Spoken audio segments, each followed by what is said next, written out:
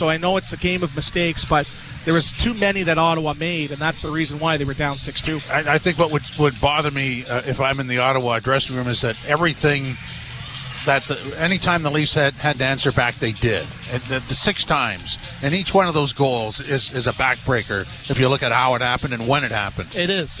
And, they got maybe a little bit lucky on the Batherson goal as Stolar sort of fumbled the puck. And they got, when have you seen that? I think the last time was the 35th of February. That hasn't happened many times. And then in the third period, they get an early goal to make it 4-2, and you're like, uh-oh, I've seen this picture before. And then, boom, Morgan Riley scores 45 seconds later. So Toronto this year, they've answered the bell more times than not, and that's why I feel this season's a little bit different. They've been responded, and it's not just the regular cast of characters. You've seen other guys have good games. You saw the fourth line get involved. Defense, right? One of the least amount of goals amongst defensemen, I think, in the whole entire National Hockey League. They got involved, too. So guys are elevating in playoffs, and that's a positive sign of things to come. So here's the question I'm going to ask you, because we're going to have Craig Berube speak on this as well. What do the Leafs have to do better in Game 2? I would say 5-on-5. 5-on-5, and I think it starts in your own zone. You do not want to get caught, hypnotized, where you now have to collapse and you're blocking shots, because as series go along or as games goes along, when you get a bite taken out of you, it hurts. It hurts. So do yourself a favor. Do not get caught trying to block, 25, 30 shots a night, and it starts with your exit. So defense, get back on retrievals. Have a little bit more hop on your step and have a little bit cleaner breakouts. I think for the center, good job, closing off, but just paying attention to the details. We saw Toronto. It worked in their favor last game, on Marner, where he blew the zone right away, and Matthews made a perfect play, but you can't be blowing the zone. You got to pay attention to the details and helping out your goaltender and ultimately your defense as well. Tonight's Coach's Comment is powered by your Ontario Honda dealers. Need power and performance in your lineup? Meet the Ontario-built CR-V Sport. Visit your local Honda dealer today for more on that. Here's Coach Berube and what they need to do better in Game 2. We can do a better job defensively and check better than we did last game. I thought we gave up some chances that we didn't need to give up, and offensively we got to control more of the game in the offensive zone than we did. How do you brace for that pushback from the Senators while still, trying to dictate your own game, especially really? I think just preparation from your players, and the coaches obviously, but players just understanding that, the start of the game is crucial, in my opinion, and being prepared for a hard push from them is, that's the best way I can put it is like you got to be prepared to battle and puck battles and a physical play and making hard plays, simple plays with the puck. Those are the types of things that you want to prepare for as a player, and we got to skate early. We got to be on our toes. We got to skate right away. We got to be skating. You like to keep the mood loose if you can during the playoffs? Like, what's your approach in terms of the temperature of the room and keeping? Not much different than a regular season. I think it depends on the situation and the game and what's going on. I'm pretty much the same. The Stützle line had a lot of success at 5-on-5 just in terms of generating shots. What's the key to maybe reducing that a little bit with that? Yeah, well, I thought we let Stützle carry the pucks through the neutral zone a little bit too easily at times. I think we need to force them to put pucks in more deep than they did. I thought they gained the zone on us with possession too many times, and then that's a good forechecking line. They're heavy with Tkachuk on there, and Stützle's heavier than you think. We got to break the puck out better. So when we force them to dump pucks, we got to make sure we're getting that puck and we're making a strong play right away and getting it out of our zone. Limit them from creating them zone time on us. What do you like about what you've sensed from your group coming off that Game 1 win? I think, we're in a good spot. I liked our attitude yesterday in practice. Pretty business-like, ready to go. Like I said, it's one game. And I think, what I see is we moved on from it, and then we're ready for Game 2. That's the biggest thing is, getting ready for Game 2, moving on from Game 1. That was Game 1, throw it out. We're going to, obviously, you look at things that you want to do better and maybe what they're going to adjust and do or, different things like that. But it's the mindset of getting prepared for Game 2 and understanding it's going to be a harder game.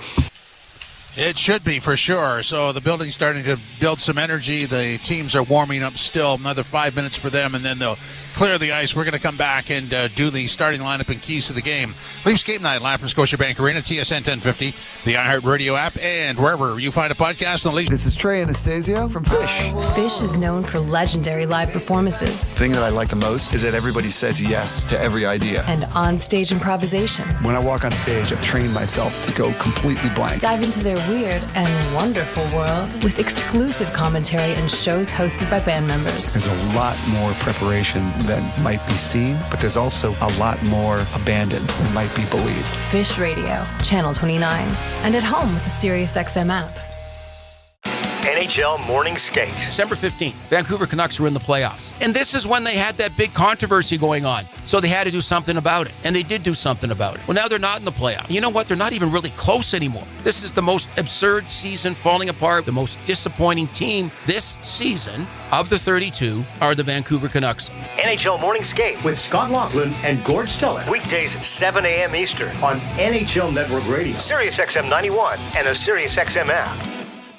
The Power Play with Steve Koulias. General manager of the Winnipeg Jets, Kevin Cheveldayoff. What would finishing first overall mean to the organization, Kevin? Well, I think anytime that, you can finish in an area where you're getting recognized, it's special. But again, the important thing for us is process. Is when we buy into playing the way we need to play, then, we feel comfortable that we'll win more games than not. And then you let the chips fall where they may. The Power Play. Weekdays 3 p.m. Eastern on NHL Network Radio, SiriusXM 91, and the SiriusXM app. In case you missed it, on NHL Network Radio. Butch-Navitz for the deflection.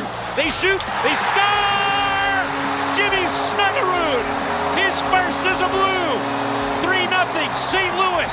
It's a power play goal.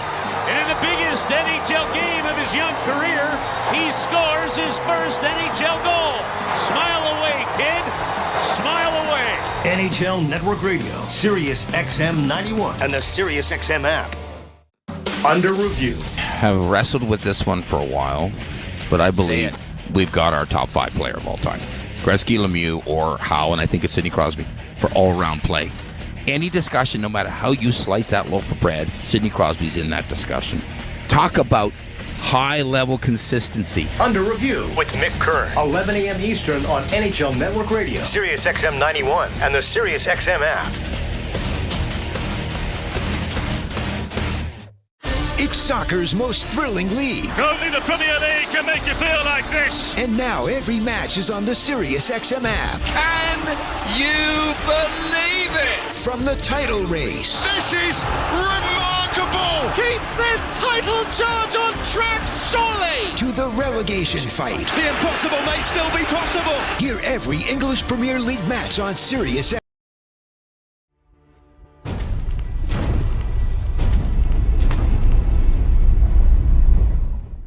Hey sports fans, thank you so much for hanging out with us here on Toronto Sports Insider during the playoff pulse. Our mission is simple, bringing sports fans together to hang out, cheer, and change the world one insider at a time, while supporting SickKids Hospital in Toronto every single game. Cheers, insiders and sports fans from around the world. The Playoff Pulse campaign on Toronto Sports Insider is uniting fans worldwide through the thrill of NHL and NBA playoffs.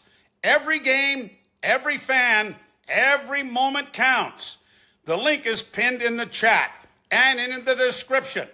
Check out our campaign page. Donate if you can, or share it with friends. Holy Mackinac! Every click helps sick kids heal the future. Just by being here, you have already made an impact. Now, chat it up, keep it classy, and let's keep changing the world one insider at a time. So for them, they just have to stay out of the penalty box. They did a good job, had a good start, establishing a forecheck, establishing O-zone pressure and possession. They just have to continue to do that. And I'm looking for a little bit more from the Stützles and the Kachucks. Batherson was their best forward last game, so the big dog's got to step up. And a better performance from Allmark. I won't blame him on many of those goals, but he's got to be better and get back to his old form that he was most of the season. So Ottawa's, for the most part, a younger team, hasn't been in the playoffs for a while. When they sort of lose their composure slightly with the physical stuff in Game 2. That's frustration boiling over because they did a lot of things right, but had not much to show for it. So how do you rein that in without canceling it out? Like, you still want to be aggressive, but you got to be careful. I think you just got to hit a reset and learn from your mistakes. There's a lot of iPads on the bench, so you know, hey, you know what? Maybe I got to go on a proper angle, or maybe, you know what? I don't cross-check a guy here. Maybe I go in with my body. So I think it's just learning from your mistakes, but ultimately, you know, you have to learn. If not, you're going to be in the penalty box the whole game. And, you know, I don't think any of those were hacky-tack penalties. All of those were earned. And I'm sure, you know, they're going to adjust. It's the National Hockey League. These players are very, very smart, very, very cerebral, and they can adjust, you know, on the fly. So I think for them, they're going to continue to get on the forecheck, but just, you know, getting involved in the extracurricular activities does not spell well for them, because Toronto is just a team that just forwardly marches every single shift, and they're going to capitalize on any opportunity that you give them. Well, and you certainly don't want to have to kill off a 5-on-3 at a key point in a hockey game, which is what happened. You don't. And, you know, especially when you have a 5-man unit where now you legitimately have 5 weapons, right? And, you know, you saw Tavares earlier on in the bumper position. Now he is a high-tip rebound slot guy. You have Nyes, who's butting into a premier power forward. You saw his deft scoring touch and him scoring last game as well. You have Matthews on the flank. You have Marner coming downhill. I'm getting tremors just thinking about it. So you do not, again, yes, they have some good penalty killers, some guys that can block shots, and a great goaltender in Allmark. But, again, if you can limit them to 3-4 penalties max, that's got to be a key for me, because, again, you give them any more than that, they're going to take over the game. They're just too good. So there was a quote yesterday, actually today, from Craig Berube saying that they're business-like, they've moved on, and he likes that about his team. Here's Jake McCabe on the team's business-like approach to Game 2. It's the playoffs for you. It's on to the next one. You know, last game doesn't mean much unless you follow it up with a good effort. Pontus Holmberg moves up to the top 6. What have you learned about him this year? Yeah, I think throughout our lineup, guys have shown that you know, we can plug and play guys, you know, throughout, you know, top 6, bottom 6, whatever it may be, and you know, Domes is a great example of it. You know, he's pops up to the wing, and then he pops back to center. It's not an easy thing to do, but he makes it look pretty seamless. So to have guys in our group like him and Pontus, and, you know, I can go down the list, frankly. It's definitely an asset that we've used we have used well all year. How was the adjustment for you getting back into there after a bit of time off? Good. Yeah, I think I can definitely be better, but I thought me and Tanny were pretty steady. Ottawa's a team that tends to have really high shot volume. How do you defend against it? I think just box outs in front of our net, and you know, it's okay to give up shots sometimes. It's just those second opportunities in the slot that we're trying to minimize, and you know, give clear line of sight for Stoli to make that first save, and you know, clean up the stuff in front of him. We'll see if the Sens make any changes. You had that series against Florida a couple years ago. Nick Cousins in there. If he comes in, kind of what sort of challenges he present? Just another player over there. You know, we got to, you know, manage their energy and their forecheck, and yeah. Sunday was the first playoff game for a lot of guys on the other side. What do you remember about how you felt your first playoff game, and how much does playoff experience matter in your yeah, I think you know, there's a lot of emotions. There's a little bit more juice in the building. It's nice to be at home here. The game 1 obviously took advantage of it, but like I alluded to, doesn't mean much unless you follow it up with a good effort in game 2. What's it like being around the city right now? You spoke about it beforehand, but like, what sort of buzz are you feeling, and how does that impact you? Yeah, I certainly see Maple Leaf flags, you know, people having it on their cars and around my neighborhood, and Maple Leaf jerseys around. So, like I said, the weather's changing. People are outside and, you know, supporting the Leafs. It's good stuff. Jake McCabe, and he is absolutely correct. There is a buzz in this building, isn't there? There is. I was stopping and signing autographs on my way in too. That's no big deal. But again, that's something I had to get that little humble brag in. But you know, there's an energy about it, right? And you know, there's nothing in this city like Toronto Maple Leafs, especially when they're in a winning season, right? There's the Raptors, and we see them win the championships, TFC, the Argos, but it's just a total different nostalgia when it comes to Toronto Maple Leafs. People literally bleed blue and white. Yep. And he mentioned his neighborhood, right, and the kids at school, and all the minor hockey kids and the people that are in the stand. Like, it's legitimate hysteria in the city. So for me, and growing up in Toronto, I understood the importance of the Toronto Maple Leafs, and I was almost waiting and feel sorry for them for not winning a Stanley Cup since 1967. So as a Toronto sports fan, I want to see it, and I'm sure there's millions of fans in the city that want to see it as well. Yeah, that's well said. When you consider what Ottawa is going through here, and I mean, this is kind of an interesting, I guess, contrast, because the Leafs have been there for years with the struggles in the first round, although we're only one game in. But Ottawa displayed, I don't want to say immaturity, but newness to the playoffs was certainly a problem in Game 1.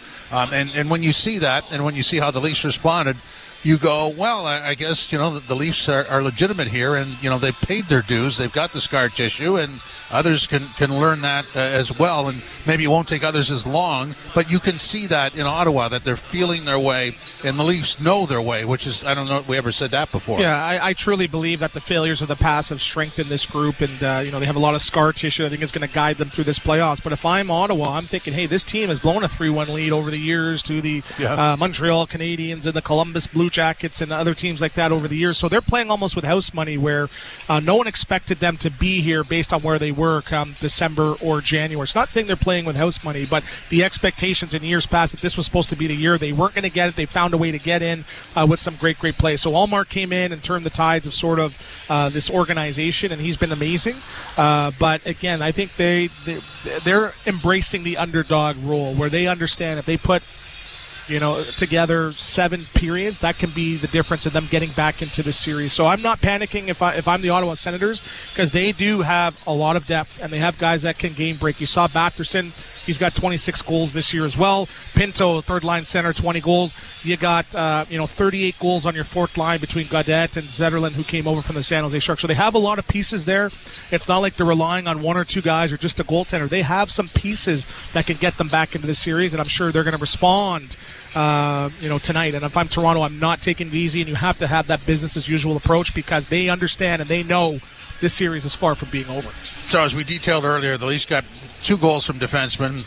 Power play was 3 out of 6. The big guns delivered. I mean, that really is a wish list right there, isn't it?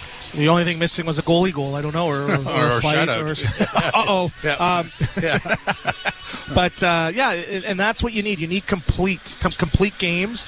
And it wasn't like one guy had a hat trick. We know Mitch Marner did have a big game as well too. But you saw Matthew Nyes get involved. Austin Matthews had his moments. The fourth line, Domi getting involved in the truculence department. So it was a great team effort, and that's what the playoffs are about. Yes, some guys are going to have some big moments, but collectively as a group, you have to play 60 minutes, and they did that for the most part in Game 1. What did you make of the fourth line, Lawton, Yarncroke, and Lorentz in Game 1?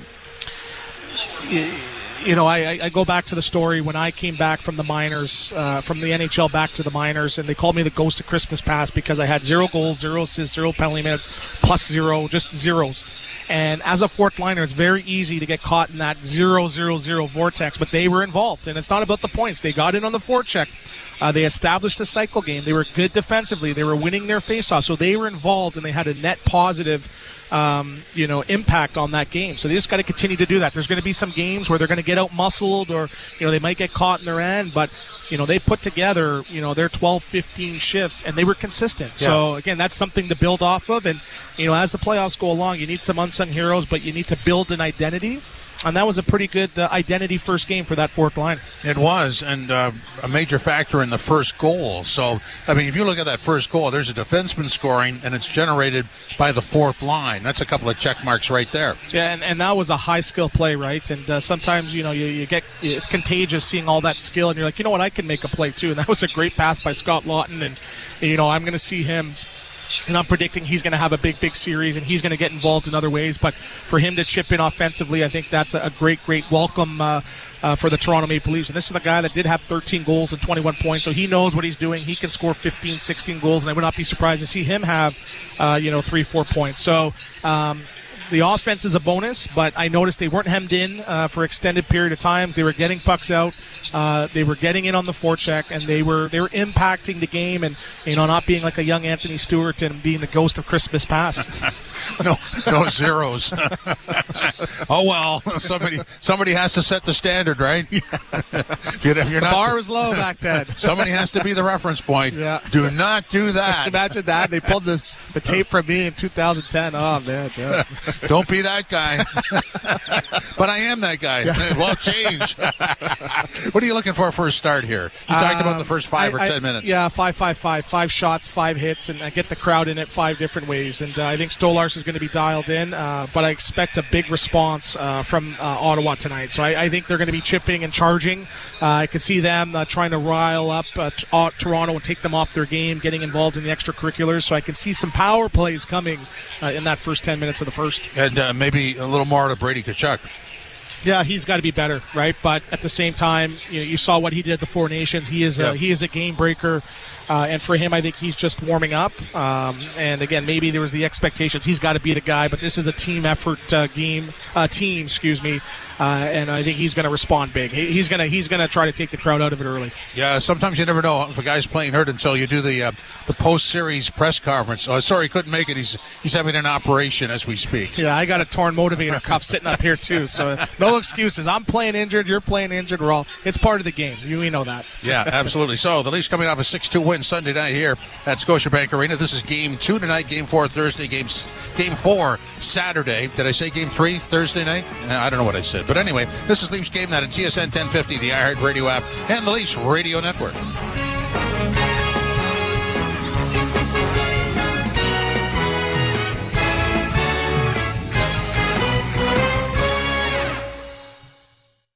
When you get a Subaru with symmetrical full-time all-wheel drive and class-leading safety included, it's like you also get a Subaru that comes with your very own golf club holder, stadium parking navigator, a basketball team transporter, a remote cottage finder, a beaver spotter.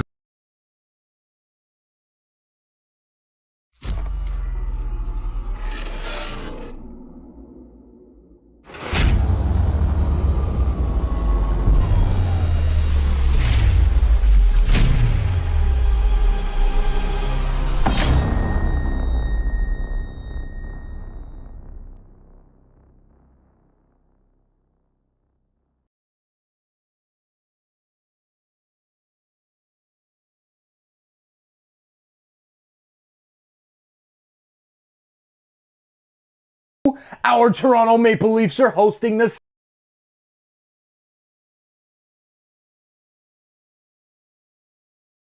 What's up, hockey fans, Maple Leafs fans, the best Maple Leafs community on the internet. Thank you for hanging out with us for game number 2. Our Toronto Maple Leafs are hosting the Sens in the Battle of Ontario in the first round of the playoffs, and we're up 1-0 with an amazing performance. Started out by OEL, followed up quickly by Mitch Marner, JT, Johnny Toronto, Willie Nylander, Morgan Riley, and Matthew Nyes. Lots of assists from our captain, Austin Matthews. The defense looked good as well, and an unbelievable performance by our goalie, Anthony Stolarz.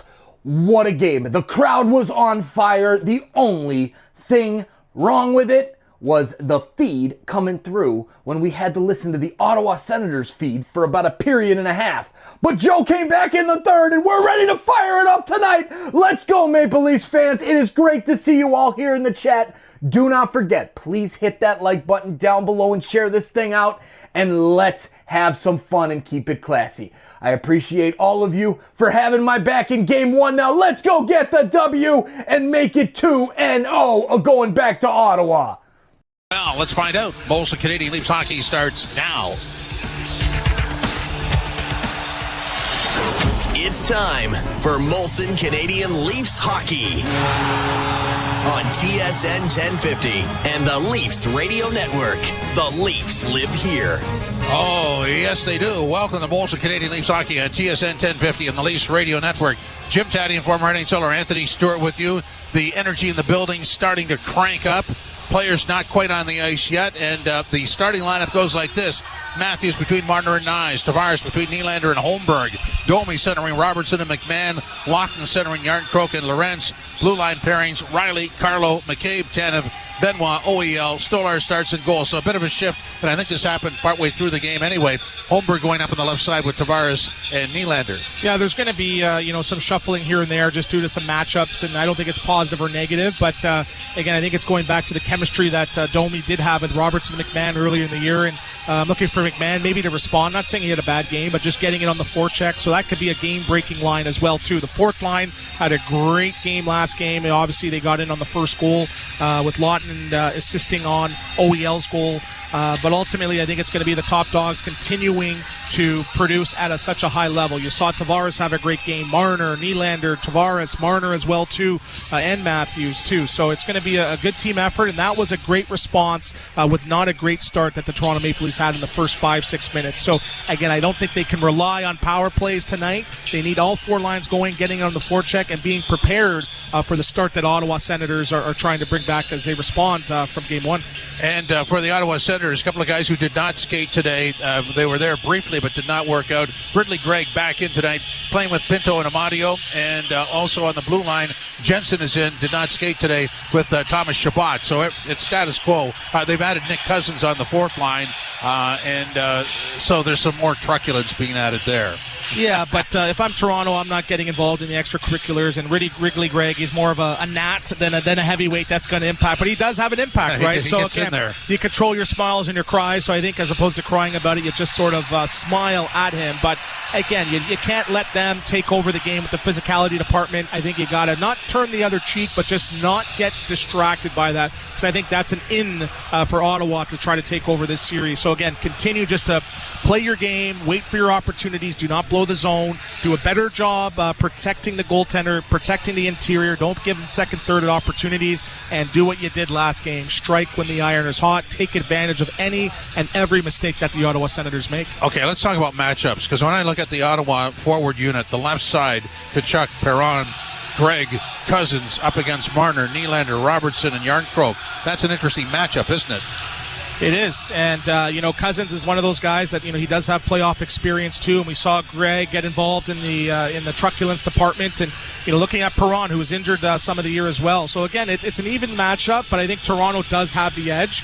I believe there's a little bit more depth in the middle with Shane Pinto in the 3-hole, and he's a guy that can make a difference as well. And we know the fourth line, Gaudette and Zetterlund, and that's a guy that I'll be keying in on today. You got to protect the interior with Zetterlund because he can get there, and he has a great scoring touch. So, again, great job by the fourth line getting in on the offense. They weren't stuck in their zone for extended period of time. So the depth department, maybe Ottawa has a slight edge, 5-on-5, but I think Toronto just has to counteract that with their Craig Berube system. So let me play a game with you. What if Ottawa corrects their start and adds to it? They had a pretty good start in Game 1. They have a better start, but the Leafs are still up 2-0 12 minutes in. I think they're going to try to turn the game upside down, and there's going to be brawls, and there's going to be the fans getting involved and all that. They have to find a way to get Toronto off their game. But ultimately, as much as they would get upset at Ottawa, I think they're going to be more in fear of Craig Berube and drawing the ire of him. So I think they've figured out exactly how they have to play. And sometimes there's some trust issues in believing in the system. But when you have success, it's won them the division, you have to stick to it. So they've done a great job for the most part being disciplined. I do not see Ottawa getting them off their game tonight.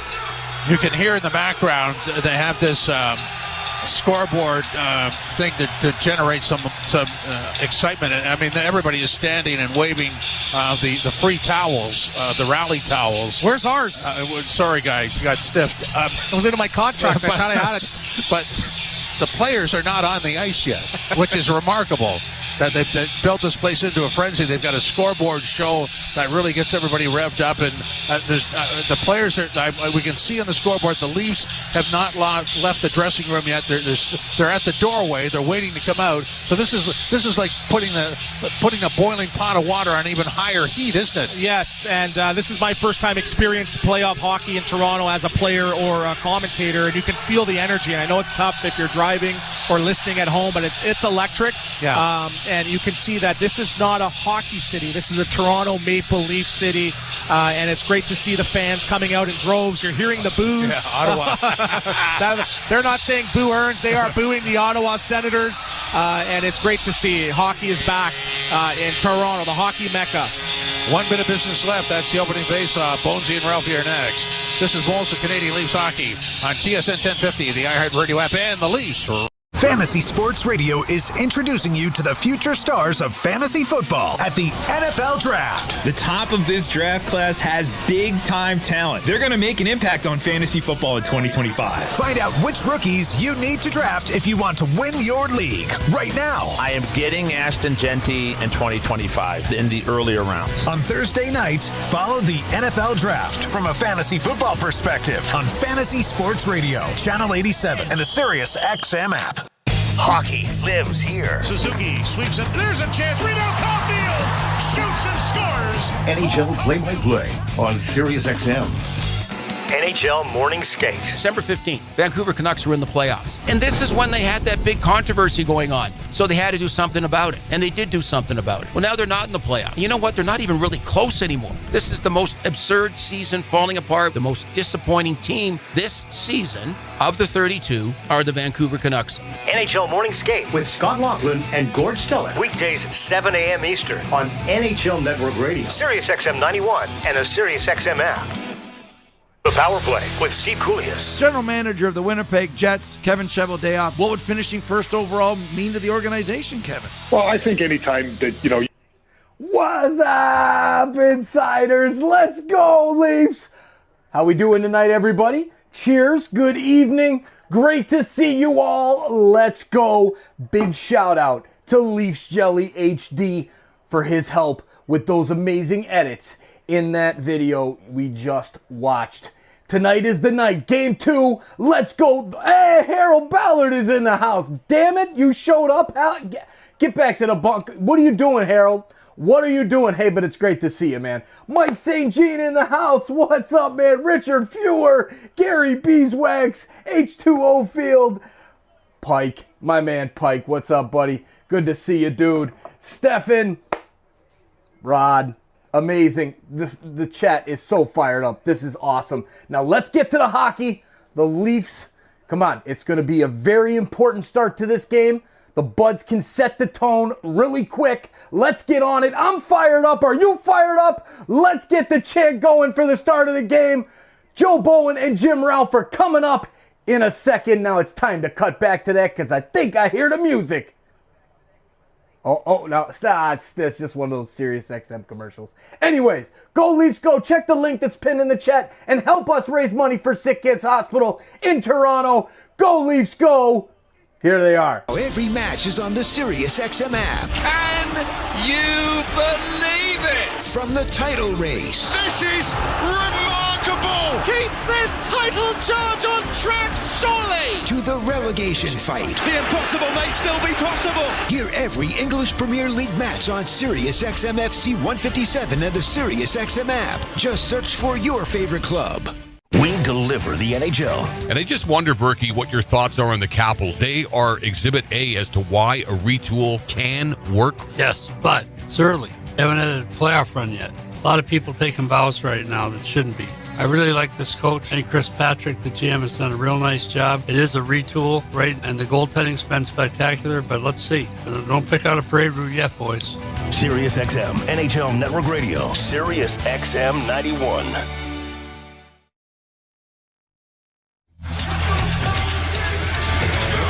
Leafs at night. Ottawa Senators getting set for Game 2 of this series. The teams are ready at center ice. Fourth line starting for the Maple Leafs.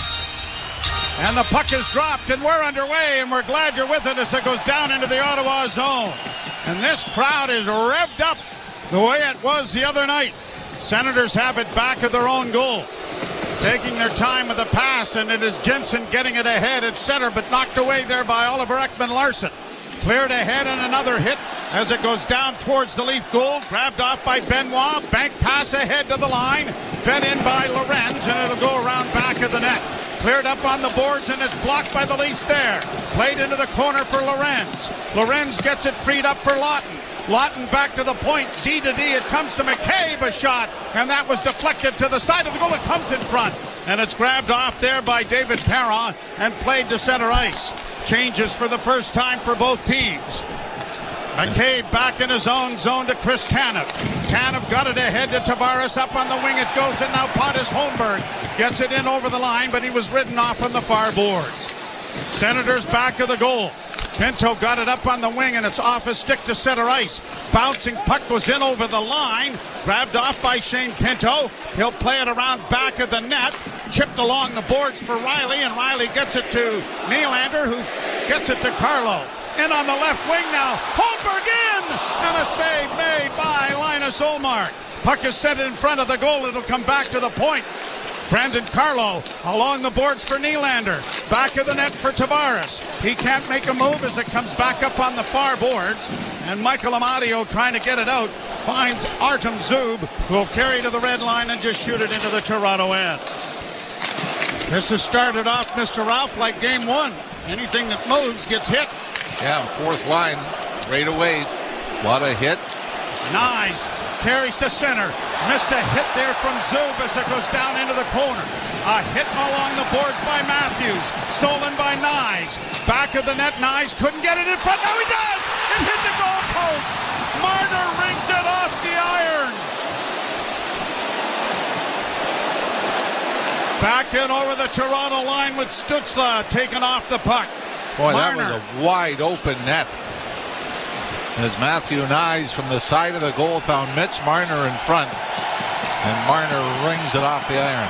Played in over the line by Bobby McMahon. He hunts down his man with a hit along the boards as well. Domi trying to get it away from Nick Cousins.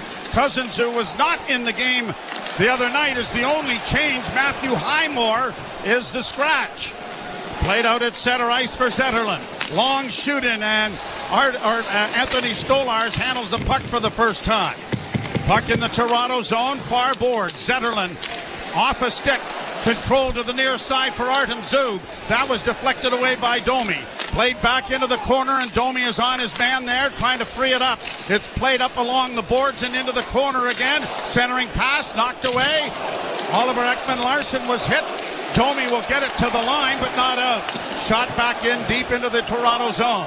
Benoit to his defense partner, but it bounced over his stick, but now the Leafs get it freed up, and Nick Robertson will carry to center and send a bouncing shot in. That took a pretty good hop, didn't it? And pretty smart play by Robertson. He was at the end of a long shift. I wasn't going to carry it any further. So the Leafs have the first two decent opportunities of the game. Pontus Holmberg walked in on the left wing side. And then Mitch Marner. I mean, Linus Ullmark isn't even covering half the goal on the short side. Marner got it away quickly. Now, Ullmark has gone to the Ottawa bench. I'm assuming an equipment issue. Boy, Chris Tanev was at the right point when Marner had already had his arms up in the air. But the Leafs will have to wait. Slight edge and the shots on goal early on, 2-1. So it's a chest protector issue or a pant issue that is being adjusted by the equipment manager of the Ottawa Senators. Been in that situation before where the official finally says, look, either guy goes in or it's a delay of game penalty. And your guy... Oh, no, my coach said right away, we're putting the other guy in.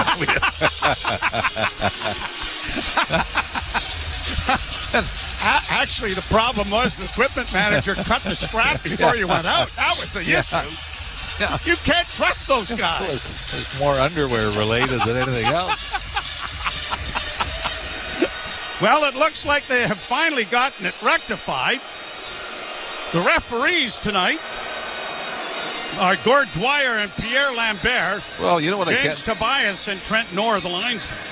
I apologize. One of the things we can do is in a couple of shutouts I wanted to give. Joe, What a better time than now. Lloyd Fremlin and Sault Ste. Marie, regular listener. Hey, Lloyd. It's a friend of my dad's, and Jeffrey Rainey, who's a friend of my son Jesse's, listens every game up in the Newmarket, Aurora area. So we appreciate. Yeah, absolutely we do. Draw to the right of the re-equipped Linus Ullmark. Draw one by the Leafs. Riley, D to D. Carlo with a shot deflected just wide of the net. Back of the goal, Tavares trying to center in front, and it was knocked wide of the goal by Holmberg. Tavares coming out of the corner, slides it back to Nylander. Nylander stops up into the corner with the centering pass. They score!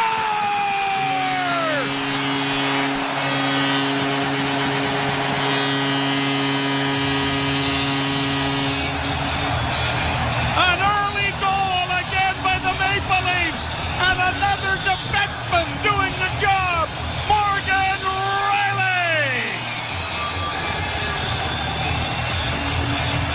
Riley jumped down from the left point. I think this just gets over the goal line, and Linus Ullmark sweeps it back out. That's why there was a delay, and John Tavares then put the rebound in, but it is in fact going to be Morgan Riley. And this might be off the left skate of the Leaf defenseman. He just turns his skate and deflects it. Coming down from the left point, great feed from Willie Nylander. And the Leafs have come out as Craig Berube wanted, on their toes. Shoot in into the Toronto zone, grabbed off by Benoit, reversed on the left wing, and it is Lorenz dropping it off to the defenseman who gets it ahead, and it's deflected high into Ottawa territory. And that goal has got everybody inside and outside Scotiabank Arena revved up. Backhanded to the Toronto blue line. A hit there, but the puck comes free to Lawton, and a delayed offside is going to be called because the stickless Ottawa player decided to continue the forecheck. And the whistle goes because of the infringement, and the faceoff comes back in front of the Ottawa blue line. Morgan Riley's second playoff goal of this series. Remember that low-scoring Toronto blue line core? Yeah. Well, I mean, things have been great from the blue line to the fourth line. Draw one by Toronto. Tanev plays it to his defense partner. Jake McCabe up on the wing for Matthews, who will play it into the zone. Nyes goes into the forecheck against Zub. Matthews couldn't steal the puck. It comes free and brought out at center ice now by Sanderson. In on the left wing. Here's a shot that went well wide of the goal, and the Leafs unable to get to it ahead of Zub as it comes back into the slot area. Grabbed off by Sanderson. A shot blockered away there by the goaltender, and a penalty coming here.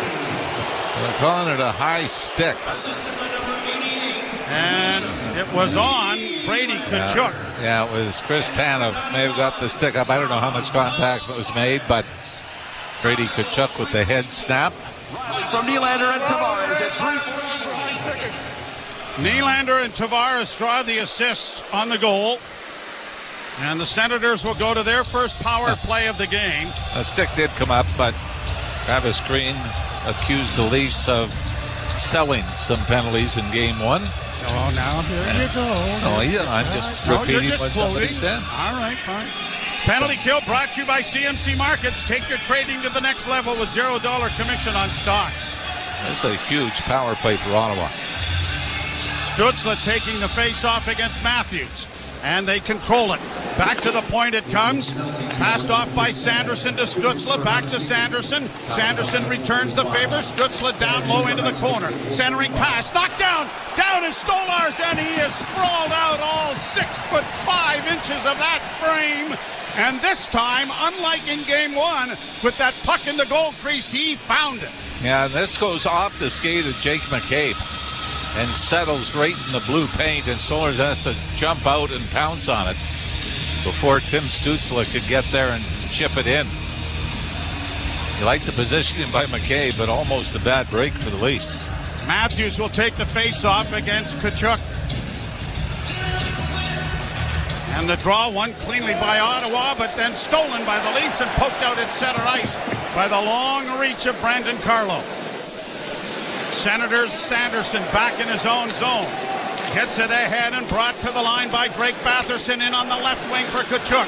Tkachuk tries to come to the front of the net. He does get it out in front, but it's broken up. Comes back to Sanderson at the point.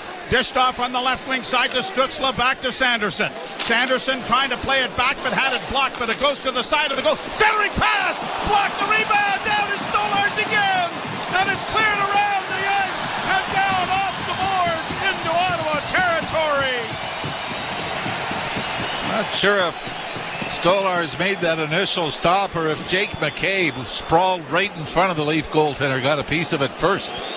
Senators can't get into the zone cleanly. Shabbat now sends it in. Blum back of the net. Leafs are going to ring it around the boards and down the ice it goes. 45 seconds left in the first power play of the game.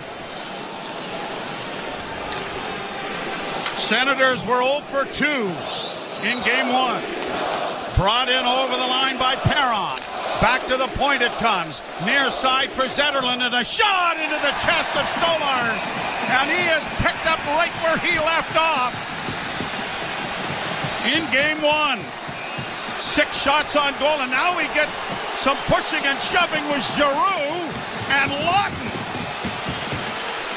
Would have been teammates for a long stretch of their careers in Philadelphia. Yep. I thought maybe Oliver Ekman-Larsson, Joe, might have taken a high stick. Saw the head snap back. He's talking to the official as he skates by him. There aren't going to be any penalties here, apparently. Yeah, I wonder if Nona is an approval of Mr. Lawton's activities. You read that story about his grandma, or his wife's mother? His mother-in-law, yeah. Mother-in-law making pasta for him. So a shout out to Nona. Yes. And hockey players being superstitious. I'm betting he had another delivery. Yeah. Between games. Shot down into the Ottawa zone. 20 seconds left in the power play. 1-0 Leafs on an early goal from Morgan Riley.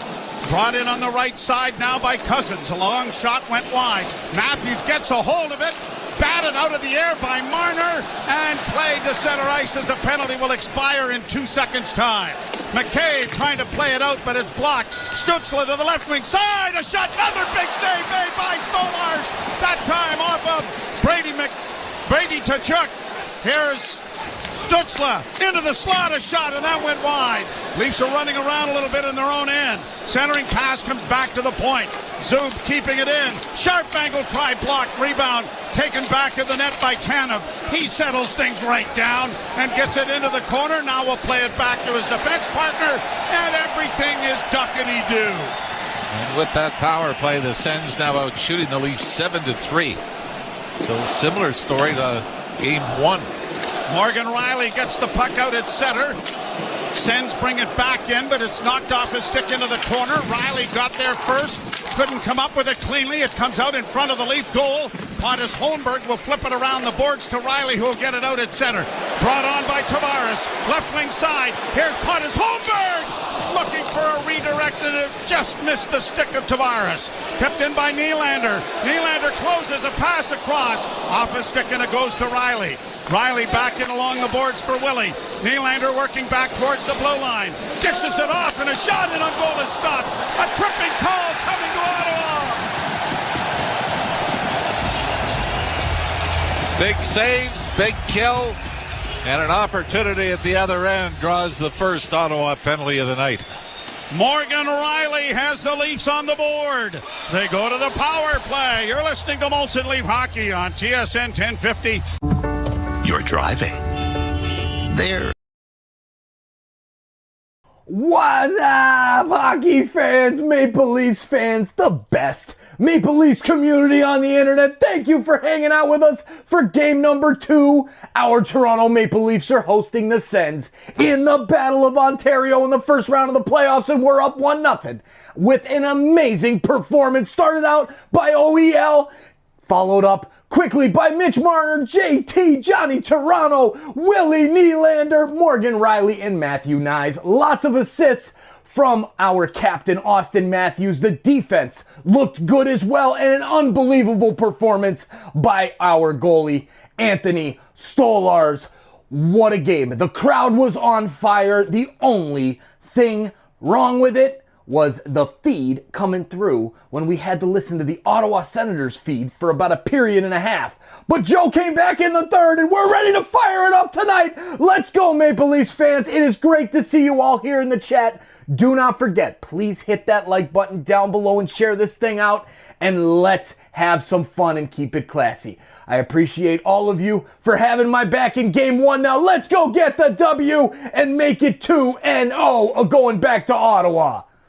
Show has never changed. We're just back home, and it's great to be there. Sirius 161 XM 206. See you there.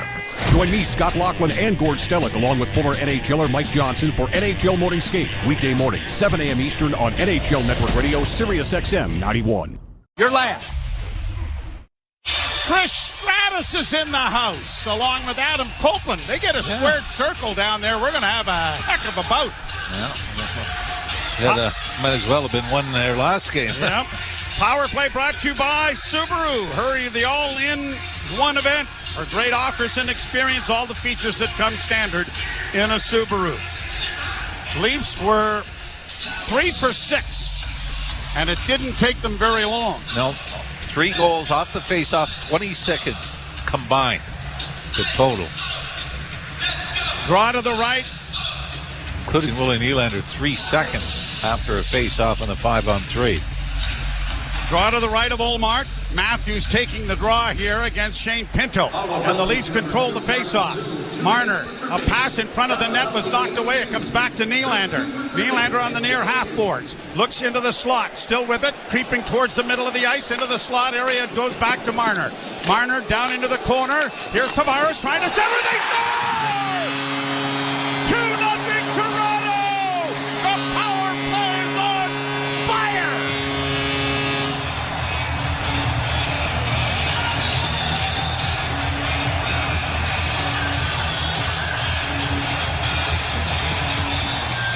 Fired hard from the goal line.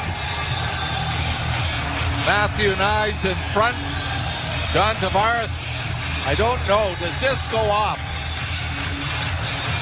the Ottawa defenseman, or does it go off Matthew Nyes? Just from a sharp angle, John Tavares gets it to the net, and it bounces back out before ricocheting back into the empty cage. I think it goes off Jensen, to be honest with you, Ralphie. But so this could be John Tavares again. Yeah, they're both there. But what makes that goal is that Matthew Nyes is exactly where he is. Top of the crease. You take a man with you. A little more room for everyone else. Here's Lorenz in across the line, flipping it into the left wing corner and going in there with a hit on Zub. Around the boards, the Leafs defense pinches in tandem to keep it in. Lorenz back of the net, too far for Lawton, and up on the right wing side, Giroux sends an airmail high to the Leaf blue line. Leafs get it back in their own zone, under control, and a quick pass up ahead is dropped off for Scotty Lawton. Across the line for Yarncrook. Played around the boards, but the defense won't pinch there. And Brady Tkachuk gets it out at center ice as Lorenz has his stick knocked out of his hands. And it is Stutzla getting it in across the line, only to have it knocked back out in center ice. Played down into the Toronto zone. Played quick. I'll let you comment about that in a second. Here's McMahon in across the line and down into the corner. McMahon working the boards, gets it freed up along the wall for Domi, and a wrist shot by McMahon was blocked. Domi trying to get it back to the point, battles for it. The puck is finally pushed out at center ice. Well, that was Ron Hextall. I mean, that's when you know a goaltender, Joe, is starting to breathe with confidence. Anthony Stolarz could have just dumped it off to the side, and instead fires it up the left wing to the blue line for the Leafs in the early exit, and a perfect tape-to-tape pass. While he was being heavily pressured. Yeah. Puck back of the Ottawa goal. Tom Brady would have been proud of that. Absolutely. 9:55 left to play in the first period. 2-0 Toronto. Riley playing the puck along the boards, and the Leafs get it up on the wing and now look for a pass. It'll go back now for Marner and played off the glass and out at center ice. Too far for Matthews to reach. Puck at center ice, grabbed off by Zetterlund. Zetterlund in over the line. Marner took the puck away from him, and it is Brought out now by Brandon Carlo. He couldn't get it in deep. And the Senators have it at their own blue line. 2-0, the Leafs with the lead. And the goal is, in fact, John Tavares from Marner and Matthews on the power play. Leafs in their own zone. Tkachuk took a healthy run at a man, but the puck comes free, and the Leafs get it up on the left wing now for McCabe. He'll play it in off the stick of Pontus Holmberg into Ottawa territory. Round the boards to the far side for Tkachuk. He'll drop it back, get it again. Another pass comes out on the right wing, and a lead pass by Montepallo got to center ice. Tkachuk slammed into his own man there when he took a run, and Claude Giroux took the brunt of it. Shot back by Ottawa into the Toronto zone. Chipped along the boards, and out comes Bobby McMahon with speed through the neutral zone. In on the left wing, driving the net, then pulls up, got it through into the goal crease, no one there. It comes back to the blue line. Oliver Ekman-Larsson back to Domi. Wrist shot coming, but it was high and wide. Pinching down and keeping it in and around back of the net was Simon Benoit. Leafs get it back to the point. Ekman-Larsson on the wing, and a quick shot is kicked away there by Ullmark. It may have, in fact, hit the side of the goal. Domi with it again, around back of the net. He tries to center, and he hit a skate. It's cleared along the boards, and pinching down there was Benoit, but it might have been ill-advised. But no, he's got a man back helping out, and it is cleared down into the Toronto zone. Good piece of work done there by Steven Lorenz. He realized the pinch on the other side was there and slid right into the defensive position along with OEL to take it a 2-on-2 instead of a 2-on-1. It is 2-0 Toronto. First period with 7:51 to go. You're listening to Molson Leaf Hockey on TSN 1050 and the Maple Leafs Radio Network. Hi, Arash Madani here. Hey, you. Yeah, you. I'm talking to you. Thanks for hanging out with us, and yes, I'm talking to you Maple Leafs fans who have been subscribed for so long since we started this journey, and we had 4,000, 5,000, 6,000, 7,000 subscribers, and now we just passed 95,000 subscribers right before Game 1. Thank you so much for being here and being a part of this amazing community. Please turn on that bell if you haven't already so you don't miss it when we go live for every single game of the NBA and NHL playoffs during our Playoff Pulse campaign, where every single game we're raising money for SickKids Hospital in Toronto. Let's go. Let's get back to the hockey. Go Leafs, go. We'll see you back in there. Hey, you. Yeah, you. Joe Bowen here, voice of the Toronto Maple Leafs. The Playoff Pulse on Toronto Sports Insider is all about playoff thrills and making a difference, with 100% of Leaf playoff stream revenue going directly to SickKids for their life-saving treatments and research. We're aiming for 100,000 insiders. Hey you, yeah you, Easton Cowan, Leafs prospect here. I'm loving these Playoff Pulse live hangouts. Subscribe and turn on the bell to catch every game. Keep the chat buzzing and let's cheer for SickKids together. See you in the chat. Riley from Nylander and Tavares. And then Tavares from Marner and Matthews. At 8:20 on the power play, and the Maple Leafs have a 2-0 lead over the Ottawa Senators. A lot made of Alex Ovechkin's three-point game in his opener at his age. I would say John Tavares is equaling that output in less than 4 periods. Tavares has had an outstanding start to the postseason. And the Toronto power play is scintillating. And not a lot of pretty goals either. No. It's throwing it to the net. Draw one by Ottawa, back to the point. Jensen with a long shot that's well wide of the goal. Matthews trying to control it in the corner. Got it freed up for Tanev. And Tanev dishes it off, and Marner gets the center and sends a long backhand into the far corner. Nye's in there after it. Can't come up with it.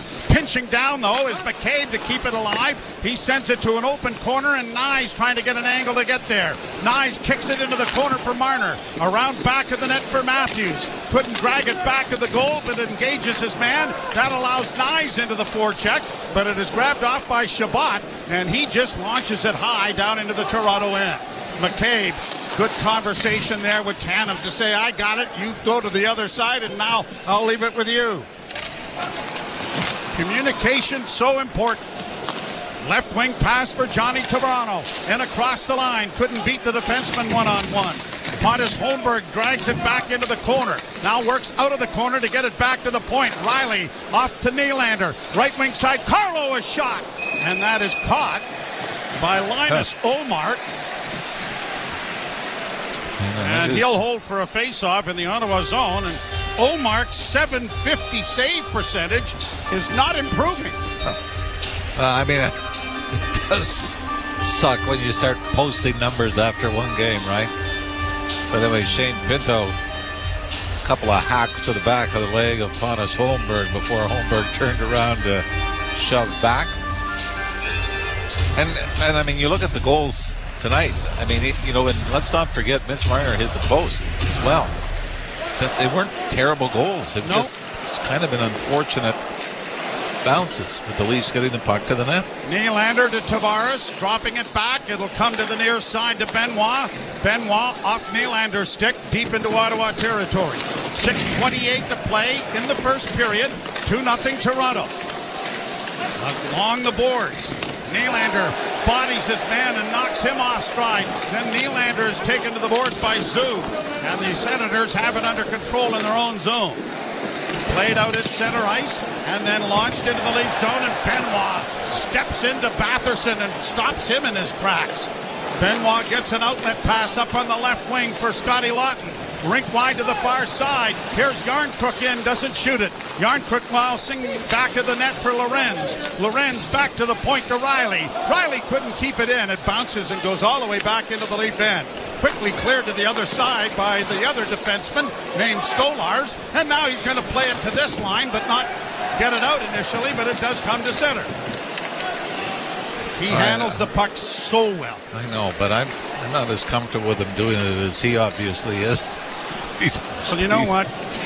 I'm just going to bypass you on this. I'm comfortable with it. Well, just a couple where you're going. He makes the right plays. Yes, but you're going. Hurry. Yeah. Robertson, a head off the stick of McMahon, got in over the line but couldn't get around Thomas Chabot.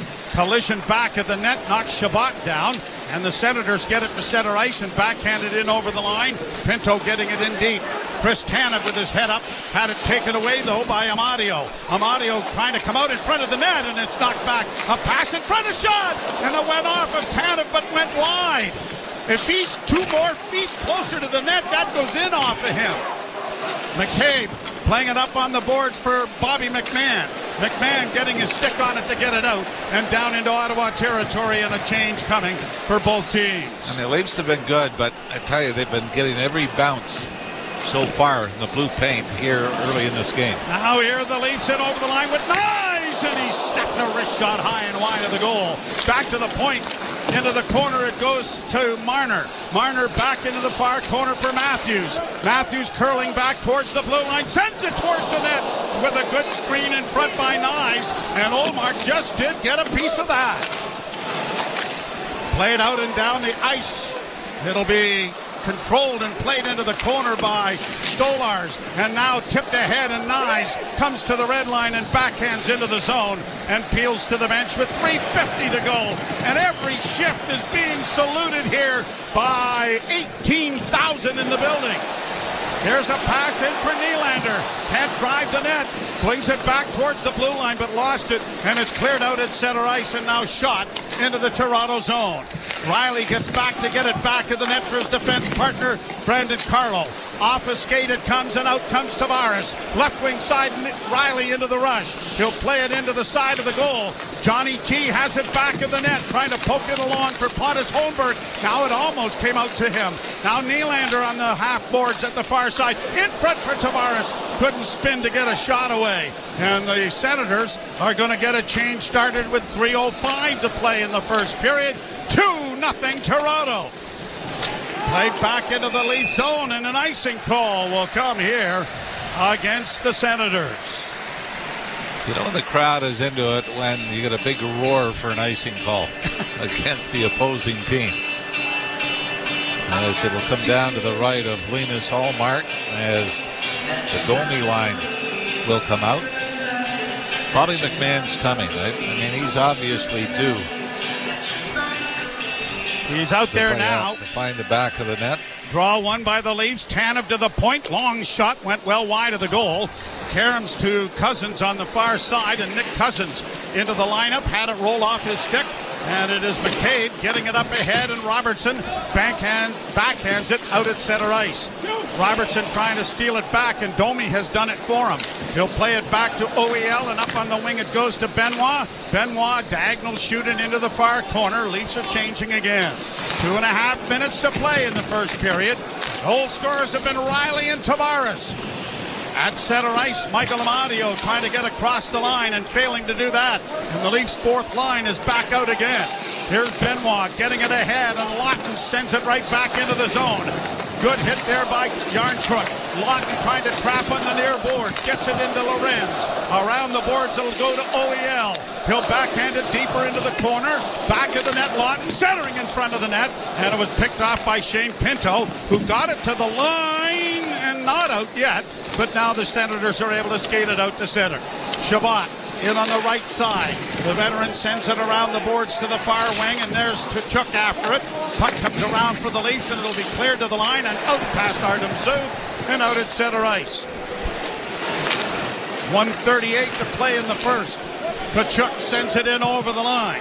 Into the corner, a running hit there against McCabe, but he evaded that. Tanev gets it up on the boards, and now we'll play it to an open wing, and Matthews is there to take it back into his own zone and regroup. A pass ahead for Marner. Marner couldn't get away from Zub.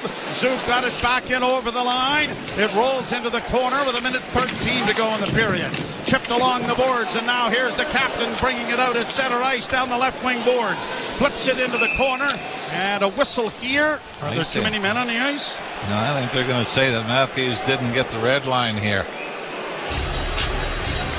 Oh, okay. Well, the linesman was pointing at a lot of players, and I thought he was counting, but you're right. It's who was on the ice has to stay on. And so the face-off will be in the Toronto zone, which is a lot better than you are going to the penalty box because there were 6 of you. Yeah, and with that, Jake McCabe gets sent back off. As you're going to say, Morgan Riley was on the ice when the icing occurred. Pretty important face-off to the left of Anthony Stolarz. 1:04 to play in the period. Giroux will take the draw against Austin Matthews. And everybody moving. They get a warning. Same players remain in the circle. And the draw is scrummed. It goes into the corner. Giroux getting it back to the net for Cousins. Back to the point it goes. Long shot goes well wide of the Leaf goal. It'll come to the near side. Batherson shot blocked there by Matthews. Played into the corner, and Tanev trying to control it. Plays it back to the net. A centering pass. Blocked. The puck is still in the goal crease or in the slot area. And now grabbed off by Nyes. And he's going to get it out. Pokes it to the blue line. Long lead pass has gone astray, and an icing call coming here against Ottawa.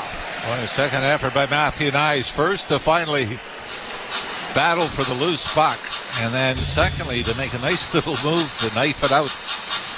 And very nearly, I think if it was earlier in the shift, Joe, he might have had the wheels to take off and chase that down the right wing side. Turns out the Leafs will get the face off in the Ottawa zone on the ice with 32.6 seconds to go here in the first. Tavares scrums the draw, got it back to the point. OEL holds to the right wing side. Nylander a shot into the chest of Ullmark and held. Now, it's, Ottawa still wants we got an Ottawa Senator now. It's Claude Giroux chasing John Tavares around. And there's another one. Tavares going to the net, and Giroux hacks him on the back of the leg and then follows him to the... And that's one of those things that you're saying this ain't going to work. It's not intimidating to have somebody follow you. And it's not like John Tavares is going to say, sorry, I won't go back to the front of the net. Yeah, promise. Yeah, you've taught me a lesson. Face off in the circle to the left of Ullmark. Won cleanly this time by Shane Pinto. and played high to center ice, grabbed by Ridley Gregg. Gregg gets in over the line, and offside is called. As Gregg was taken down by Tavares in the back check. 17.1 seconds remaining in the period. And I don't think he was taken down. I think that was trying to draw the penalty. You're just not a nice person when you kind of assess things. It's really not the point. It's I think he did that little spin away from Tavares and pulled the Speedos up as high as they'd go, and down he went. Maybe he has an OnlyFans account. You've just learned all about that, haven't you? I have. Yeah. We're going to start one, you and I. We're going to raise some money. What do you think? Oh, come on. Oh, sure. You might want to look into that. Yeah, a little more. Long shot, juggled and smothered by Stolars. And then a late hit. Who was that? That Pinto Cousins. Again. Shabbat was in there. Pinto. And he got pushed into the goaltender. I mean, those are the things where, to me, you kind of draw the line. No, this isn't. Yeah, Pinto's there, but it was Scott Lawton sort of lost his balance more than he got shoved. Stolar is talking to the official about it. 12.1 seconds to go. Important face-off in the Leaf zone. Giroux taking it against Tavares. And the draw won by Ottawa. Pass back to the point. Long shot, and there's Stolars again, and there's Tkachuk and McCabe shoving at one another. And then Chris Tanev calmly comes between the two battlers and says, all right, we're good. We got enough. 7.8 seconds to go, and a face-off in the circle to the right. Shots now 10-7, favoring the Ottawa Senators. Right now, I mean, the Leafs have looked to be the more dangerous team, Joe. But both goals, deflections in the blue paint, both off skates. And we saw at the other end of the ice, Jake McCabe had one go off, a skate didn't go in. One went off Chris Tanev, went wide. Draw won by Matthews into the corner. Tanev will take it around back of the net. Final 3 seconds ticking down. Tavares runs some interference there for Matthews. And there's the horn. A solid first period for the... Wait, hang on here. We got Batherson trying to get at somebody. And McCabe is escorting Tkachuk over to his side of the ice, saying, your room is that way.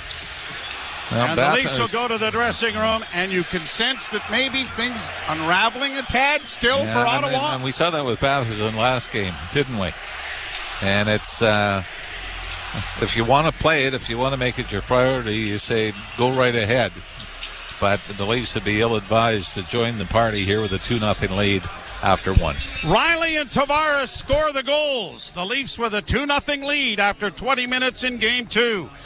You're listening to Molson Leaf Hockey on TSN 1050. Fantasy Sports Radio is introducing you to the future stars of fantasy football at the NFL Draft. The top of this draft class has big-time talent. They're going to make an impact on fantasy football in 2025. Find out which rookies you need to draft if you want to win your league right now. I am getting Ashton Genty in 2025 in the earlier rounds. On Thursday night, follow the NFL Draft from a fantasy football perspective on Fantasy Sports Radio, Channel 87, and the Sirius XM app. The best hockey lives here. All right, now that was a period, insiders. Heck yeah. What a start from our Maple Leafs. Just like we said in the pregame, what did we say? We got to have a good start. The first few minutes was going to be crucial. Which team was going to show up, and we found out. And look at this scoring. It continues. Riley with the first goal. The second one comes in. Johnny Toronto on the power play. Let's go, baby. 2-0. I love it. Oh, man. There you go. Sue in the chat. Hi, I fell in love with Stolars. Anyone else? Man, Stolars is on fire right now. Anthony Stolars. I am so glad he signed that contract in the offseason. I said at the beginning of the season, he has the experience. He went all the way with Florida, albeit in a different role. It doesn't matter. He went through the process just last year. This team is different. It's time to run the little promo here for SickKids Hospital and our Playoff Pulse campaign. We have a little special shout out in there. And yeah, she just gifted some awesome memberships, and also a shout out there to Andrew Hurd for those membership gifts. I'm going to let that run, and then we're going to hang out here because we have 6 live streams going all up in here. That's the Blue Jays game right there. Go Leafs, go. We'll see you back in just a second. Hear every pick of the NFL Draft on SiriusXM. Cheers, Insiders. Thank you so much for hanging out with us once again during a Toronto Maple Leafs hockey game here on Toronto Sports Insider. It's game number 2 of the Battle of Ontario in the first round of the 2025 playoffs, and what a night it was in game 1. A big shout out to our first donation ever on the new SickKids Hospital page, Brandy Gale. Thank you, Brandy, from California. You have been an amazing supporter of Toronto Sports Insider and SickKids Hospital through our campaigns in the past. Go Leafs, go! Please check out that link that you see pinned, or it's in the description. It's going to take you to that page, and you can add your name to the list. The Playoff Pulse campaign on Toronto Sports Insider is uniting fans worldwide through the thrill of NHL and NBA playoffs. Every game, every fan, every moment counts. The link is pinned in the chat and in the description. Check out our campaign page. Donate if you can, or share it with friends. Holy Mackinac! Every click helps sick kids heal the future. Just by being here, you have already made an impact. Now, chat it up, keep it classy, and let's keep changing the world one insider at a time. All right, they still have not started the intermission report. Brandy, thank you so much, man. The support is unbelievable, and I just put it in there. I'm going to pin it right now before I head to the put this onto the right screen, get all this going. There you go. This chat is amazing. I'm putting that up there on the board now. Here it is. Brandy, thank you for your support. Every donation that we get on that page that is linked. You see that link that I just put through? Where did I go? There I am. All right. Every single donation that is linked tonight on Sick Kids gets a live shout out. It was funny. I was speaking with Samara with Sick Kids, and I actually will be speaking with her again tomorrow. We have a little meeting to discuss tonight, and we're going to do something cool around the shout outs with the donations to Sick Kids Hospital. So this is it right here. As you see, the Blue Jays here are 0-0, bottom of the first. We've got the third period going in the first hockey game of the day. The Devils and the Hurricanes, 8 minutes to go in that one. Man, there is a lot of sports going on. Halftime in the first basketball game of the day. Should probably pop into that stream right now. So I'm going to go do that. And hey, Blue Jays, 2 men on, 1 out for the Astros in the bottom of the first. Not good. Thank you all for hanging out with us. Thank you for hitting that like button. If you haven't done so yet, hit that like button. Share this link out. Let's go. Share this link to one friend and have them subscribe. Let's get to 96,000 insiders tonight. 95,744. We have 6 live streams right now and 2 more to start tonight on that one and that one. Let's go. Come on, buds. We'll see you back in the chat. Marner down into the corner. Here's Tavares trying to center. They score! 2-0 Toronto! The power play is on fire! And that's where we are after 20 minutes of play. Toronto 2, Ottawa nothing. After 20 minutes is brought to you by Subaru. Hurry to the all-in-one event for great offers and experience all the features that come standard in a Subaru. Jim Taddy and Anthony Stewart with you live from Scotiabank Arena. So, Stu, both those scores are eerily similar, although one's on a power play, but there's a lot of traffic around that net. Yeah, great start by the Toronto Maple Leafs, and they sort of counteract whatever Ottawa Senators' plan was today. And, it started with the energy in the building, and they were getting involved early. This is the loudest I've ever heard this building as a player or a commentator. So definitely it's a playoff atmosphere, and Toronto did a great job with a great start there. Starts with the first goal by Morgan Riley.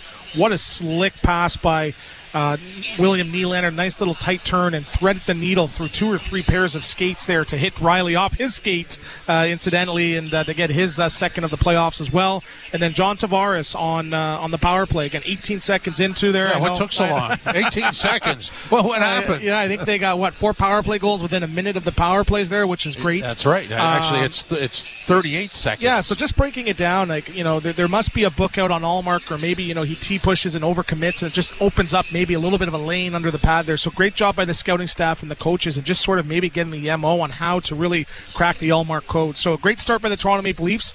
They lost momentum a little bit after scoring the Riley goal with the Tanev penalty, but they found a way to get it back right away. So through 20 minutes, if I'm Craig Berube, I'm very happy with the start. The crowd's in it. The towels are waving, and I'm pleased, not satisfied, as there's still 40 minutes to play. Yeah, this is, I think one of us said in the pregame, what happens if Ottawa does everything different and better, and the Leafs are still leading 2-0 halfway through the first period? And that's exactly what happened. So I don't know what you do if you're Ottawa. And you see, it's tough to really tell on the television or, through the radio screen, obviously, radio airways, that, Ottawa's really trying to get involved and take them off their game. In one particular incident, I saw Giroux really prodding at John Tavares, and John Tavares was not giving him the time of day.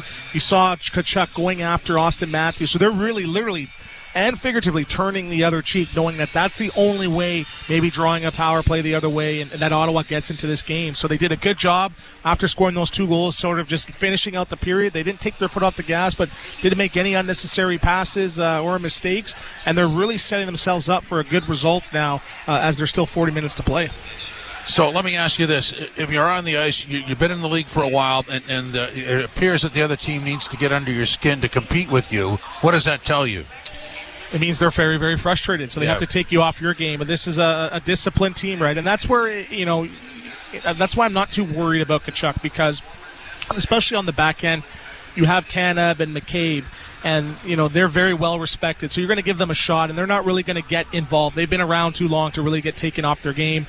Some of the younger guys maybe or maybe not. So, again, Tkachuk, he has to find a way to get involved. He did have a couple scoring opportunities, but you're not going to throw Toronto Maple Leafs off their game. So I think for them, they got to maybe adjust and pivot, and it has to be the forecheck and skating. That's what gave them success, where they had, 3 wins versus Toronto this year? Yep. They have to skate, and they have to establish a forecheck and a presence in their D zone. So I think for them, I counted maybe one time where they had an extended period of time in the zone, and they have to get back to that if they have any opportunity getting back in this game. But for Toronto, I don't think they need to take their foot off their gas. Just be mindful of their F3, have a good job. Their centermen supporting the puck. They're breaking out fairly clean, and they're setting themselves up pretty well here. Well, let's be honest. It's 2-0. My count, it could be 4-0. Holmberg had a really good chance off the wing that he didn't bury. And Marner, I still don't know how it didn't go in. Beautiful setup. It must have hit the post. Yeah, he must not have a playoff bonus for goals, right? But next deal. And that really set it up, right, for the Maple Leafs. A great job by Matthew Nyes and throwing that backhand little shovel pass into the slot there too. So easily could have been 3-4-0. Stolarz had a great period as well, stopping all 10 shots. Stu, thanks very much. The out-of-town scoreboard is next. Molson Canadian Leafs hockey continues on TSN 1050, the iHeartRadio app, and the Leafs Radio Network. From the biggest stadiums to the coziest holes in the wall. From house parties to porch hangs to pride celebrations. From your favorite fuzz shop to your local Indian spot. From noodle bars to sports bars to salsa bars. There's a Molson with your name on it. Canadian Ultra XL. Okay, so this is the coolest thing in the world. It's official. We are graduated, no doubt. Probably can't see it here, but we got a donation, and here's the shout out. Donation goes to the donation to SickKids Hospital, and the shout out goes to Andrew Hurd. Thank you for the donation to SickKids Hospital in our Playoff Pulse campaign. That is amazing. Boom. We got Brandy, we got Andrew. They both ended up donating memberships as well. Let's go. Can we get some more donations tonight? Let's go. It's intermission. Link is pinned. Get on it. I'm going to put it in there again. Is it still on there? It is. Boom. There it is. It's in the chat. Again, the Playoff Pulse campaign is live. And our buds are whooping some butt. Let's go, Maple Leafs. Heck yeah. What is going on, Leafs Insiders? This is awesome. The playoffs are just something special. And I love hanging out with all of you all season long, making a difference in our communities and hanging out together, chatting it up, cheersing everybody. All this, oh my God, cheering on our buds. It's amazing. Pedro, what's up, Pedro? Thanks for hanging out with us. And yes, this is, oh man, the playoffs are so much fun. We need to get back to the second period coming up here for our Maple Leafs. Let's go, Insiders. All the lives are good. The Florida and Tampa game is starting momentarily. The Blue Jays are now down 3-0. It's not looking good there. I haven't even checked on if there was any difference on the last NHL game. But, man. And there you go. Pedro, favorite announcer of all time, Joe Bowen. Man, me too. That's how all of this started. I was listening to Joe Bowen as a little kid on a dock in Florida. Let's go. Let's get back to the chat. Great to see everybody. Hey, there's Connor. What's up, Connor? Everybody go check out Connor's channel at Connor Knows Soccer on YouTube. He does play-by-play for the Columbus Crew of MLS. Let's go. Connor, thank you for holding it down in the other chats and whatnot, man, with Carmen as well. The Wrenches coming in strong. Oh, yeah. Let's go. We're still commercial. Oh, there they go. They're back. For a great new Tundra RAV4 gas or hybrid, Maple Toyota has them in stock and ready to deliver. Visit mapletoyota.com. The other game going right now, Canes 2-1 over the Devils. That's at the end of the second period. Carolina has a 1-0 series lead. And in mere seconds, the Panthers and Lightning will open their series in Tampa. So no games in that. This is game one. Unbelievable. Wild will visit the Golden Knights later on tonight. Vegas has a 1-0 lead there. In our game, 2-0 for the Leafs over the Ottawa Senators after 20 minutes of play. Oh, yes, guy. The second period is next. This is Molson Canadian Leafs Hockey on TSN 1050, the iHeartRadio app, and the Leafs. Hey, do you ever wonder how life might look if you'd saved a little more? Well, April is Financial Literacy Month, and Planned to AT is here to help. We're a nonprofit helping young people improve their futures through financial wellness education. Our fun, simple workshops help students build healthy money. Who's ready for the second period? Who's ready for the second period? Let's go, Leafs fans! Go, Leafs, go! Go, Leafs, go! Go, Leafs, go! Go, Leafs, go! Come on, let's get it going. Mr. Robato's ready. He's got the eyeballs out. He's ready to go. He's ready to go. Go, Leafs, go! Let's get this chat fired up for the second period. Yeah! Whew. Sometimes I gotta calm myself a little bit. No, I'm good. I am so excited tonight. This is amazing. Go, Leafs, go. Let's go. Game with Scott Laughlin and Gord Stellick. Weekdays, 7 a.m. Eastern on NHL Network Radio, Sirius XM 91, and the Sirius XM app. The Power Play with Steve Koulias. General manager of the Winnipeg Jets, Kevin Cheveldayoff. What would finishing first overall mean to the organization, Kevin? Well, I think any time that you can finish in an area where you're getting recognized, it's special. But again, the important thing for us is process. Is when we buy into playing the way we need to play, then we feel comfortable that we'll win more games than not, and then you let the chips fall where they may. The Power Play, weekdays 3 p.m. Eastern on NHL Network Radio, Sirius XM 91, and the Sirius XM app. It's soccer's most thrilling league. Only the Premier League can make you feel like this. And now every match is on the Sirius XM app. Can you believe it? From the title race. This is remarkable. Keeps this title charge on track, surely. To the relegation fight. The impossible may still be possible. Hear every English Premier League match on Sirius XM FC 157 and the Sirius XM app. Just search for your favorite club. The biggest names in the game. Trying to get behind, wrist the line, and walks in, put it between his legs, shoots it, score! NHL play-by-play on Sirius XM. Dog Overdrive every weekday, 4 to 7 p.m. on TSN 1050.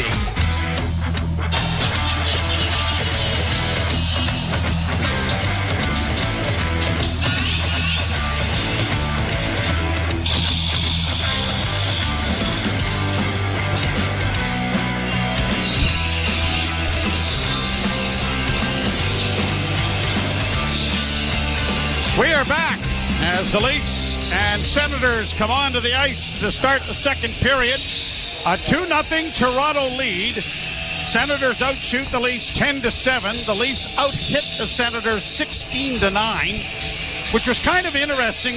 In Game 1, Ottawa had 56 hits, the Maple Leafs 30. And of the 56 hits, I asked you, and I didn't think you'd come up with it as quickly as you did. Who led the Ottawa Senators in hits? Well, the only reason I guessed it because if you were asking, it would be someone you wouldn't think. Yeah. So I said Tim Stützle. 9. Yeah. And then I asked you, of the 30 Toronto hits, how many do you think Chris Tanev had? And I said 6, thinking it would be low. Yeah, and it was 0. Which is pretty where low. Are the analytics people when stuff like this comes out? So why would we have Chris Tanev in the lineup when he doesn't hit anybody? Now, I know there is a theory. And I remember talking to Peter Mahovlich years ago when Peter was scouting when the Red Wings had those great teams that were winning Stanley Cup, Zetterberg and Datsyuk. And he said he saw Detroit play a couple days earlier. He said the only thing is, he said they're not very physical. They don't hit anyone. He said then I realized they have the puck all the time. Pretty tough to hit people when you're carrying it. We're ready to go. Puck is dropped. Leafs to the left and the Senators to the right as it's chipped down into Ottawa territory. Out of the net is Ullmark to play it around the boards. Blocked there by Carlo, and a long shot is kicked away by Ullmark. And it's up on the far boards and played to center ice now for Pinto. Shane Pinto got a wrist shot away, but it was partially blocked. And now Morgan Riley sending it out into Ottawa territory, forcing his man back, and Clevin will get it to the line and out. Matthews chipping it back in. Leafs have to tag up. Tkachuk starts at center and gets it in over the line. Stützle going to the front of the net, but the pass went off a stick and up into the screen and out of play. Face-off coming in the Toronto zone as a result. Talking to some people up here between periods, and the discussion is that through the 4 periods, it seems that every member of the Leafs in the lineup in the last 2 games, they have a purpose that they've embraced. And that included the 4th line. And when you can get your 4th line taking pride in that role, and we've seen it. And we go back to early 90s, Joe? Yep. What was one of the best lines back then? The Zezel line? Yes, Osborne? Zezel, Berg, and Osborne. And today is Peter Zezel's, or would be, his birthday. We lost him so very, very early in his life. Yeah. But yeah, Zezel, Berg, and Osborne. They were a miserable bunch to play against. And Mark Osborne had played with Eddie Olczyk and was one of the higher scoring players, but he embraced that role, the checking line, and Zezel, Berg, and Osborne were... It's not the glory. Nope. It's not the minutes. But boy, the importance of it. Now, Gilmore played on every other line, but that line, Pat Burns kept intact. Yeah. And in order to give Dougie a rest, they went on the ice. Draw won by the Leafs and shot in by Benoit. Chipped along the boards and into the near corner.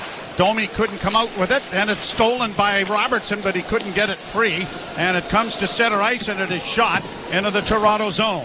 Far side, Benoit playing it back behind the net into the near corner. Swept along the boards and cleared to the line and out, and brought to center and one-handed down into the zone by Bobby McMahon. He barges into the corner there with Jensen. Puck to the far boards. Robertson got a piece of his man, but Jensen is able to push the puck out at center ice, and Cousins gets in over the line with a weak shot that was handled easily by Stolarz. Tanev off the boards and out and down into Ottawa territory. Long lead pass finds Nick Cousins in the neutral zone, and as he played it in on the right wing, there was offside. That was quite a delay, though, between Ottawa crossing the line and the whistle going. Well, looking at the replay of it, probably looks like it was 3 or 4 feet offside on the right wing side. The Leafs have had the advantage in the face-off dot as well, 57%. John Tavares, who's so good, only 3 of 6. Shot deflected wide of the goal by Stolars. Into the near corner. Centering pass. Good save by Stolars. Centering again. And a wrist shot there by Gregg. Went off a leg and went wide. Here's Sanderson a drive. And Stolars right out at the top of the crease. And Brandon Carlo making sure no one was going to get near him as he swallows that up. And another face-off in the Toronto zone. But the Senators have started quickly here in the second period, down 2-0. And you're right. The key to that, I mean, you've already got the God-given size that Anthony Stolars was born with. But now you got that shot coming from the top of the left wing circle. Stolars is out to the top of the crease, and it's a bird, big bird, Condor. Far side now, the shot coming in on goal is blocked, grabbed off by the Leafs and flipped high to center ice, knocked down there by Yarncrook, but he couldn't get it away, and the Sens will get it to the line and in again. Pass into the slot area, but Stützle couldn't get a shot away. He gets it back to the point, just kept in, comes to the near side to Clevin, back into the slot, a shot blocked there by the Leafs. Lorenz, and it's chipped out at center ice. Fourth line on here for Toronto. Sens get it up on the wing, and Stützle across the line, back into the corner. Stützle forced wide there by Lawton. It'll come back to the point, near side for Clevin. Clevin into the slot area. Stützle trying to turn, is taken down. And a penalty is coming here to the Maple Leafs. Yeah, this, even though Stützle has been criticized at times. Who'd they give it to, Joe? It was Yarncroc, I think, that got, yeah, it's Yarncroc that got the stick blade into the feet of Tim Stützle. I mean, it's a penalty. The crowd is giving it a big awe, but it's a pretty simple call. Penalty kill brought to you by CMC Markets. Take your trading to the next level with $0 commission on stocks. 2-0 Toronto, and the power play for Ottawa. Second of the game. They win the faceoff. Sanderson back to the point.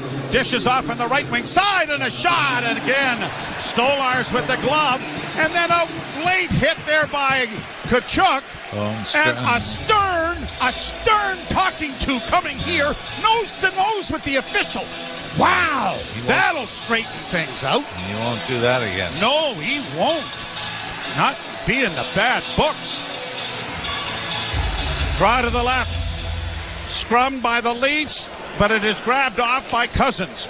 In along the boards. A pass blocked and brought to center ice, and now Matthews works in over the line with one man back. Got a shot away. It comes to Marner. He has it taken away, and it's a 3-on-2 break here for Ottawa. Here's Tkachuk passing in, and it went wide of the net, down back of the net, as Stützle couldn't come up with it. Back for Tkachuk out in front. Played back to the blue line to Sanderson. Off on the right side it goes. Cross ice now for Stützle. Back it comes to Sanderson on the far side. Giroux looking for a centering pass, and it went right through the goal crease. Sanderson with it again. Holding to the right wing side, and a shot. Big save by Stolars. Another save by Stolars' foot. Shot from a sharp angle stop, and it's knocked high into the corner on the far side. Stützle with it again. Getting it back to the point to Sanderson. To Stützle. Stützle into the slot. Drops for Sanderson. Off on the right wing side. Giroux looking for a man in front. Passes down for Brady. Poke check adroitly there by Stolars. He takes it away from Tkachuk. And the Leafs ice the puck with 42 seconds left in the penalty. Back come Ridley Gregg, getting it in over the line, dropping it back for Shabbat. Onto the right wing side, it'll come back to Shabbat, high in the slot to the right wing side again, a centering pass. Blocked there by Benoit, centering into the goal crease, and it came into the near corner. Back to the point, Shabbat again. Over on the right wing side once more, and a shot blockered away by Stolars. Penalty is 12 seconds left in it. Down into the corner it goes. Gregg getting it cleared, and the Leafs get it out and around the boards, and down the ice it goes. On their feet again. Ridley Gregg and Stolars. Stolars going back to his net. Ridley Gregg trying to go behind him along the goal line, and Stolars drops him. Is there a penalty here? I don't know if there's a whistle, but you would think Ridley Gregg has got to be the one that goes. Well, he's heading back towards the penalty box. I don't know if Stolars is getting one as well. The Leaf penalty gate is not open. The officials are now having the discussion on it. Now they're going over to talk to Craig Berube. 41 has a minor penalty interference. Ottawa 71 minor penalty for roughing. No, they're going to give Stolars a penalty for roughing. This is a bit of a gift, I think, for Ottawa. I mean, Stolars is simply standing in his own net. And Ridley Gregg, now, how do you give Gregg a penalty? Well, right? To me, it's goalie interference. You've gone into the crease and made contact with the goalie. Right? I suppose, but I mean, if you're going to give Stolars a penalty... Well, if you're going to give Stolars a penalty, Stolars should have got his money's worth. Yes, exactly. He didn't actually, neither one of them did. But I'm sure from the official side, Joe, they just don't want things to escalate as we saw them do that. I mean, it's just a 2-0 lead in the second period, so it's not as if this game is a rout by any means. But again, it's Ottawa's attempt to try to be physical. Did this in game one a couple of times. Batherson sliding into Stolars. So, Yarncrook has 2 seconds left in the penalty. Now, somebody's got to serve the Stolars penalty. There's nobody in the box yet for that because in 2 seconds, Yarncroc gets out and they'll play 4-on-4. So it looks like, is it Scott Lawton who's going to serve the penalty, or he's talking to the official here now? Well, it looks like the three are going to be Tavares. Did it have to be somebody who was on the ice? And that might be the issue that they have now as to who was physically on the ice. Otherwise, Nick Robertson would probably end up serving the penalty, right? You got Tavares out. Even though the Leafs are down a man, at least the face-off is at the other end of the ice, too, to the left of Ullmark. And Nylander coming over the boards to be the fourth Toronto player. Yeah, but Yarncroc's not out yet. Okay, 5 on 4. All right, here we go. There you go. Draw to the left in the Ottawa zone. Tavares leaning in. 15:06 to play, second period. 2-0 Toronto. And the draw scrummed and Ottawa control, and the door opens. Yarncroc is on, and he's going to scamper to the far side and get a replacement on as Sanderson comes in over the line on the left wing boards. Played down into the corner in the Toronto zone. A centering pass is whipped over top of the goal by Shane Pinto. Trapped at the far point and rolls to the side of the net. And there is Stolars handling that, and then Shane Pinto tries to roll into the goaltender, and the Leaf defense decides, no, that's not the way you're going, and Oliver Ekman-Larsson fires Pinto in the opposite direction. Yes, I mean, there's a lot of Ottawa players that I'm not trying to be too smart. I didn't realize were so chippy. Shane Pinto being one of them. Certainly appreciate him as a penalty killer, depth guy that can score, but seems to be going out of his way after scrums. Draw one by Cousins, back to the point. Chabot holds, got a shot away. Again, in traffic this time. Goaltender Stolars able to get the left glove out there, catch it, and hang on. Face off again in the Toronto zone. But the shots, as was the case in game one, that when the Leafs were outshot, they've been outshot 18-8 here and have just one shot on goal in the second period. Senators have 8. Played around back of the Toronto goal. A wraparound attempt comes to the side of the net. And again, it is stopped there by Stolars. Puck into the corner now for Benoit. Flipping it high, but not out. Jam play at the blue line, and it's brought out and in offside. Good play made there by Pontus Holmberg to engage the defenseman to get it out. Simon Benoit as well, coming over to throw his weight into it. Yeah, 19-8 overall, 8-1 the shots here in the second period for Ottawa. Now they start to get early power play here in this period to help build that, but Leafs have to get back. On their toes, as Craig Berube said, coming into this game. Face off outside the Toronto line, and Domi wins the draw cleanly. Pass ahead, chipped in over the line by Bobby McMahon, on goal, cleared back of the net, and out come the Senators now with a pass out at center ice for Tkachuk, and across the line, trying to work down into the corner. Hit to the boards there was McCabe. That took down Tkachuk along with Tanev, but the Leafs have the puck out at center, and Robertson is into the zone. Plays it around back of the net for Domi. Domi trying to free it up there for Bobby McMahon.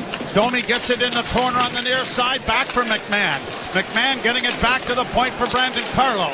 A pass goes off a stick, and it is controlled by Ottawa, and they're going to get it out into neutral ice and carry to the Leaf blue line. In on the right side, into the corner, Giroux trying to center, and it went wide. Into the near corner and around the boards. It'll trap to the far side to Stützle. Stützle back to the point, and a shot well wide of the goal by Zub, and the Leafs trying to clear, don't get it out. Zub keeping it in, but a good play by Carlo. And then he made a bad play by Carlo. Yeah, he tried to go. He had to try to go back behind the net and put it off his stick. And it took a strange care. Unfortunately, Stolars was able to read it. And when it came out the short side on the post, put his hand on it. Nick Robertson before that had more time than he thought. He would have been able to turn and skate it out, tried to chop it, and it was kept in easily. 2-0 Toronto. You're listening to Molson Leaf Hockey on TSN 1050 and the Maple Leafs Radio Network. Touchdown. Great catch. Give me a high five. 5 minutes later. Interception. Awesome play. Give me a high five. 2 hours later. Eddie, did you order 20 high five specials from 2-for-1 Pizza? You kept asking for high fives. I meant, never mind. I'm hungry. High five. Buy any large traditional pizza and get up to 3 medium one-topping pizzas for just $5 each.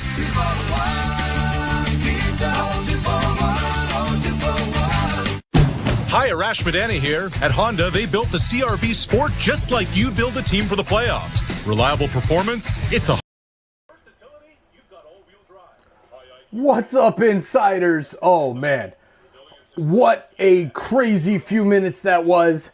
I go upstairs to get some ice to make a cocktail, the first one of the night, with 6 live streams going and putting different things in it. We forgot the audio back in the Blue Jays stream. I was putting the SickKids hospital link out there. But while we have this break, I couldn't believe it. I came back and we got 4 emails at the exact same times from SickKids Hospital. Here with, this is the last one, was Eric Gutierrez. Thank you for that donation.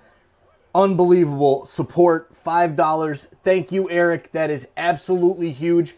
Every single donation, it does not matter the size. It's the amount of people interacting here on the stream. Back to the hockey. Go Leafs, go. Rest of the shout-outs will be in a minute.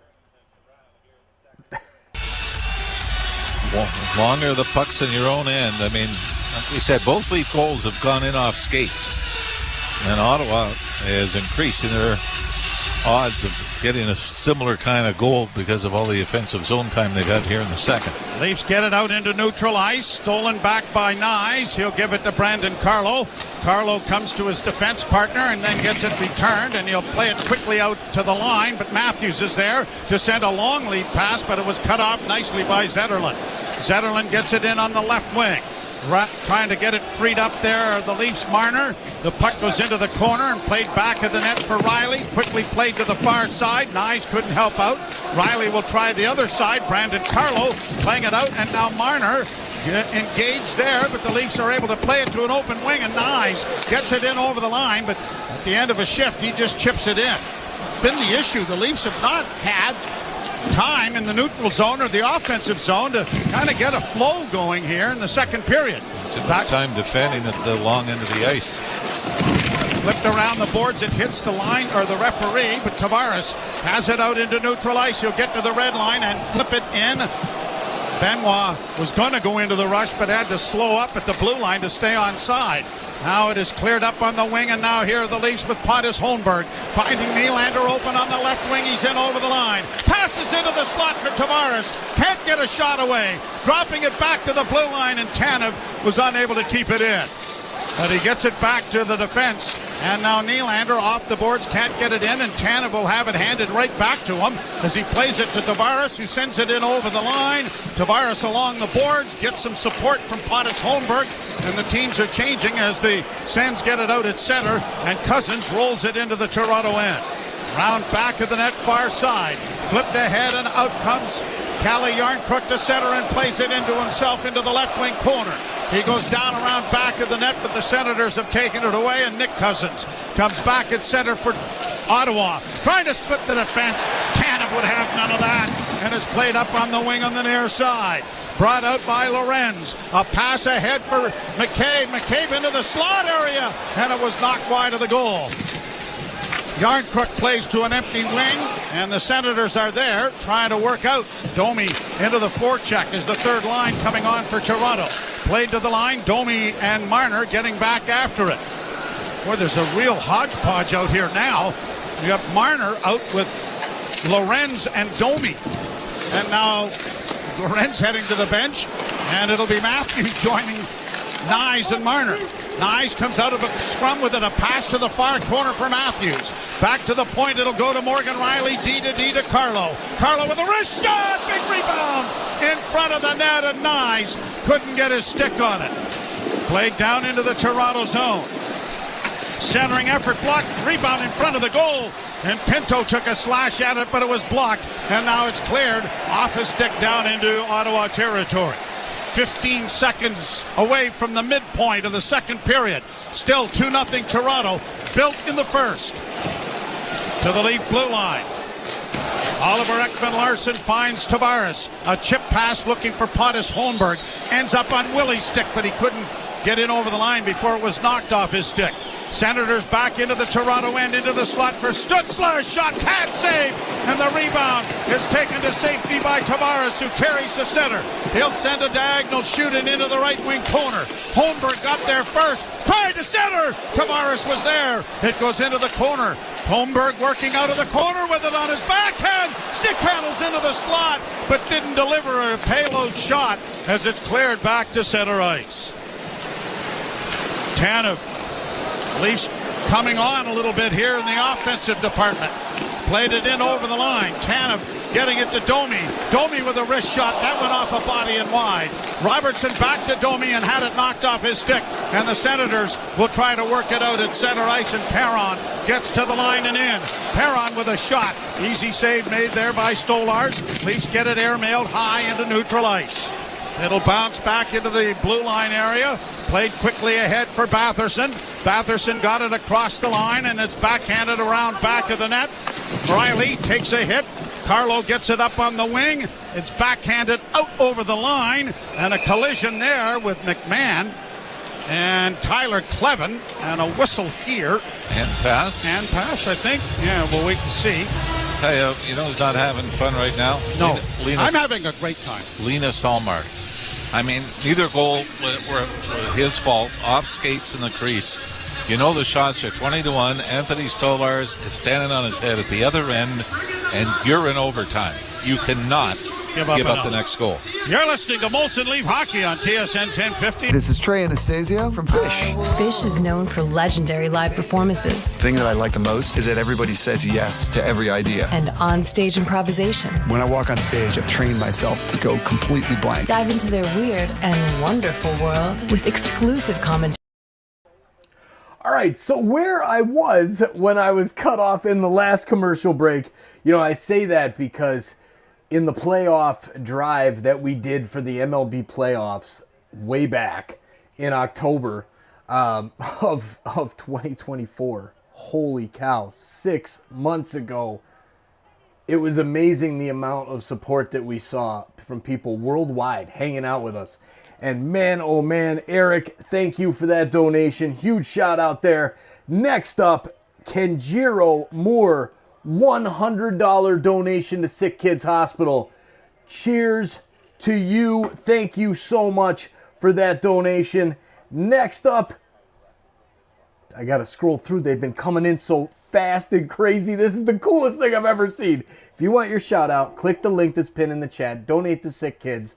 I am shouting out every email that I get from SickKids Hospital. Never stop chasing your dreams, ladies and gentlemen. I'm a dad of 4, working 2 jobs, having fun hanging out on the internet because I'm a computer nerd, raising money for SickKids Hospital because it's the freaking coolest thing in the world. This is so cool. Thank you all for being here. I just got an email from SickKids Hospital in the middle of a Leafs game.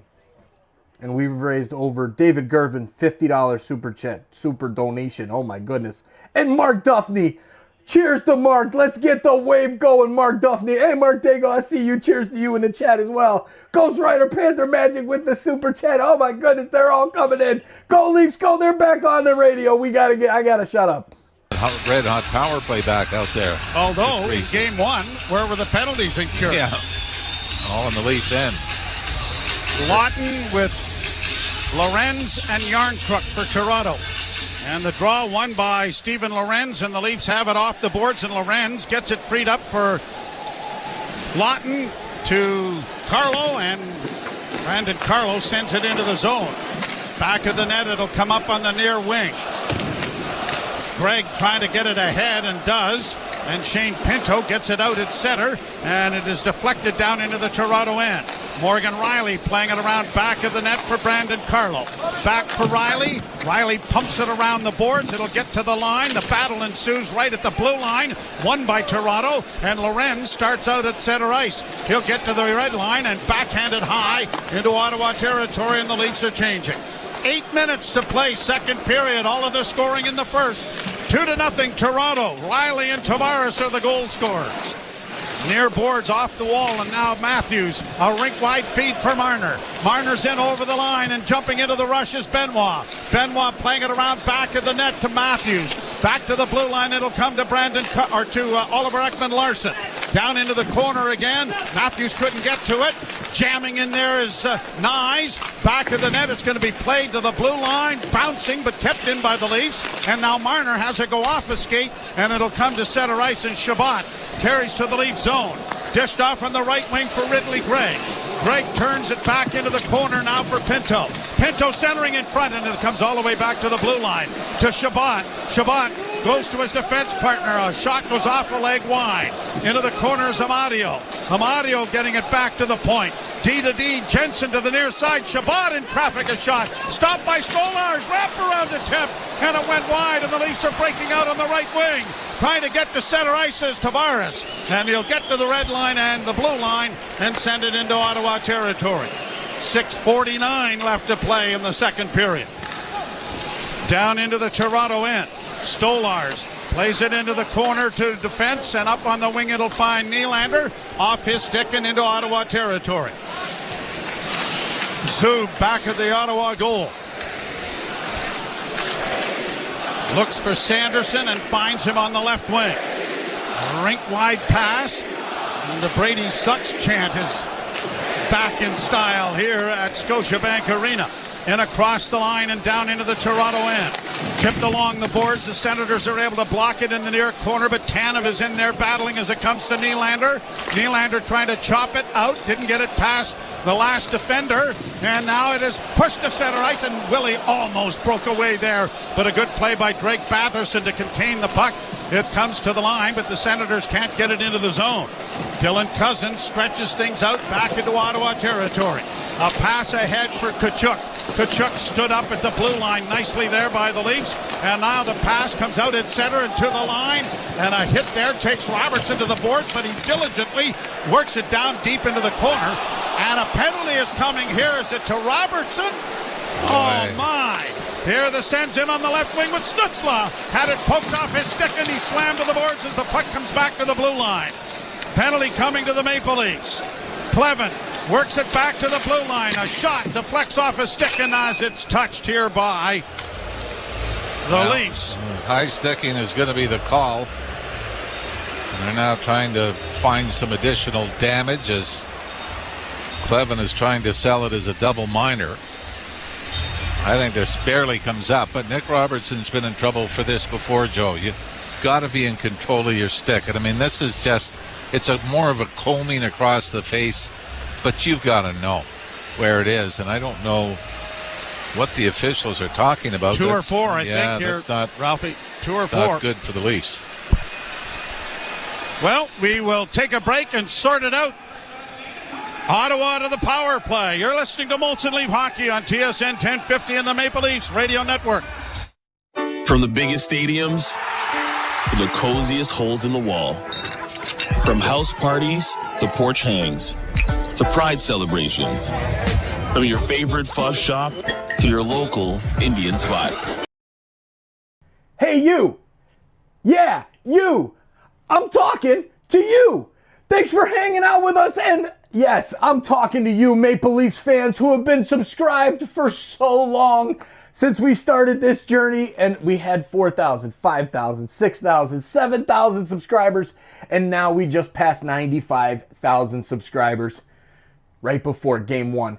Thank you so much for being here and being a part of this amazing community. Please turn on that bell if you haven't already so you don't miss it when we go live for every single game of the NBA and NHL playoffs during our Playoff Pulse campaign, where every single game we're raising money for SickKids Hospital in Toronto. Let's go. Let's get back to the hockey. Go Leafs, go. We'll see you back in there. Hey, you. Yeah, you. Joe Bowen here, voice of the Toronto Maple Leafs. The Playoff Pulse on Toronto Sports Insider is all about playoff thrills and making a difference, with 100% of Leaf playoff stream revenue going directly to SickKids for their life-saving treatments and research. We're aiming for 100,000 insiders. Hey, you. Yeah, you. Easton Cowan, Leafs prospect. T-Markets take your trading to the next level with $0 commission on stocks. It is a 2-minute minor for high sticking to Nick Robertson. Third power play opportunity of the game for Ottawa. They're 5th in the series. And the draws to the right of Anthony Stolarz with 5:17 to play. In the second period, the Leafs leading 2-0. Tkachuk being waved out. Stützle will move in. And the draw controlled by the Leafs, sent around back of the net and launched out and down the ice by Toronto. Robertson 2 for high sticking at 14:43. Brought on by Sanderson. He drops the puck back. Stützle on the wing to the left wing side for Tkachuk. He closes with a pass in front of the net that was deflected wide. Cousins on the far half boards, playing it back to Stützle. Stützle back to Cousins. Cousins into the slot area. Sanderson at the point, down low into the near corner. Back to Sanderson. Over for Stützle. Stützle looking for a man in front of the net. Batherson was there, but he didn't get him the puck. Stützle with it in the corner. Back to the blue line. It goes to Sanderson. Sanderson near side for Cousins. Back to Sanderson's again. And the stick of Austin Matthews has launched that up into the stratosphere. Well, actually, since Trish Stratus is here, it sort of went right up into the stratosphere. Right up. Just kept going. Like way up there in the stratosphere. You're a little distracted, aren't you? I am. Yeah. You can't blame me. No. Draw to the left in the Toronto zone. Lawton will take the face-off. He and Nyes are the forwards on the penalty kill as it comes back to the point. Kept in by the Shabbat. Centering pass. They score! It went off a skate. And did it go in off Brandon Carlo? Yes, it did. Well, we just talked about that, didn't we? The longer you spend in your own zone, the odds are Ottawa's going to get a break. Leafs have 2 off a skate in the blue paint. Brady Tkachuk tries to go back door to David Perron. It doesn't get to Perron. It goes off the left skate of Carlo and into the net. And the Leafs have been flirting with disaster all period. And the Senators finally get on the board, outshooting the Leafs 11-3 here in the second, and have cut the lead in half to 2-1. And it just did trickle over that goal line and off the post and in. You know, Nick Robertson took a penalty in San Jose, which cost them time in the press box late in the season until David Camp got hurt.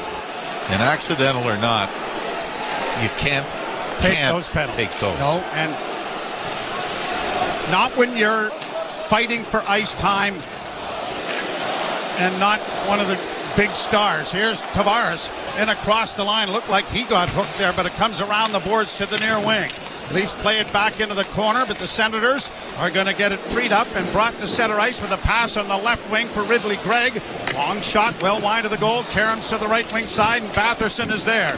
Batherson tied up, but the puck goes free. Here's Cousins with it again, trying to play it back to the point. Nylander trying to get it out, and the puck is still free and played into the corner. And now Jensen is tangled up over there with the Leafs forward as it's played up on the wing, but the Leafs still don't get the puck out. And now they will play it down into Ottawa territory and get a much-needed change. Well, the Leafs have really lost their jump here in the second. He's going to get back to that intensity. 3:13 to play. Now a 2-1 hockey game. And an icing call coming here against Ottawa. They need to get some zone time and get some forecheck going.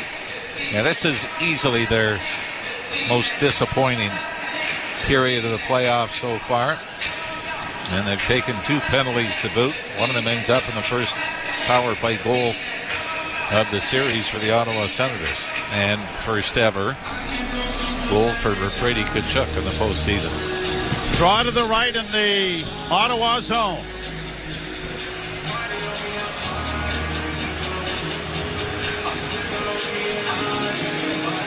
Is scrummed and it comes back to the point. McCabe to Tanev, doesn't shoot it at the net, got it to Matthews, a centering pass, hit a leg, then a drive is whistled high and wide of the Ottawa goal. Kept in by the Maple Leafs, and Marner works out of the corner. Then along the boards for Nyes. Nyes has it chipped around to the far side. McCabe gets there first. Back into the corner for Matthews. Matthews back of the net for Nyes. Plays it to himself, back of the net, tried to center, hit the back of the goal.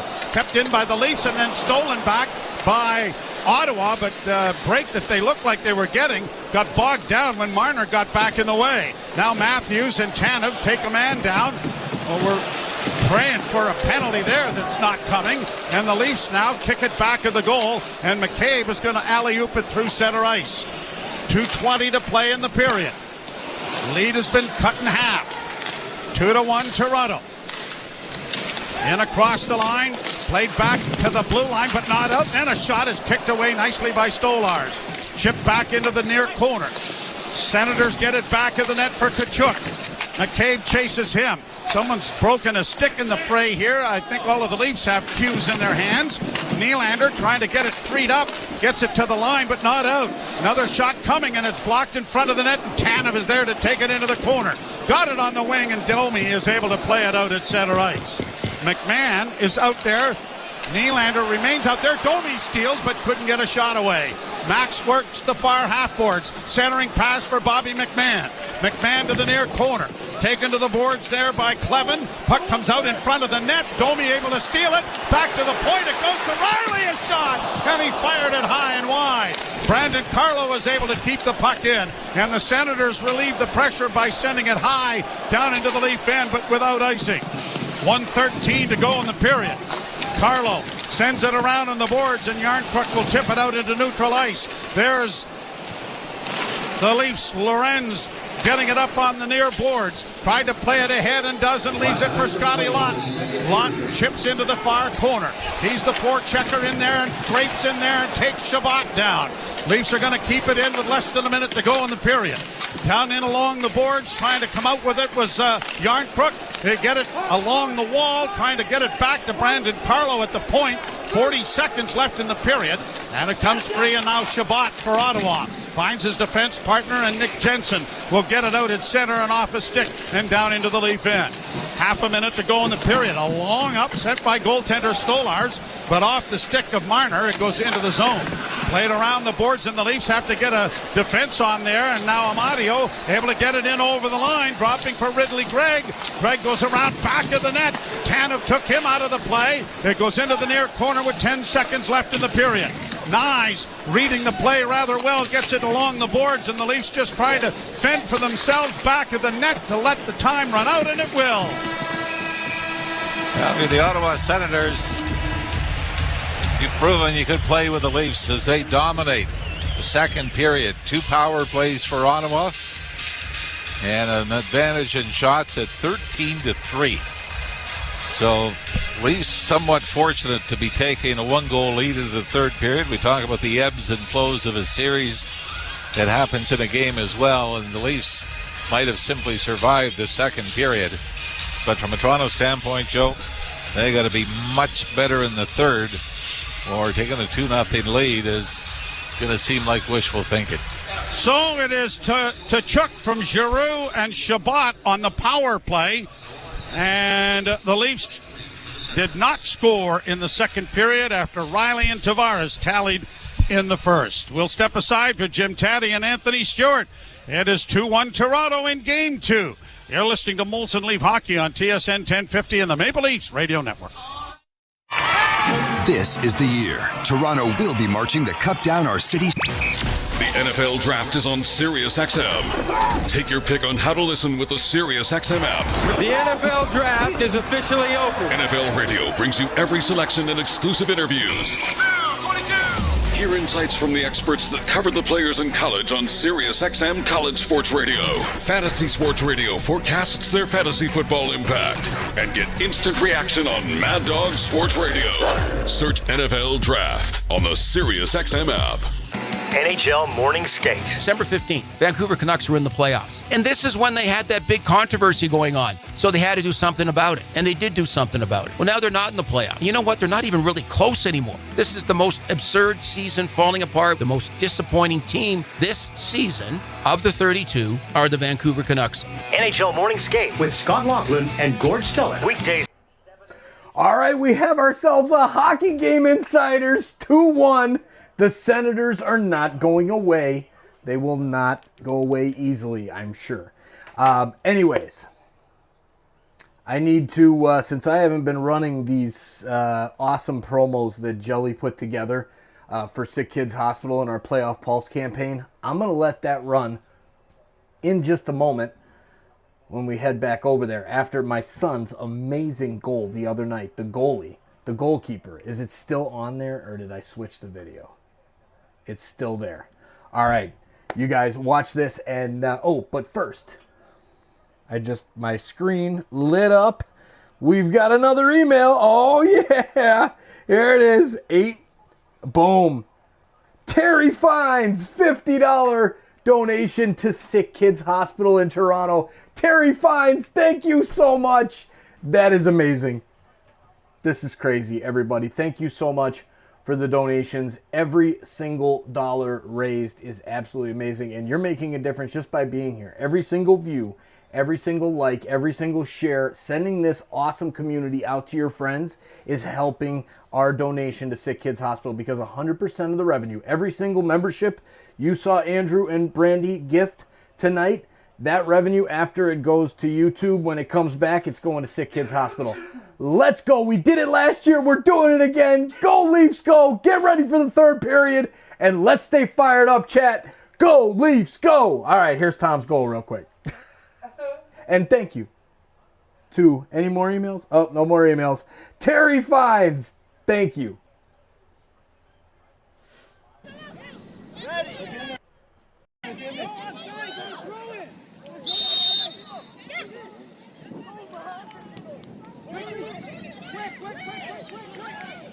Yair, arriba, arriba.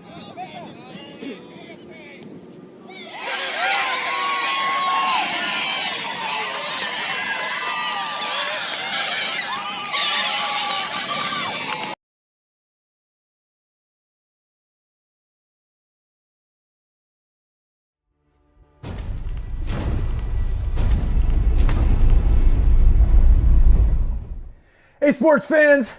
Thank you so much for hanging out with us here on Toronto Sports Insider during the playoff pulse. Our mission is simple, bringing sports fans together to hang out, cheer, and change the world one insider at a time, while supporting SickKids Hospital in Toronto every single game. Cheers, insiders and sports fans from around the world. The Playoff Pulse campaign on Toronto Sports Insider is uniting fans worldwide through the thrill of NHL and NBA playoffs. Every game, every fan, every moment counts. The link is pinned in the chat and in the description. Check out our campaign page. Donate if you can, or share it with friends. Holy Mackinac! Every click helps sick kids heal the future. Just by being here, you have already made an impact. Now, chat it up, keep it classy, and let's keep changing the world one insider at a time.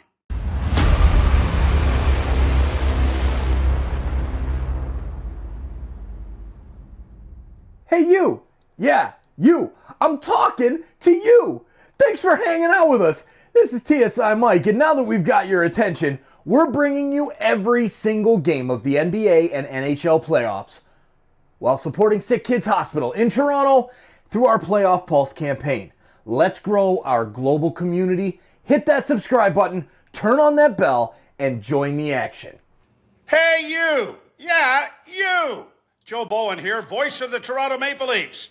The Playoff Pulse on Toronto Sports Insider is all about playoff thrills and making a difference, with 100% of Leaf playoff stream revenue going directly to sick kids for their life-saving treatments and research. We're aiming for 100,000 insiders to boost our impact. So subscribe now and be a part of this incredible movement. Holy Mackinac! Let's show SickKids Hospital we're here for them. Join us today. Hey you, yeah you, Easton Cowan, Leafs prospect here. I'm loving these Playoff Pulse live hangouts. Subscribe and turn on the bell to catch every game. Keep the chat buzzing and let's cheer for sick kids together. See you in the chat. Hey sports fans, it's TSI Mike, and we're uniting fans worldwide with the NHL and NBA playoff action while supporting SickKids Hospital right here in Toronto. Click the live viewer.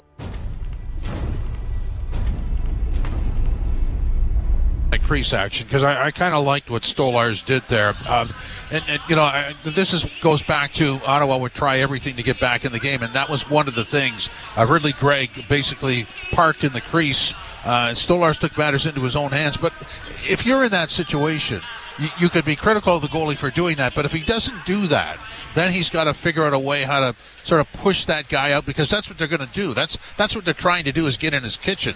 Yeah, but when you have a behemoth, on that back end, and that's how this blue line is built, you got to use your communication skills. And Stolarz is known as being a vocal guy, right? I saw the look in your face. Not a fan. Okay. Right? Because I was the guy. If that happened and I didn't respond, that's going to look poorly on me. So a defenseman's got to get in there, give him the business. Maybe you got to settle him down and whack him or chop him or do something within the rules. Maybe you drop the gloves and have a fight, but you have to find a way to neutralize, because he is getting in the kitchen of the Toronto Maple Leafs. And it's different if it's Arbor Jack guy or George Larocque or a big scary guy, but he's not the biggest guy, so someone's got to find a way to neutralize the threat within the rules. So maybe get in his kitchen, a little bit of physicality, chirping him, let him know that we don't appreciate it. That shouldn't be Stolarz's job. Stolarz just has to now find a way to weather the storm. He's now on pace for 36 shots. I don't like that volume, especially at home. So Berube, I'm not kicking over Gatorade bins at any point of this intermission, but I'm saying, hey guys, we got to tighten up a little bit and put our foot on the gas as there's final 20 to go. Yeah, I need more is what I would say. So here's a couple of numbers that we track on a nightly basis. The Leafs have blocked 20 shots. For shots on goal, the Leafs have 10, another 14 that didn't get through. Ottawa has 23 on goal and another 28 that didn't get through for 51 shot attempts. That's high. Yeah, it's high. And what happens is, it's tough. It's tough. Eventually, you're going to be doing the flamingos, or eventually you're going to be taking the scenic route. And once that's going to do now, it's going to start getting in on Stolarz. And there's been a couple segments or sequences where there's been 3-4 shots within 10 seconds.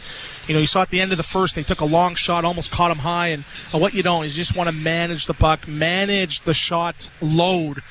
Because you don't want Stolarz, taking more days off and not getting in his routine, and then now that's when those goals start to squeak in. So, not overly concerned, but Toronto has to pivot a little bit and come back with a bit of a better game plan for this third period. So I'm not overly worried.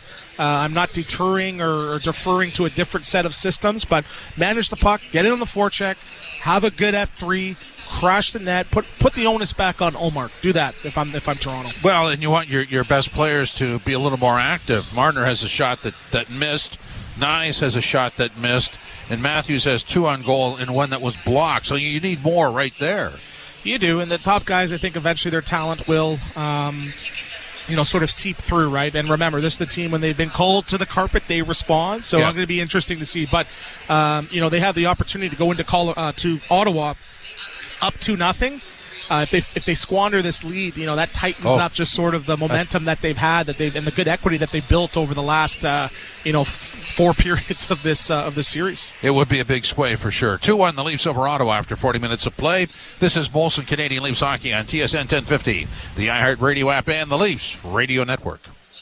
Hey, it's James Duffy for McAlpine Ford in Aurora. The best sales and service you will find anywhere. Jimmy, step aside. Oh, what are you doing? I'm recording the commercial. I chatted with Peter at McAlpine. He wants a new voice. He loves the needle mover idea. But this is my thing. I'm the McAlpine guy. Beat it. It's my time to shine. Hey, come visit Pete and his team at McAlpine Ford in Aurora. Visit McAlpineFord.com. Tell them the O-Dog sent you. And James, too. Take a hike, Jimmy. It's O-Dog's time now. Touchdown. Great catch. Give me a high five. 5 minutes later. Interception. Awesome play. Give me a high five. 2 hours later. Eddie, did you order 20 high five specials from 2-for-1 Pizza? You kept asking for high fives. I meant... never mind. I'm hungry. High five. Buy any large traditional pizza and get up to 3 medium 1-topping pizzas.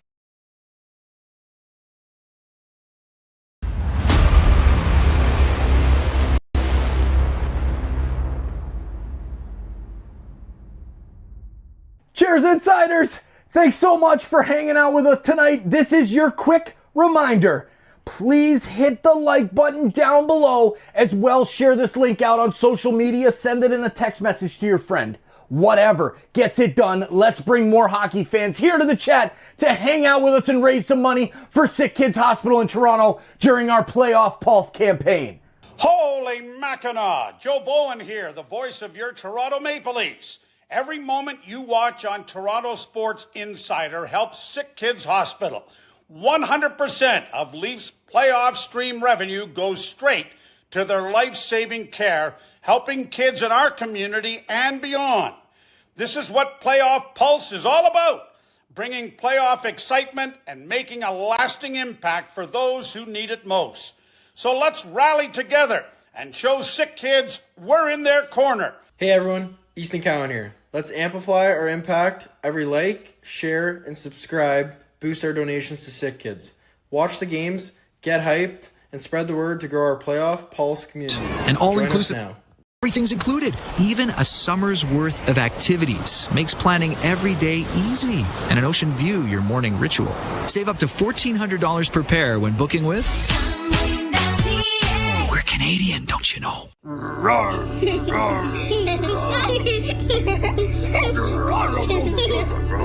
This is the sound of medicine. When you stay at a Ronald McDonald House, close to your sick child, family is medicine. And right now, it's helping Ryan battle leukemia. We need your help to keep families together. Please donate today at rmhc.ca. The Out-of-Town Scoreboard is brought to you by Maple Toyota. You don't have to go to town for a great new Tundra RAV4 gas or hybrid. Maple Toyota has them in stock and ready to deliver. Visit mapletoyota.com. Here's what we have under the first period. Panthers 2-1 over the Lightning. It is the Canes 3-1 over the Devils. That's done. Canes have a 2-0 series lead, getting set to start at 11. Minnesota and Vegas against the Golden Knights. Vegas has a 1-0 series lead. In our game, 2-1 for the Leafs over the Ottawa Senators after 40 minutes of play. I know what you're saying. Yes, Guy, the third period is next. This is Molson Canadian Leafs Hockey on TSN 1050, the iHeart Radio app, and the Leafs Radio Network.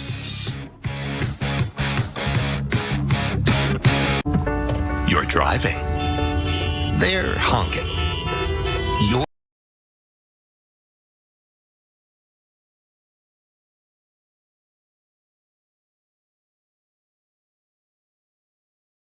What's up, hockey fans, Maple Leafs fans, the best Maple Leafs community on the internet? Thank you for hanging out with us for game number 2. Our Toronto Maple Leafs are hosting the Sens in the Battle of Ontario in the first round of the playoffs, and we're up 1-0 with an amazing performance. Started out by OEL, followed up quickly by Mitch Marner, JT, Johnny Toronto, Willie Nylander, Morgan Riley, and Matthew Nyes. Lots of assists from our captain, Austin Matthews. The defense looked good as well, and an unbelievable performance by our goalie, Anthony Stolarz.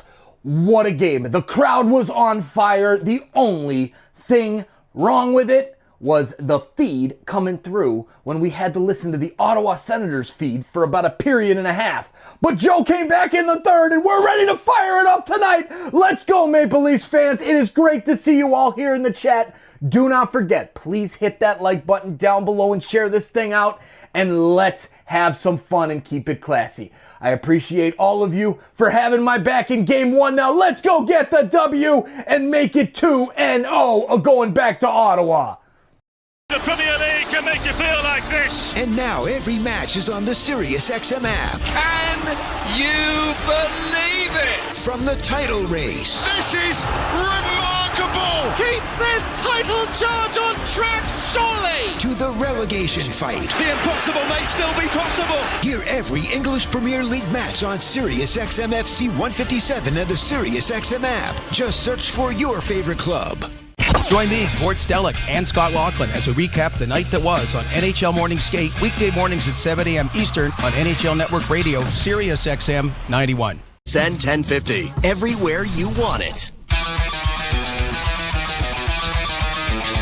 Leafs carry a 2-1 lead into the third period of this game. After leading 2-0 after 20 minutes on goals from Morgan Riley and John Tavares, both of them scoring their second goals of the postseason. But Brady Tkachuk.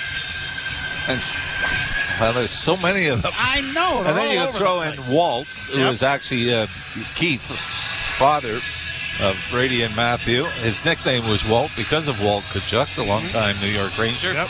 Who I believe was from South Porcupine, Ontario. Speaking of that neck of the woods, today is the anniversary of me being 17 days old. Happy anniversary. Thank you. And I was being walked by my father because I was fussing, but he was listening to Foster Hewitt call Bill Barilko's goal.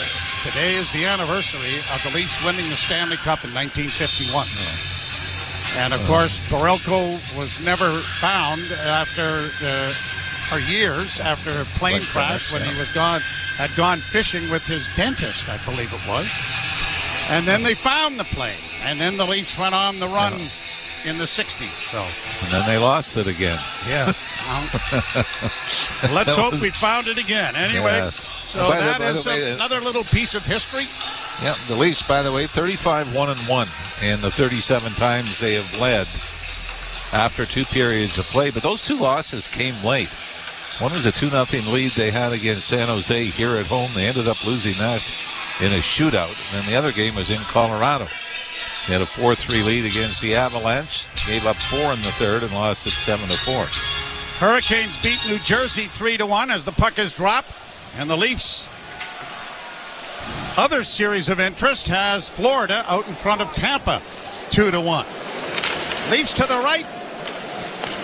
Senators to the left as it's deflected down into the offensive zone. Tavares after the puck and along the near boards as it's tipped out at center ice by Tkachuk. And it is grabbed off by Jake McCabe. Rink-wide feed.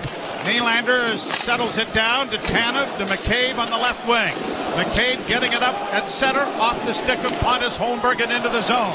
Matthews into the forecheck as the Leafs are in the midst of a change.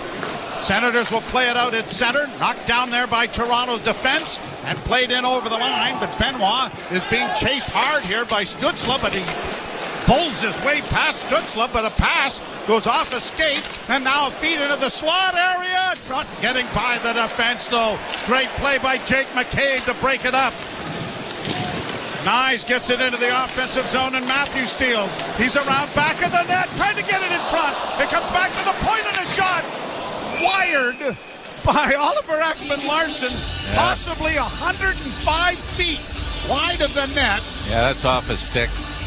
I think I hope so. I think that he had it from a prime scoring area. But down an official shot on goal here in the third period for the Leafs. A little more jump, a little more purpose coming out. Now the Matthews line will follow it up. And Nick Robertson, I might suggest, owes the Leafs one here in the third period. He's out there along with Domi and McMahon. Domi wins the faceoff to Riley. Riley sends it off the backboards. McMahon bulls his way back of the net. Comes away with the loose puck.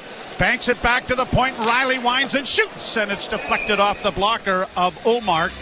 Up into the screen and out of play. Well, really the story, the second period, was the Ottawa Senators and Anthony Stolarz. Stolarz the reason the Leafs are still clinging to a one-goal lead here into the third. Like I said, for Linus Ullmark, this is tough. You give up 6 in the first game, 2 in the first period of this game, and then it's all Ottawa. But, like we said, the pressure on Ullmark now is pretty much having to be perfect the rest of the way. Draw to his right in the Ottawa zone. Draw won by Marner. In front of backhand by Nyes. Went just wide. Played around back of the net for Matthews. Coming out in front. It's in the goal crease. Marner is high stick. Penalty coming here to Ottawa. The puck is shot at the net and gloved by Ullmark. And the Leafs are going to go to the power play after coming so close to gaining the 2-goal lead. And Marner trying to bleed as bad as anybody right now.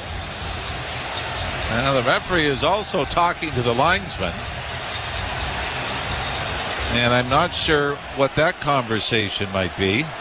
Now all 4 of the officials.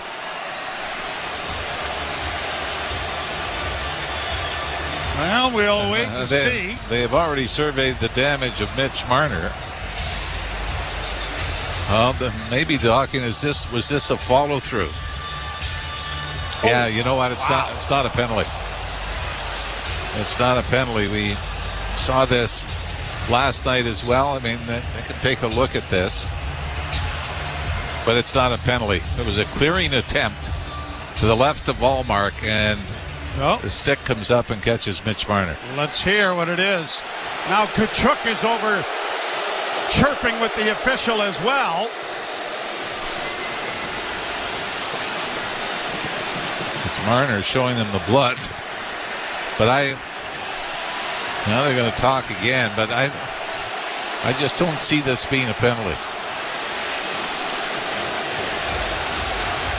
Are they? They're going to look at it. Yeah, this. And I think what the. For high stick has been called. The play's under review. Yeah, you know what game it was last night? We saw this very similar play, but it was a follow-through, which is allowed. And it was the same thing last night. I think it was called a double minor, so they looked at it for a major, maybe the Montreal game. Well, it's but the puck doesn't. Does he? No, he doesn't have the puck. Yeah, no, it's a follow through, but he does not. Determined that the play was a follow through, therefore there's no penalty on the play. All right. Trying to look at it again. I mean, misses the puck, but I guess they're still deeming that it was in the act of playing the puck that the stick came up. But I mean, that's just the rule, right? I don't think a lot of fans that are upset with this would know the exact rule, but my thought is, how many times, though, do we see the stick come up when you're trying to make a follow-through? What do you mean? Well, I mean, he didn't make contact with the puck. Yeah. That's or if issue. he did, he fan on it. Yeah. And so then do you not then have to have control of your stick? No, I think it's just in the act of playing the puck is what they would say. All right. And yet, Nick Robertson gets a high sticking penalty. Apparently he didn't follow through. So, face-off in the zone, a shot right off the face-off, and that whistle just wide as Marner let it go.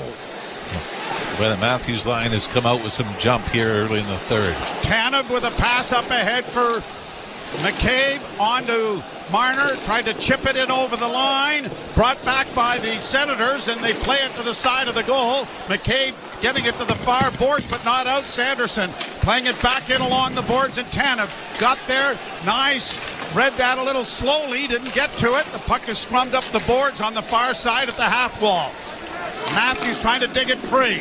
Then Nyes has it in his skates. Then Matthews does get it free to McCabe, who settles things down, waiting for teammates to change. Lead pass. Tavares breakaway in a goal, and it went wide of the net. What a great pass from McCabe. Tavares couldn't come up with it, but it's turned over again, and Nylander backhands it in over the line, but out of the reach of Tavares. Tavares just didn't have enough speed, did he? No. Blocked by Nylander, kipped in along the boards. Willie works down into the corner. Senators get it up on the wing, and they'll break it out at center with Batherson. Sending it off on the left wing side, Shane Pinto from an angle, and it's high over top of the goal. Played on the near boards, Tkachuk back to the point. Jensen into the corner, Tkachuk with a shot well wide of the goal. Far side for Shabbat. Shabbat sends it around back of the net. Benoit checking on Tkachuk as it goes back of the net. Senators to the point. Here's Jensen with a shot. That deflects, and the Leafs come away with it, and up on the wing, a pass for Oliver Ekman-Larsson was too far out of his reach. And this is going to turn into an icing and be brought back into the Toronto zone. John Tavares with a great pass by Jake McCabe, and he just lost the handle on it as he went to his forehand to try to elevate it over the pad. You knew that Jake Sanderson was right on his tail. So he didn't really have an opportunity to load up. Usually with Tavares, you want that shot, right? Face off to the left in the Toronto zone. The Leafs 2, the Senators 1. Draw 1 by Ottawa. Shabbat back to the far side. Sanderson gives it back to him, and then Shabbat's stick explodes, and the puck is around back of the Toronto goal.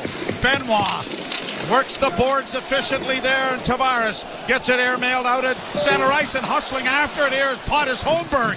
Holmberg gets it around back of the net. Holmberg sends it to the front of the goal, but it was a weak shot that was easily covered by Ullmark with the late arrival of the Leafs coming off the bench. And Steven Lorenz, Yarncrook couldn't get there in time. Hey, Ottawa still seems preoccupied with trying to grab somebody after every scrum, and Leafs are shrugging it off more than anything.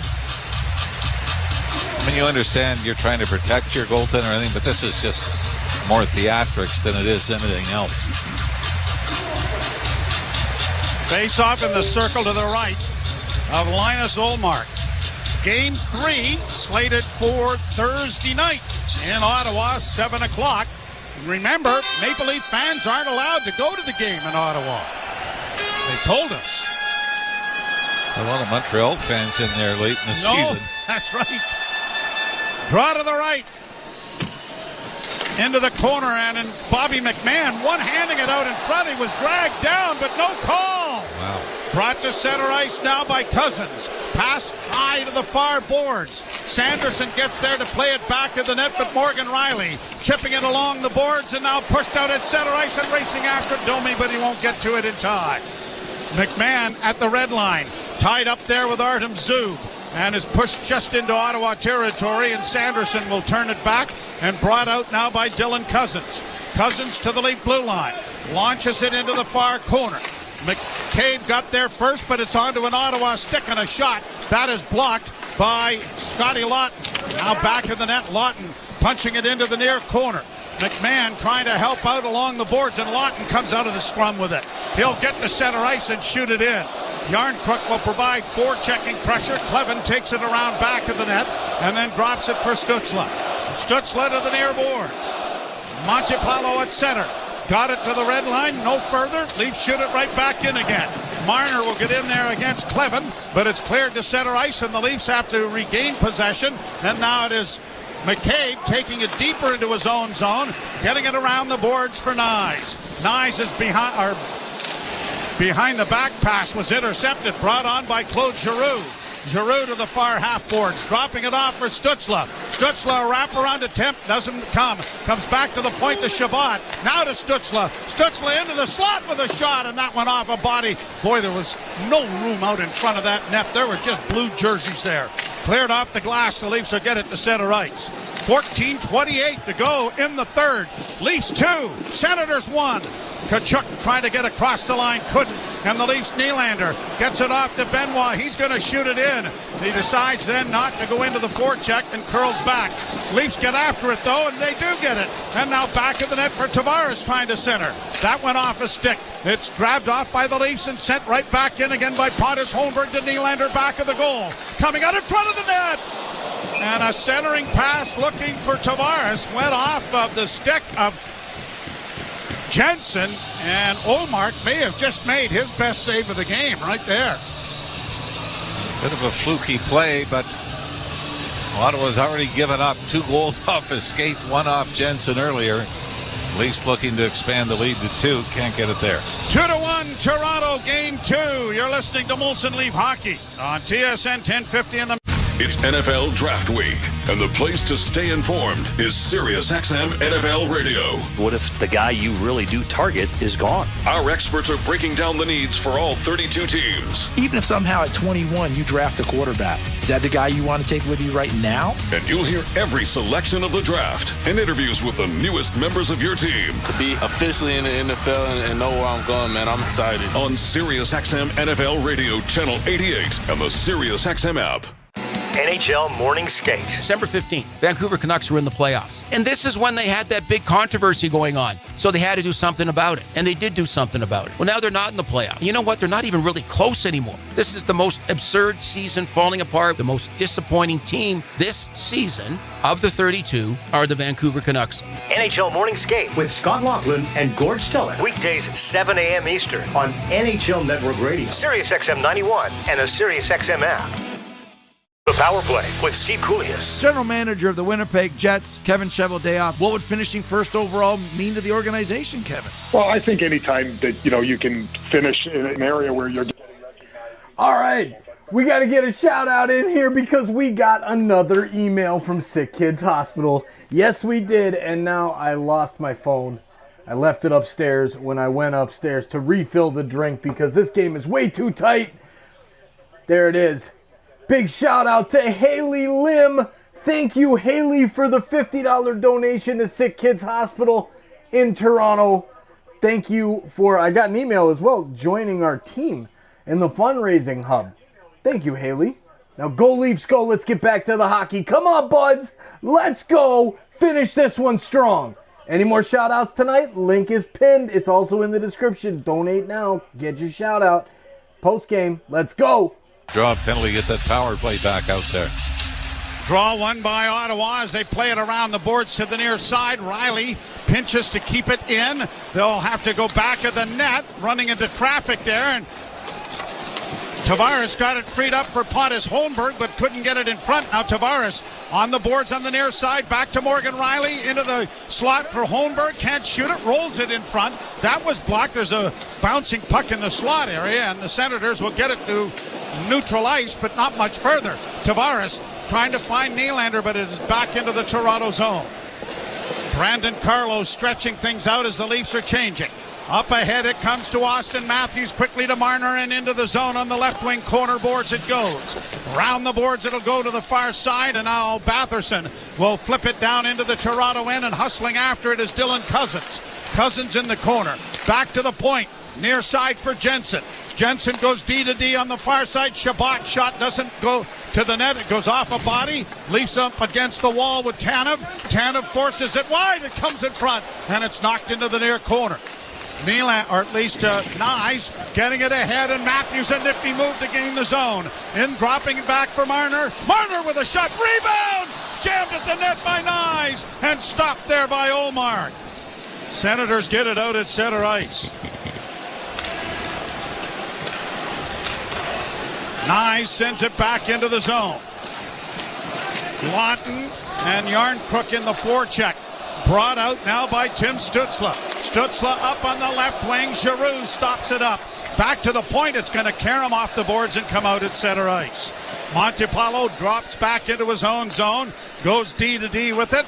Played up on the left wing, a little bit too far for Stützle, but he's able to get it by the defense. Now trying to cut for the front of the goal, and it's knocked away by the Maple Leafs, and now cleared up on the boards and sent out at center ice. Leafs trying to get it into the Ottawa zone, but fail, and Benoit is back in his own end. He'll go to his defense partner, and a long alley-oop looking for Lorenz goes down into Ottawa territory. Didn't have enough to go for icing, but the Leafs were unable to get to it. Now it's chipped right back down into the Leaf end. Stolar's out of the cage. Around the glass it's gone and out at center ice. Robertson along with Domi and McMahon. Puck intercepted by Nicky Robertson. Played into the corner in the Ottawa zone. He's into the forecheck, but misses an edge and goes into the boards. The puck comes back at center, and the Leafs have it again. Off the boards for Robertson. On to Domi. Domi works hard into the right wing corner. Drags it along the boards, waiting for support. Looking for a man to help out. It comes in front, but it is grabbed off by the Senators and played out at center ice. Cadet to the line and in with a weak shot that went well wide. Rebound up on the wing and off to the left wing side. Cousins gets it back to the point. Shabbat back to Cousins in the far half wall. Cousins trying to work into the corner. Too well covered there. Batherson helps out to get it in front of the shot, and that one high and wide. Jensen keeping it in at the point, into the slot area, trying to shoot it to Zetterlund, and he went it off a stick and wide. Leafs hemmed in their own end here. Centering pass blocked, cleared to the line but not out. Kept alive by Ottawa. Leafs doing a job here, trying to block shots, and so far it's been pretty good. And now trying to get it out, and they still can't get it out. Played into the corner. Brandon Carlo back of the net for Riley. Down along the boards for Tavares. No panic, but then a bad pass, but it is broken up by the Leafs, and McMahon gets it to the Ottawa blue line. Shot back into the Toronto end. Far side Nyes had it get away from him. It comes around the boards, and it's going to come out at center. Marner gives chase, but he won't get there in time. 10 minutes to go, third period. The Leafs by one. Zug in on the right side.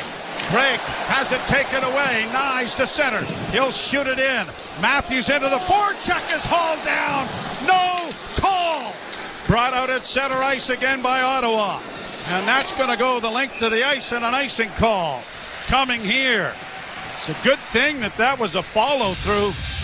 Hate to think that they'd actually call a penalty. Well, that was Shane Pinto that ended up taking Matthews down going to the net. Matthews does not have a reputation, Joe, for embellishing to drop penalties. Well, that one was rather interesting. They draw the Domi line out to the right of Ullmark. Draw one by Toronto. Nylander on the near boards into the corner. Riley centers. Actually tried to shoot it to the short side, and it was blocked there by goaltender Ullmark. Senators bring it back at center. They're in need of a change, so they're just sending it into the Toronto end. Morgan Riley, who has scored here his second goal of this postseason. Got it out at center, but the Senators have it at their own blue line. for Giroux. Giroux taken to the boards by Riley. Around to the far side. The puck comes free in the Leafs. McMahon starts out at center. He's going to chip it in and try to get around the defenseman and gets in on the forecheck, but it's reversed away from him. And Clevin has it around back of the net. His pass finds Giroux at center. To the line. That's a delayed offside as the Leafs go back into their own zone. Mitch Marner had his hand up, so I knew it was a delayed offside. Now on the left wing side comes McCabe, and he's going to backhand it down into the zone. Mitch officiates the game and everything. Played down the ice. Okay, Simone Benoit may have hurt himself trying to skate as slowly as he could back on that icing. He may have pulled something. I don't know if you can accuse the Leafs of sitting back here in the third period. They're out shooting the Senators 7-0. 11:24 into the third, and the Leafs have reversed the second period. But haven't been rewarded yet. Yeah. Matthews to take the draw, won cleanly by Shane Pinto. Sent around the boards and out on the left wing for Gregg. Ridley Gregg checked into the boards there by Oliver Ekman-Larsson. Now Gregg tackles Larsson. Now he gives him another shove. Now Larsson has him up, pinned up against the boards. The puck is in behind the Leaf goal. It's centered in front, and the Leafs come away with it. And Nyes breaks it out at center. He's going to backhand it down into the zone, but Shabbat got in his way, and the puck goes around the boards into the far corner. That came off the stanchion at a strange angle. Blocked at the blue line by Carlo. Kept in there momentarily, but the Leafs are changing. Played up on the right wing side. Here's Zetterlund. Blasted there by Lorenz. And it's cleared back into Ottawa territory. Kept alive there by Lorenz again. And then we get a whistle. High stick, maybe making contact with the puck. Zetterlund having a shoving session with Steven Lorenz. Well, let's put it this way. With what you've let go already here in the third period, you better not be calling those. Pretty good hit by Steven Lorenz. Yeah, it was shoulder to shoulder. Shoulder to shoulder. Yeah, he went into the boards hard, and then Batherson came in late on Lorenz. Well, 7:41 to go, third period. Leafs 2, Ottawa 1. You're listening to Molson Leaf Hockey on TSN 1050 and the Maple Leafs Radio Network. Hey everyone, Adney and Verk here to talk about our great podcast, NHL Unscripted with Verk and Demers. Jason Demers here after playing. Hey you! Yeah, you! I'm talking to you! Thanks for hanging out with us, and yes, I'm talking to you Maple Leafs fans who have been subscribed for so long since we started this journey, and we had 4,000, 5,000, 6,000, 7,000 subscribers, and now we just passed 95,000 subscribers right before Game 1. Thank you so much for being here and being a part of this amazing community. Please turn on that bell if you haven't already so you don't miss it when we go live for every single game of the NBA and NHL playoffs during our Playoff Pulse campaign, where every single game we're raising money for SickKids Hospital in Toronto. Let's go. Let's get back to the hockey. Go Leafs, go. We'll see you back in there. Hey, you. Yeah, you. Joe Bowen here, voice of the Toronto Maple Leafs. The Playoff Pulse on Toronto Sports Insider is all about playoff thrills and making a difference, with 100% of Leaf playoff stream revenue going directly to SickKids for their life-saving treatments and research. We're aiming for 100,000 insiders. Hey you, yeah you, Easton Cowan, Leafs prospect here. I'm loving these Playoff Pulse live hangouts. Subscribe and turn on the bell to catch every game. Keep the chat buzzing and let's cheer for SickKids together. See you in the chat. Linus Olmark. You know what I'm going to do? Because in the first period, I gave a shout out to two guys and the Leafs scored 2 goals. Okay. So I hope you're still listening. Lloyd Fremlin in Sault Ste. Marie and Jeffrey Rainey up in Newmarket, Aurora area. There you go. Glad to see you're not very superstitious. No. You are a goalie, and if you're not superstitious and a goalie, there's something wrong with you. You have an issue. Me and Eddie Lebec. Remember the character on Cheers? Oh, yeah. Yep. Some repair work being done to the Now they're opening the door. I think they got an ice issue here. Yep. And they got one of the Scotiabank Arena folks doing a repair job along the boards directly below our vantage point here, just inside the Ottawa blue line. 7:41 to play. Morgan Riley from Nylander and Tavares at 3:43 of the first. Tavares on the power play from Marner and Matthews at 8:20 of the first. Tkachuk from Giroux and Shabbat on the power play at 15:42 of the second. And that's where we are. The Leafs 2-1. Yeah, Leafs have not had a power play since Sub went off in the trip at 8:02, and 18 seconds later, John Tavares banked one in off Nick Jensen's skate. Boys are still hard at it down below us here, right against the boards. Official is keeping a sharp eye on the construction work required.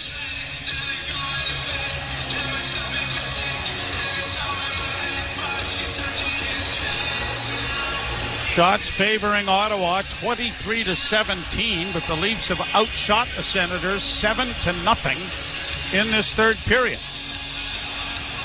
Again, a reminder to join us on Thursday night from the Canadian Tire Center in Ottawa.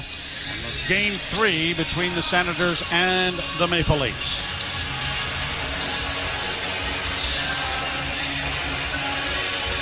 Boy, it looks like they're just ordering more and more snow right from where the Zamboni goes off. Well, they're heading off. Looks like they're closing the gate. We're ready to go. Well, it's going to be the Tavares line with Holmberg and Nylander up front. And Riley and Carlo on defense. Tavares leaning in against Shane Pinto. Draw scrum in along the near boards. Holmberg couldn't get there. The Senators have exploded to center ice, and then they just shoot it in. It was a set play, wasn't it? Played off the boards now for Pontus Holmberg. He sends it off the wall to the left wing side. Shabbat regroups it for Ottawa, and it's going to be brought to center and played to the line. It goes off the foot of Carlo and clears the board, and Joseph Wall has to make a save over there in the end of the Maple Leaf bench. Unfortunately, but Carlo, his skate was inside the lines, so the faceoff will come into the Leaf zone to the right of Stolarz.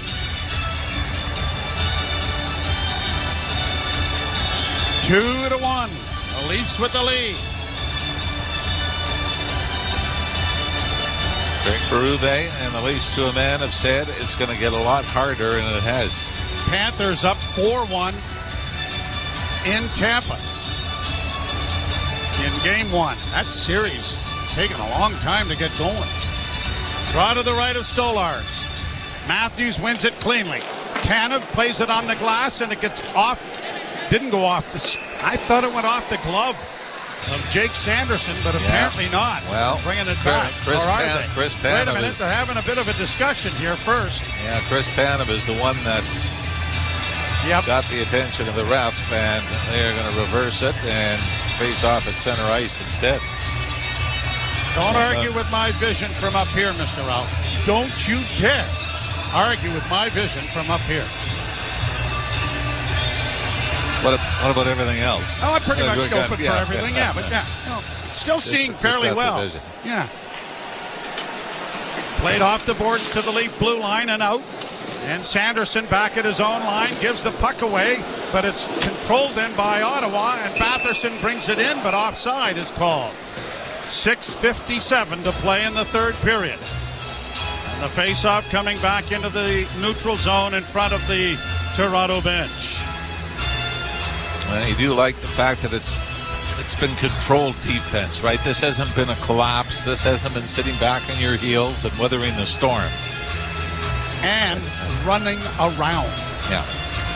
They have been very smart. controlled. Yep. Now, of course, you're still at a point where one bounce ties things up. And you saw it in the second period, got Ottawa closer. Marner outfights his man to get the puck to McCabe. Off the boards for Nyes. Stolen back, and Matthews will shoot it in. Marner into the forecheck against Shabbat. The puck came free, but Tanev thought better of going after it, and a wise choice it was, as he has it now back in his own zone. Long alley-oop pass to center, but cut off there by Sanderson. Stolen by the Leafs. Nyes works in over the line, but his line mates had gone to the bench. Senators with it in their own zone. Nyes soon to join them on the bench. The Leafs have their fourth line out there with Yarncrook, Lawton, and Lorenz back into the Toronto zone. Carlo around the boards to find Lorenz on the right side, and it is launched into the zone into the left wing corner. Lawton couldn't get to it. Lorenz does, gets it back to the point. Brandon Carlo returns the favor into the slot area, but just out of the reach of Scotty Lawton. And the puck has come all the way back into the Leaf zone, and it'll be handed off there by Stolars, who plays it out at center ice. Yarncrook couldn't come up with it, although he blocked the pass. And now the Senators, Jensen getting it to the line, broken up at the blue line, and Nick Robertson gets to center ice, and he needs to buy the rest of the rink and gets it in. But the Senators have it again. Brought back at center ice quickly now by David Perron. Shot in around the boards. Oliver Ekman-Larsson for Benoit. Played up on the left wing, and Robertson tips to center. Long shoot in, goes wide of the Leaf goal. 5:23 to go. And the Leaf fans, now a giveaway there, back of the net by Benoit. It comes back to the point, a shot, scores! One of the few mistakes the Leafs have made in their own end. On a reverse back of the net. And it's kept in by Ottawa, and Gaudette finds the back of the net on a point shot that had eyes. Simon Benoit guessed that Max Domi was going to follow him in behind the net. Domi cut across the front of the net, so when Benoit reverses it, it's right onto an Ottawa stick. Stützle pokes it back to the left point, and even though Ekman-Larsson is there with Gaudette, cannot tie up the stick. Oh, wait a minute. What? Thought they might be looking at something. They had the referee over to talk with the coach, but apparently not. By the danger, right? That second period. Oh, no. Hang on a second. Timeout for Ottawa. Well, Mike Ross says timeout Ottawa. I think it's the Leafs taking a timeout to look at something here, and I'm not really sure what it is. On the entry, possibly? Yeah, I mean, the only thing you can think is offside. Was it tipped with a high stick? No, it was almost along the ice, was it not? I think the Leafs must be looking at something to see if they're going to challenge, but... Mark Savard. Like a knockdown, high stick. Oh. Was it offside? Do they clear? No, I don't think it is. But did the player coming out touch the puck when he was in the Leaf end? I don't know if they could call that in retrospect. It looks like we're playing on 2-2. Yeah. Okay. 2-2. 5:10 to play, third period. And now the Leafs have got to get their business in order as it's brought in by Willie. Nylander down into the corner. Overskated it, and the Senators will try to backhand it, and they do. Out and down the ice. Brandon Carlo hoping it'll go over the goal line, but it doesn't. Played around back of the net for Riley, who gets knocked down. Riley back on his skates, trying to play it up the boards. The scrum continues, and the Leafs try to get it freed up on the boards. Tavares couldn't get it out. Stützle centers in front of the net. The Leafs will play it off the boards and down the ice, and this will have enough to go for icing. 4:35 left, third period. A 2-2 tie, the Leafs and the Ottawa Senators. And really, you look at all four goals, and they're all playoff goals, right? Throw it to the net, get traffic in front. No highlight reel markers, but four important goals split evenly. Draw one by Ottawa. Shabbat got around Nylander into the corner but couldn't center. He goes around back of the net with it though. Shabbat back to the blue line. Stutzla with a drive that was blocked by Tavares, and then he blocks another shot. Puck to the side of the goal. Here's Giroux coming out of the corner with it. Sends it towards the nets. Knocked away there by Stolars. Tkachuk in the corner. Round back of the net. Brandon Carlo unable to reach it. Played in along the boards. The Leafs get it to Carlo, who gets it out. And Tavares, trying to outmuscle his man, had to go in over the line. And it'll be Riley going to the puck as the teams are changing. Morgan Riley waving at the bench as the pass comes ahead off the stick of Nyes, but he couldn't get it ahead. Now he plays it back, and it is McCabe going back to the goal for Toronto.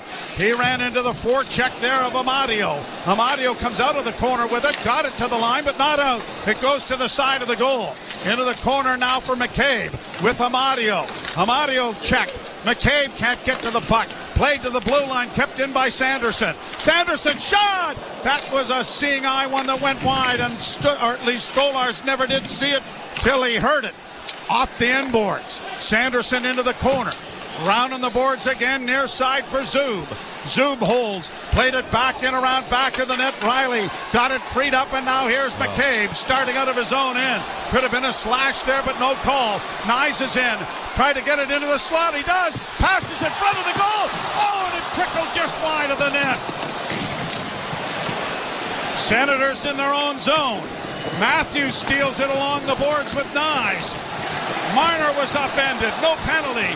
Into the corner and unable to get to it. And it's cleared high and into the crowd. Into the crowd. They might have to call this one. Another discussion. I don't think this goes off anything.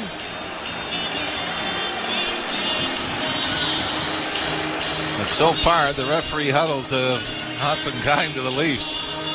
Nyes with a great chance. And a great save made there by Ullmark. But is this?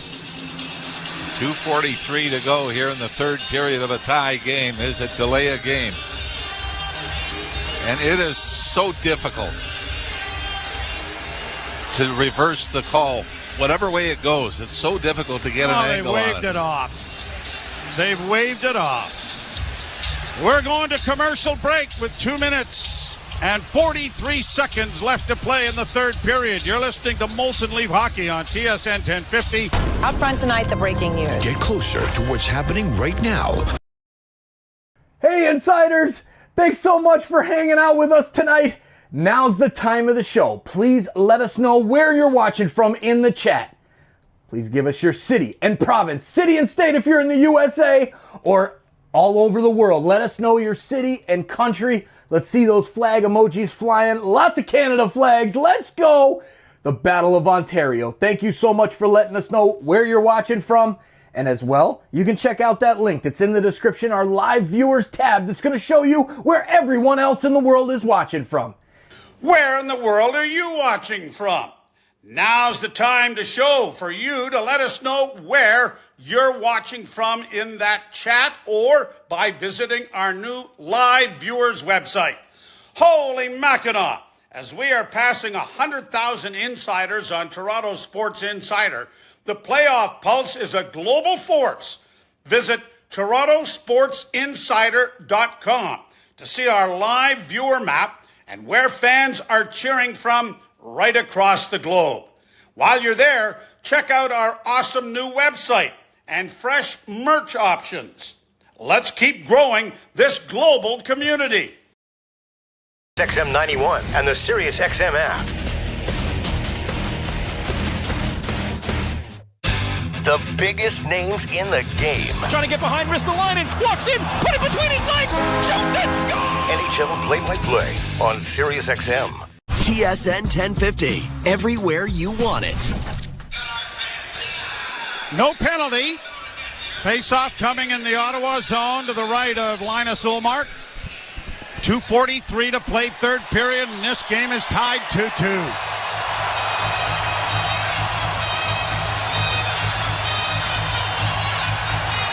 Time of year when you need a hero. Tavares, Nylander, and Domi, the forward line for the Maple Leafs. And everybody moving early in the face-off circle, and Domi's going to have to take the place of Tavares. And now Pinto is waved out of the face-off circle.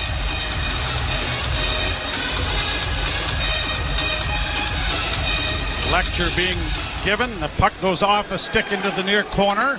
Played by Zub along the boards, but there's a traffic jam there as it goes free to the left wing corner, and Ridley Gregg has skating room to his liking to come to center and flip it into the Toronto end, and now changes coming for Ottawa.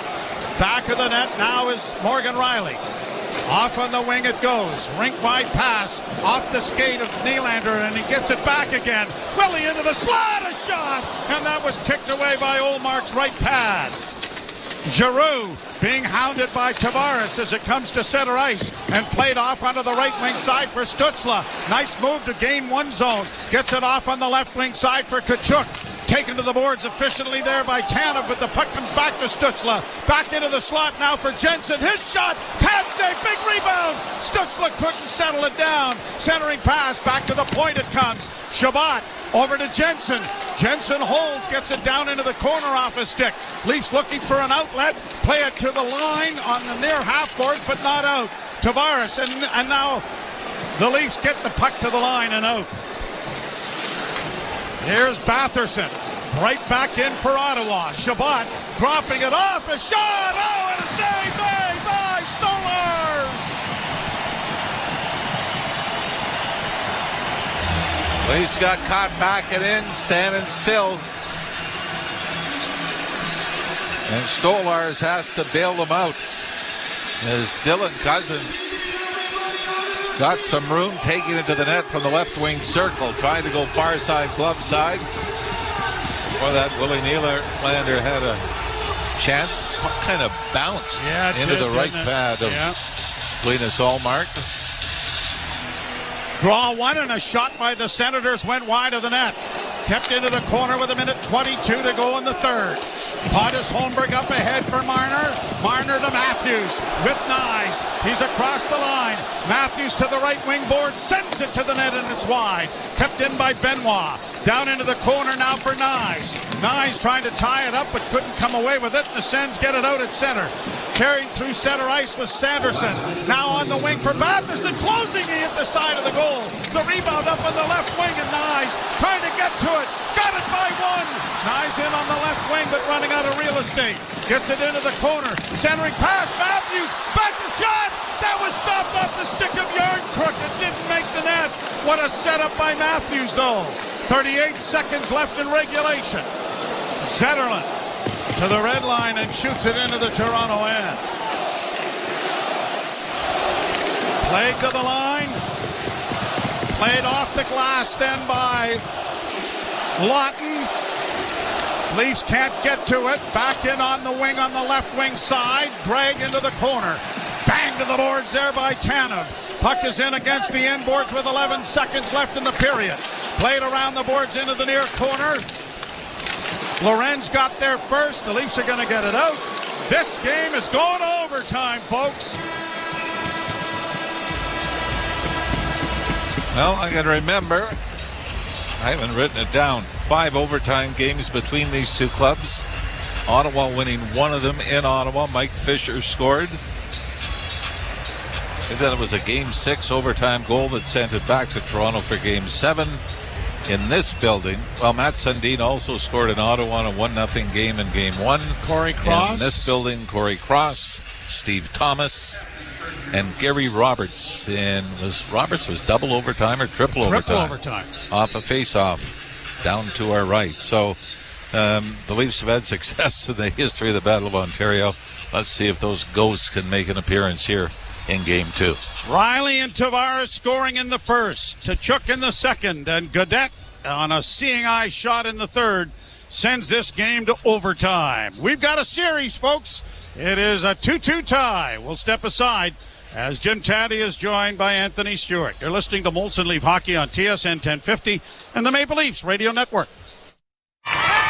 This is the year. Toronto will be marching the cup down our city streets, and Manicure Men's Grooming Lounge wants you to look and feel your best while you celebrate. Elevate your grooming game with manicures, pedicures, facials, wax, and laser hair removal. Check out Stark's Barbering at Manicure Plus 2. Book your appointment today. Let's party like it's 1967. Come in for a free men's express pedicure, manicure, and Manicure Plus. 4 locations in Toronto. Online at manicure. All right, Insiders, here we go. Here we go. We have a series. Overtime. 80 subscribers from 96,000. That just means we're getting there. There you go. Mr. Roboto says 96K. Strong. Let's go. Come on, Insiders. Share the... did anybody take my suggestions to text a link? Hit that share button. Get out of the chat for a second. Hit the share button. Send it to a friend. Tell them to hit the subscribe button for Toronto Sports Insider. It's free, okay? It's free.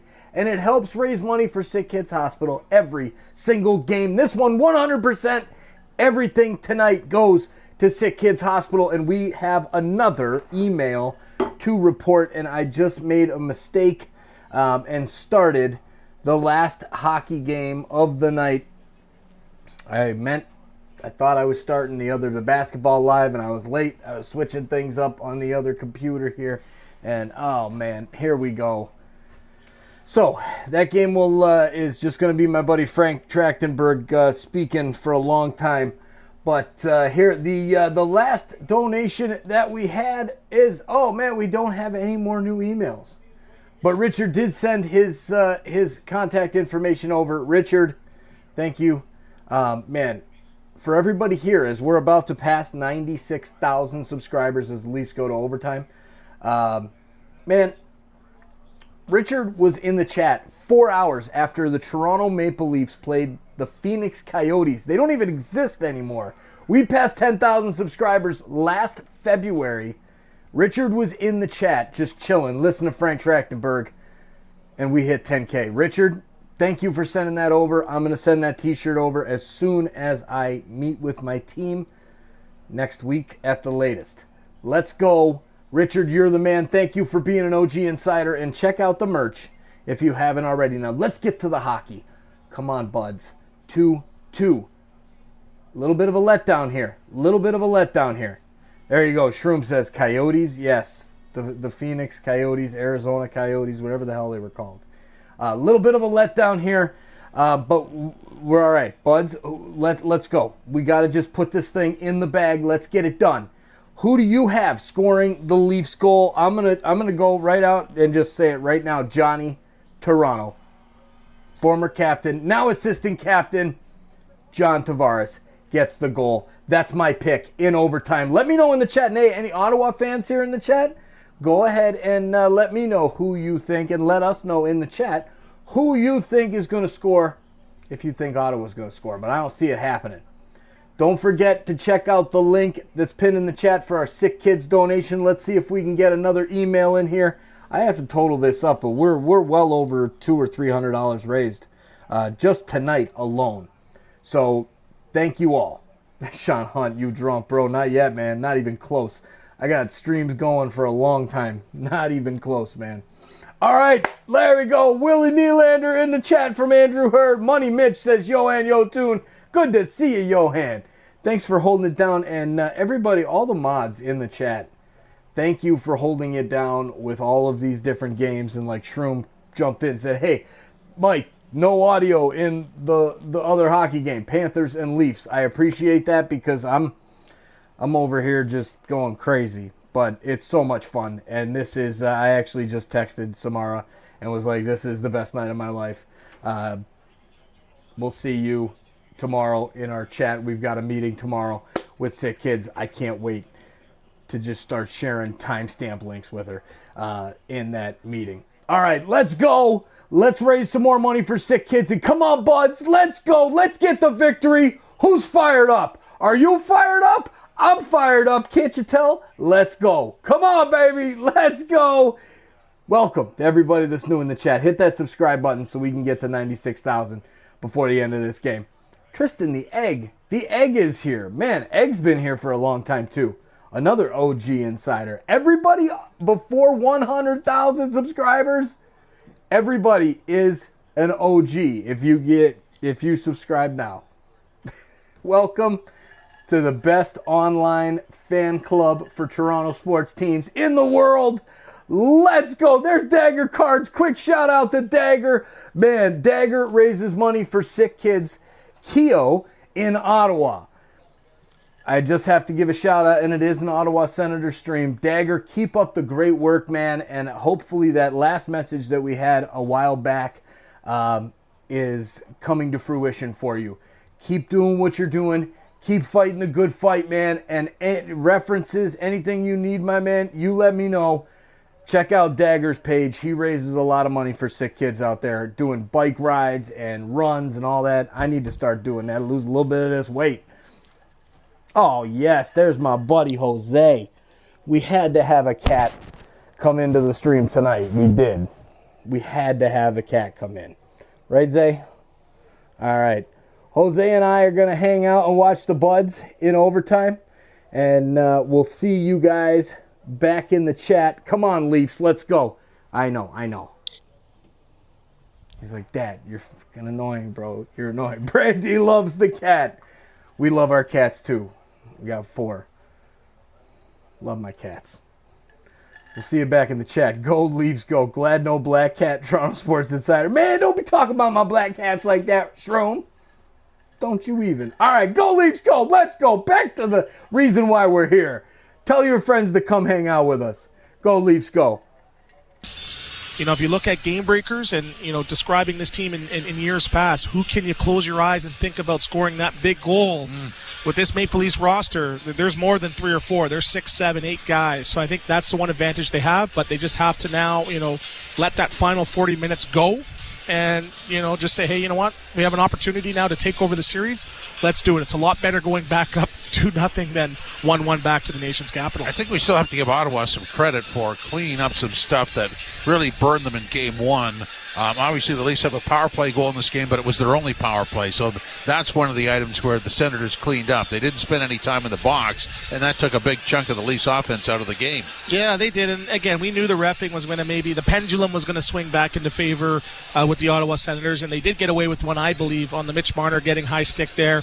And they did say the one at the end there was, I guess, deflected before it went out of play. So that's lucky, and that could have been the game for the Ottawa Senators there. But credit to them.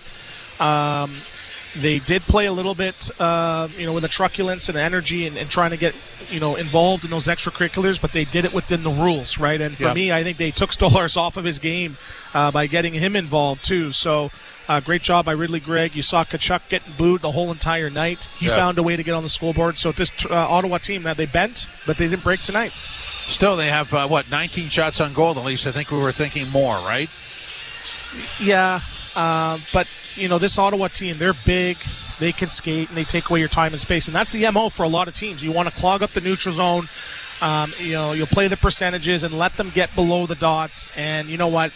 They don't really have the big bomb back there, so you want them getting the puck to the point, and they don't necessarily fight for interior space consistently. So they stuck to their game plan. They didn't give up much off the rush, and that's why Toronto, sort of gets outshot. They play the percentages, they wait, they almost play that whack-a-mole style hockey, and they wait for their opportunities. And I think I'd rather this if I'm Craig Berube than back and forth and turning it into a track meet. So we've got about a minute left before we break and do the out-of-town scoreboard. So let me ask you this. I mean, I think that we could be talked into any result at this particular point based on how the second half of this game has been played, or the last 40 minutes, really. I mean, who scores for the Leafs?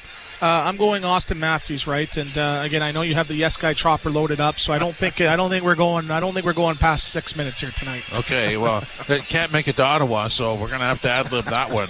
I'm going to go with Marner.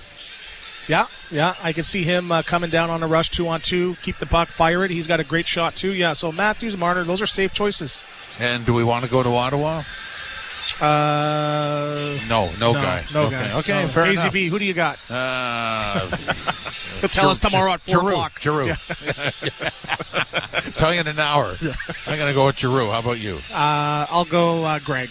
Okay, that's it. 2-2 after regulation, getting set for overtime. This is Molson Canadian Leafs Hockey on TSN 1050, the iHeartRadio app, and the Leafs Radio Network.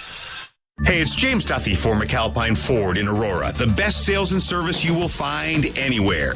Jimmy, step aside. Oh, what are you doing? I'm recording the commercial. I chatted with Peter at McAlpine. He wants a new voice. He loves the needle mover idea. But this is my thing. I'm the McAlpine guy. Beat it. It's my time to shine. Hey, come visit Pete and his team at McAlpine Ford in Aurora. Visit McAlpineFord.com. Tell them the O-Dogs sent you. And James, too. Take a hike, Jimmy. It's O-Dogs.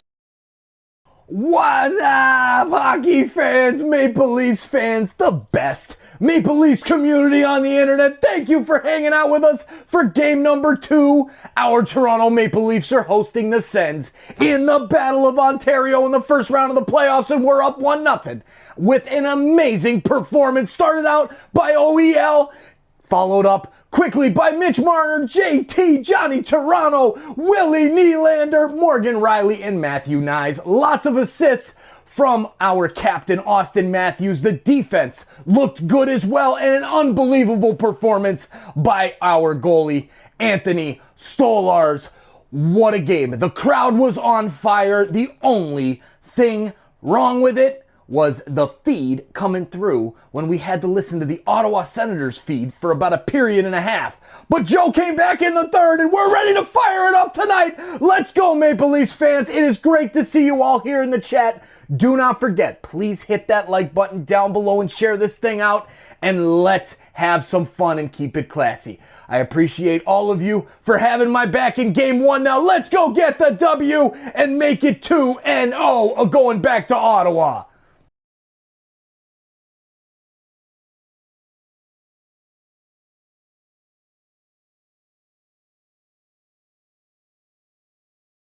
Subaru dealer for great lease and finance options. As parents, summers can be absolute chaos. Kids are off, you, not so much. And the neighbors, out in full force. Brad, your front lawn! What's the secret, eh? What if Sunwing could get you out? An all-inclusive package where everything's included. Even a summer's worth of activities makes planning every day easy. And an ocean view your morning ritual. Save up to $1,400 per pair when booking with... We're Canadian, don't you know?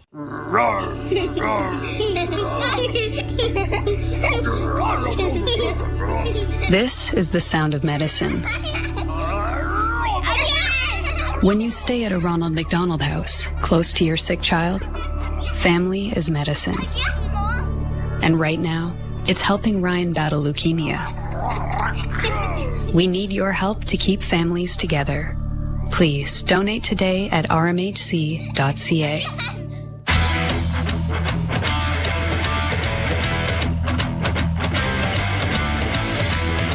Time, the Leafs and the Ottawa Senators deadlocked at 2 apiece.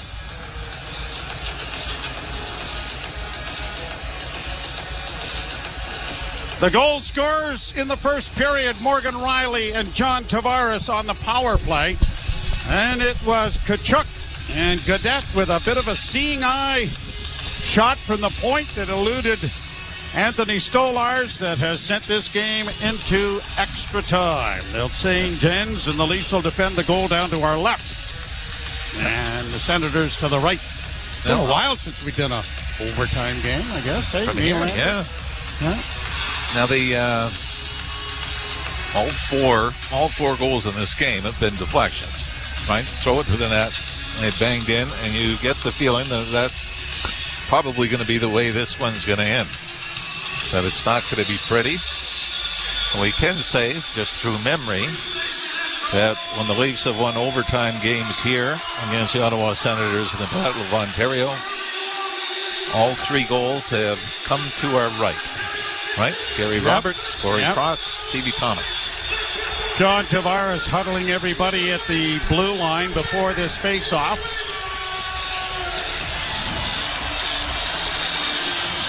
A late start, 7:30, and it's going to be a later evening. Way past my bedtime.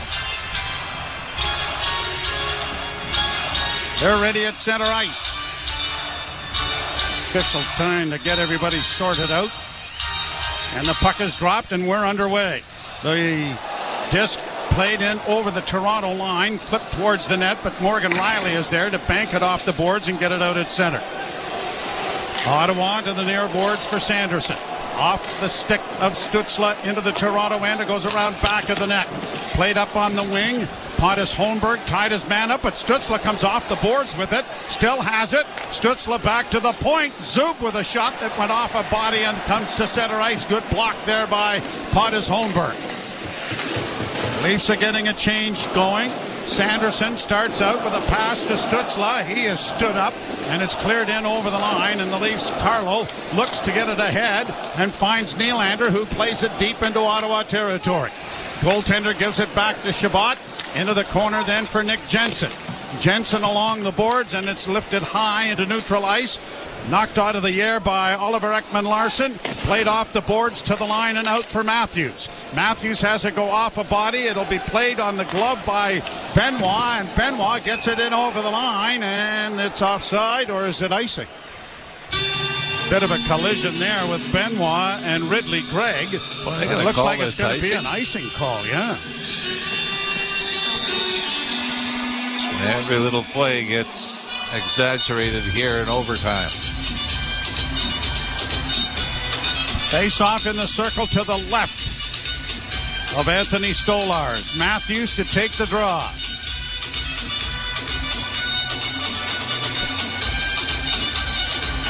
Number one line out there for Ottawa as well. And everybody moving a little early. They'll do it over. And the puck is dropped, and the Sens win it cleanly. At the point, and a wrist shot deflects just wide of the Leaf goal.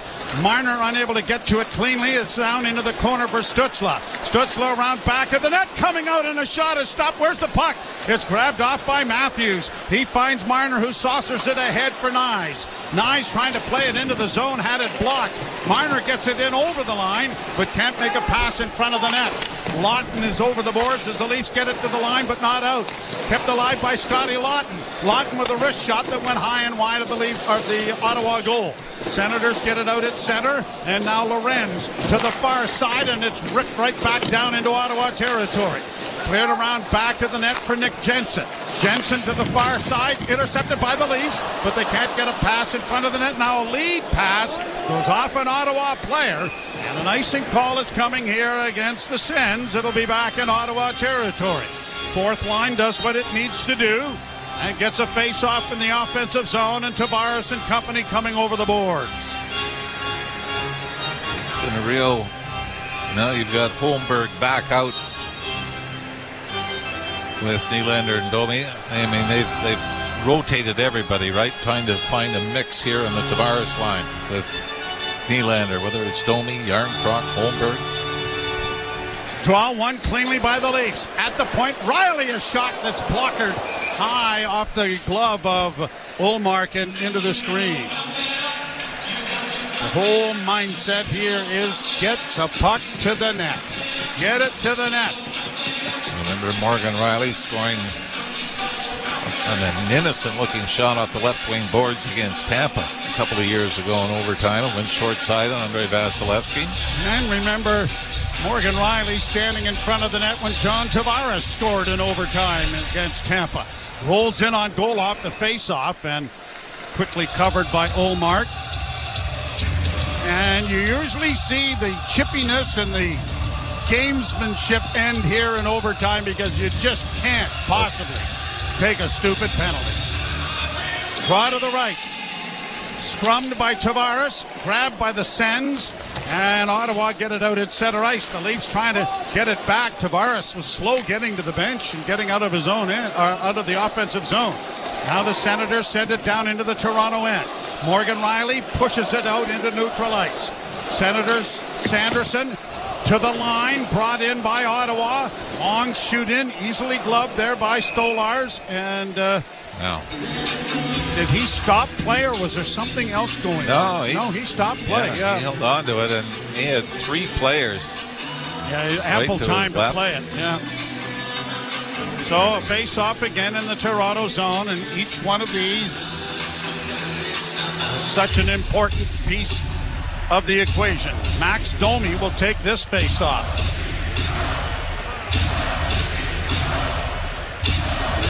And it was Cousins who's waved out. So Batherson moves in for Ottawa. And Domi wins it cleanly. Along the boards, chipped up on the wall. McMahon couldn't get to it. Played ahead now by the Leafs, and they have a 3-on-2 break. At center ice is Domi. In on the wing, he gets to the line, a shot. And he wristed it at the net, and that was stopped by Olmark. Domi back of the goal, trying to tip it to the near boards. Robertson back to the point. Just kept in by Oliver Ekman-Larsson, but quickly brought to center ice now by Ottawa. Batherson into the slot, intercepted by Benoit. Benoit carries back for Toronto. He's in over the line, dropping for Max. Max into the slot, shooting, scores! Max Domi scores for Toronto in overtime. The Leafs win it 3-2.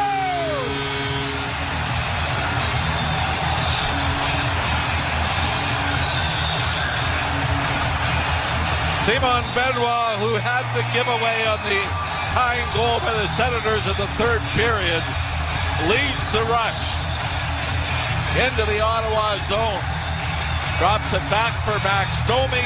It looks like Domi is going to lose control of it, but follows it into the high slot and rips one high under the crossbar to give the Leafs the 3-2 win in Game 2 and a 2-0 series lead. But Simon Benoit, you kind of thought, give it to Domi earlier. Instead, he took it all the way into the Senators' zone. And then the Leafs got lucky because there were a couple of flybys in front of Olmark. And I think, was it Simon Benoit went to the front of the net and jumped as Domi let it go. So Simon Benoit will pick up an assist on the winner and went right to the net to provide the screen. Batherson skated right by it. Yeah, right just by missed it. So it only takes 3 minutes and 9 seconds for the Leafs. And like we've said, now Max Domi can join Gary Roberts, Steve Thomas, and Corey Cross. And hey, Dad, your kid scored a big goal tonight. Yeah, who would have thought back then would be saying, I bet you one of their kids will score a goal in one of these series. Well, Max was not very big back then. Yeah, but what we did see as well is Ottawa can play. You know, sure. It's going to be a good series. Yeah, they knew that the Leafs knew that Ottawa was going to come up with their best effort. I thought they did. The Leafs, to their credit, neither team really gave up a whole lot. This was a little more of a vintage playoff game. Leafs maybe a little guilty in the second period of not going on the offensive, staying back on their heels a little too much. And you give Ottawa credit for sending it to overtime. First star of the game.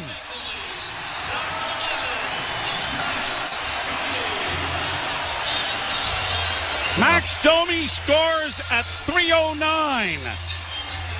And the Maple Leafs, from an assist from Benoit, win it by a score of 3-2 in overtime and will take a 2-0 series lead to Ottawa on Thursday night. We hope that you will join us for all of the action beginning at 7 o'clock. And we will see you at that time. We'll ship it off to Jim Taddy and Anthony Stewart. Lots to chat about as the Leafs take a 2-0 lead in this best of 7. You've been listening to Molson Leaf Hockey on TSN 1050. It's NFL Draft Week and Sports Grid. Oh, they just cut Joe off right there. Holy cow. They said no. Anyways, where is my webcam? There it is. Hey, Leafs fans. We did it. We did it. 3-2. What a goal. Max Domi. Unbelievable. Unbelievable. Right in the beginning of overtime. We didn't have to wait long. Amazing. This chat is amazing. I love having this chat up with this background. I got to spend more time to get the stats and everything over here so I can shift it off into there during the game because, man, like when there's a goal or something, because holy cow. Holy Mackinac. This chat. Holy Mackinac. What a goal. 3-2. Our Buds are going to Ottawa with that 2-0 lead. Let's go. Let's go. All right. Well, as always, I will let the post game run. we will run, the post-game will run as always until Frank Trachtenberg comes on. And we've got, I think we've got about 500 or 600 people in the chat for the Minnesota and LA Lakers game. We've got 127 in the chat for the Panthers and the Lightning game. End of the second period. That game is a blowout. The Panthers showed up in Tampa ready to play. So don't like to look ahead, but you all know it's human nature. We look at the other stuff because we're sports fans, right? Cheers to everybody tonight in the chat. Mr. Brennan, great to see you. Don D, Brandy Gale, Brad Smith, Pike's Wrath, Rod Bottomley, beer. I love it. Mad Max, great to see you. Mad Max, Hazard County, Mike Stewart, beer. Zachary McNally, Leafs win. Yes, we did. Mr. Roboto, what a friggin' night. Hey, 22 subscribers away from a 96,000. Come on, ladies and gentlemen. 22 to go. And we have 5 other lives going. I don't even know how many is shut down. The Blue Jays game is over. It is 5-1 final. The Jays are done. That is another loss for the Blue Jays. I think that's 5 in a row for our Jays. And man, let me tell you, with like 97, I did mess up the audio. I let it go like I did in another stream tonight. That's my biggest issue. But running 8 streams at once, crazy. And having 3,500 friends hanging out with me in the chat, raising money for SickKids Hospital while we cheer on our buds to a 3-2 overtime victory with a goal from Max Domi. I just have to tell you a quick story before I get to the post game. As a little kid, when I was living in Florida, like I said earlier, listening to Joe Bowen on the radio through that stupid dial-up internet, I was back in Toronto, and I was a little dude. I was like really young, and we were over by Ty Domi's house.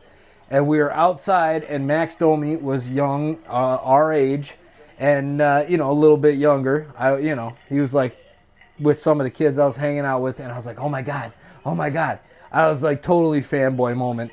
And whatever, and like I remember we ended up seeing Ty, and we're like, oh hi Ty, oh wow, shook his hands, and we're like, oh my God, that's Ty Domi, he's the Maple Leafs enforcer, oh my God, this is crazy, and then those same people end up like never talking to you again because of like stupid reasons. And relationships come and go in this world, but I'm so thankful to have all of you here in the chat hanging out with us. Oh my God, cheers to everybody. I need to go deal with the rest of these streams. 1,421 still hanging here to listen to post game.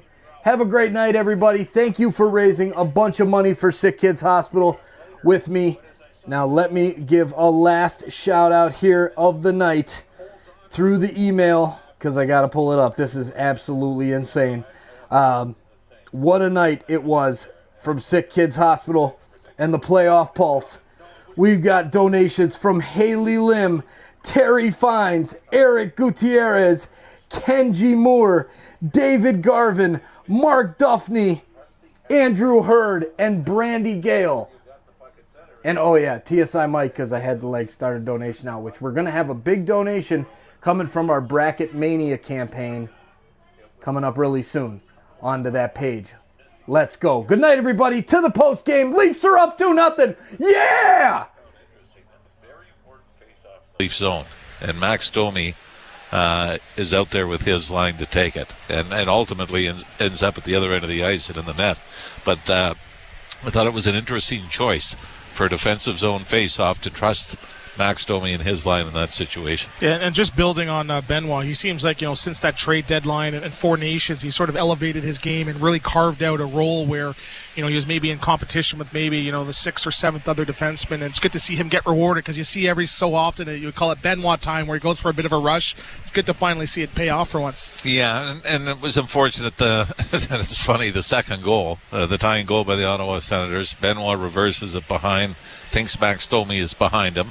Domi had gone to the front of the net, and seconds later, point shots redirected past Stolarz to send it to overtime. So, somewhat fitting, I suppose, that those two combined for the overtime winner, and don't have to answer questions from the media about how it got to overtime. But it's he's hard not to cheer for, Simon Benoit, because he was a guy that he comes over from Anaheim, so it wasn't like the Leafs said, boy, this guy is really helped the Anaheim Ducks defensively from where they were 3 years ago. Yeah, he got his opportunity last year when they had a bunch of injuries, which included Connor Timmins coming out of training camp, and basically just bulldogged his way into the lineup. That he and the more confidence, the bigger the hits, the smarter the plays in his own end. And it was nice to see him get rewarded after that hiccup that led to the Ottawa goal. But everyone's going to be talking about what a great play that was for the overtime winner. Yeah, it's interesting because what happens with the rest of this is it's almost like there's two answers to it. So when we get back into regulation, the Leafs had that 2-0 lead after the first period, and you could see Ottawa slowly erode what the Leafs were doing. And, that's a massive uphill climb by the Senators to tie this thing, isn't it? Yeah, I mean, you give them credit, and I think if there's something positive coming out, they prove that they can dominate stretches. And the second period, you can put part of that on the Leafs. Unfortunately for Nick Robertson, that's what sets up the one goal they get. But from an Ottawa standpoint, I think they're saying, hey, you know what, we can play with them. We might have got blown out of the first game. We were down, 2-0, 8 minutes into game 2, and we did. We kept chipping away and didn't give up a thing in the second period. And the Leafs started to push a little bit in the third, especially after the Senators had tied it. But I think for Ottawa, they can feel good about going home. Not thrilled, obviously, down 2-0, but knowing that you win Game 3, it changes the entire complexion of this series. Another solid start by Anthony Stolarz, 26 saves. He did his job again. Yeah, and even, in fairness to both goalies, I mean, there was a screen on the Domi one. The first 4 goals were all deflections. Yeah. Off skates, throw it into the crease, Gaudette with the deflection on the point shot. So both goaltenders were solid. And Stolarz again, and I think now in back-to-back games, was forced to be better than Ullmark. And, Ullmark is unfortunate for him, that he still came up with some big saves in the third period. He had Tavares on the breakaway, even though, Tavares sort of run out of room on it. Yeah. He made a good save on Matthew Nyes, pad save on Willie Nylander from the high slot.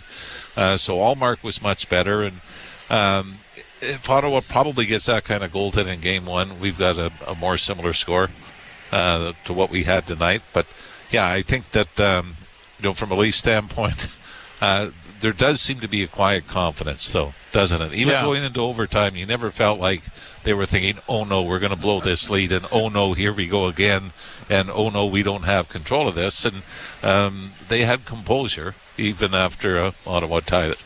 Building got pretty quiet in overtime until the goal, right? Yeah, it was. That was. I think so many people think, because there was very little going on offensively throughout most of the game, especially the last 2 periods. Nothing from a Leaf standpoint, and you're thinking, boy, this could be a while. So we're going to settle in and get ready. And Simon Benoit said, no. No guy. That's what he said. We heard it up here. He said no guy. We're going home. I heard it echo through the rink. Again, I think it's been a tale of almost the unsung heroes. You had Lawton last game, OEL scoring a big goal, and tonight Max Domi. And I think that's what makes it different in years past, against the Bostons and the Tampas. If it wasn't the Matthews, Marners, Tavares, Nylander scoring a goal, they were almost going to run dry. But, I was talking to Tats and said there's probably 6-7 guys that you could see have big moments in these playoffs, and tonight it was Domi's turn. Yeah, and I love the fact that the fourth line, that they really seem to embrace the identity. And, you look at every team that's gone on deep runs, how often you end up talking about the fourth line, how great the fourth line was. And you can really see that it's like we've bought in. They don't get a lot of ice time, but, boy, they spend a lot of time in the offensive zone.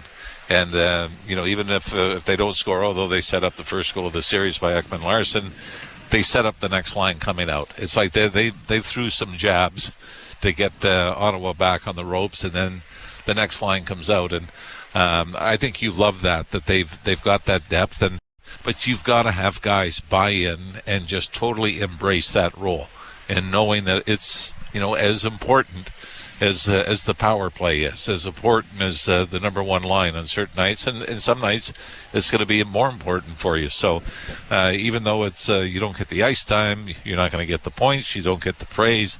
I think the appreciation comes from inside the dressing room that they embrace this role. That, like Stewie says, it doesn't surprise you at all if you're going to see Laurent score another big goal or Scotty Lawton like he did finishing the regular season.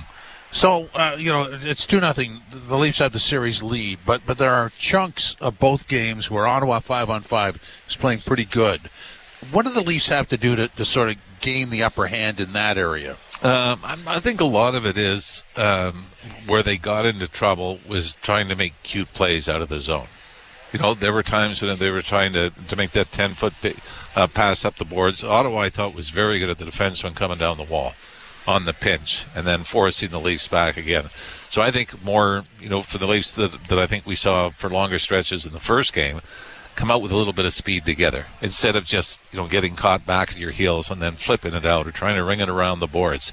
And I think that's where Ottawa was able to hem them in and, sort of suffocate them and coming out of their own zone. And, then the Leafs on the other side go, okay, I'm going to try that pass up the middle. And we saw a few of those dangerous passes get picked off that led to more zone time for Ottawa too. What were your thoughts on, was it the second, third period penalties or lack thereof? Well, I think it's fine. Like at that point, you got a 2-2 game. I don't think you necessarily have to have the same amount of marbles in each pocket when you're done. Even on the Marner one, though? That's something where you got to be responsible for your stick, right? But it's a follow-through, right? That's the rule. I can know. Fake that pretty good. I'm going to come back and get a couple guys there. I didn't know that. That rule was in place when I played. What was it, the Winnipeg-St. Louis game last night? There was a similar call on that. Mm-hmm. So you sort of saw it. I don't even know if he made contact with the puck, though. Yeah. He whiffed. Yeah. So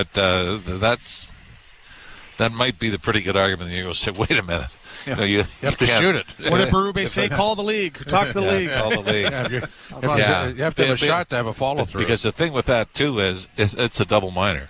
If you call it, it's a double minor. So, but when I saw the replay, I thought, okay, we saw this last night. And I have a feeling I know where it's going to go. As soon as you saw the referee's huddle, you're going, oh, no. Yeah.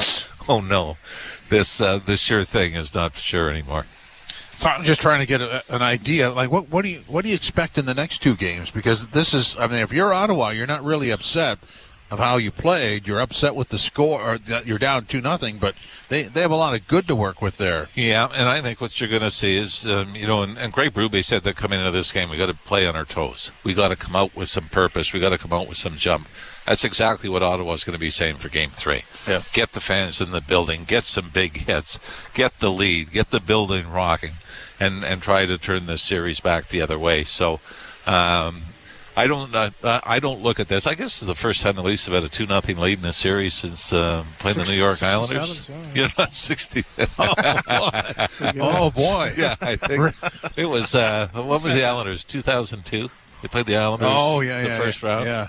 Oh, my. Steve, that's when everybody ended up getting hurt. Michael Pekka got taken out by Darcy Tucker. Sundin got hurt. I don't remember that. And anyway. I actually went back into the 70s when you said that. Yeah. So I think I think you're going to see Ottawa come out the same way. I think the Leafs are going to have to sort of survive the first 5-10 minutes of the first period, and then it'll settle in like it did tonight. But Anthony Stolar's his most important minutes of the series might be coming up in the first 10 minutes of Game 3. If you're Berube, do you ice the exact same lineup? Well, unless, if you think it's at the point now where, and I'm not going to jump on Nick Robertson just because of the penalty, but there haven't been a lot of there's not a lot of room out there. Mm-hmm. Yeah. So do you think, is it better to have a crash and bang guy there? If you can use Pacioretty, if you get David Kampf back into the lineup, and it's, I've really liked the effort of Nick Robertson. I think he's been physical when he's had the opportunity to finish his checks and everything, but you wonder if maybe, Are you at the point where you say, okay, we need a little bigger, heavier body in there, crashing around? That's I think to this point, Stewie, maybe through superstition more than anything else, you stick with the same lineup. Yep.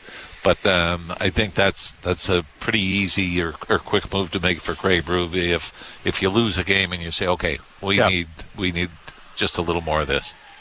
Ralphie, thanks very much. Appreciate it. I'm exhausted. I don't think a lot of people know what it's like to have to work 3.5 minutes of overtime. I think, people. Did you get to say anything? Yeah. I don't remember. I said, do I have to stay for the postgame show? All right, boys. I don't think Bonesy exhaled the whole time. No, but he had another classic call up. Anyway, thanks, boys. I'll talk to you thanks, soon. Ralphie. Leafs win at 3-2. Lead the series 2-0. This is Leafs Game Night live from Scotiabank Arena on TSN 1050, the iHeartRadio app, and the Leafs Radio Network.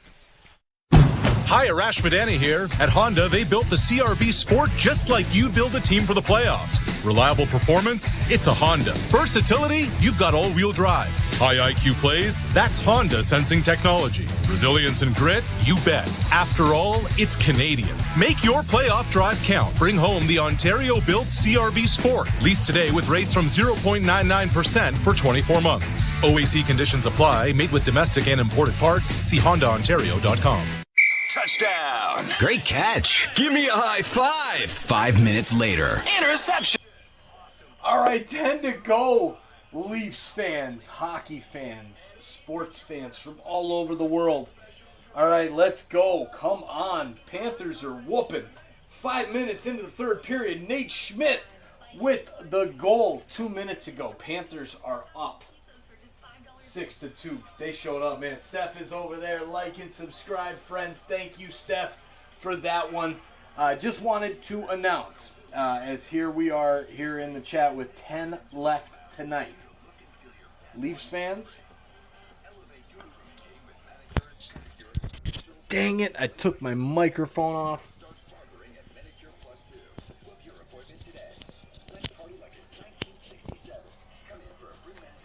There we go. Okay, anyways, Leafs fans, what I was saying.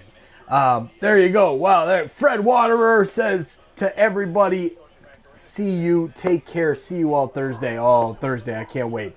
They're coming back for more postgame, but I had to jump in here. We're 9 subscribers away. Let's go. Come on, 96,000. Come on, let's go. All the damn dogs and everybody's home, and I gotta go get the dogs and lock them up in the cages and all this stuff so we can get the groceries in and all this stuff. Anyways, exciting news. $305 raised tonight, Leafs fans. $305 raised tonight for SickKids Hospital live on this stream, and we are 9 subscribers away from 96,000. I remember this time last year when I sent Joe the initial email and was like, hey, we're giving 100% of the Leaf stream revenue to SickKids Hospital. Can you provide me with the contact, whatever? And he said, absolutely. Here you go. And, man, I remember that saying, I think it was 34,000 views was what we did, and that was, like, insane. Tonight, we just passed 48,000 views with an unbelievable engagement rate. Thank you, insiders, for this amazing community. I got to go upstairs and see what the heck's going on. But I can tell you that just by the revenue that will come, this is going to be a $500 donation live to SickKids Hospital from those gifted memberships earlier from Brandy Gale and Andrew Hurd. Thank you all for the support tonight. 8 subscribers to go, but I'm putting the post game back on because that's what we do here.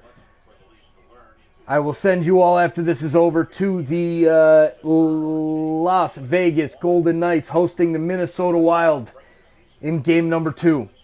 We'll see you back in the chat. Go Leafs, go! We're up 2-0 going back to Ottawa. Battle of Ontario, baby. Let's go! Come on, buds! Who else is hanging out? Oh, man, we just lost one. Who else is hanging out here till 96? Come on! This baby's running till 96,000, I'm telling you. I'm leaving it on. Keep it classy, Chad. Keep it classy.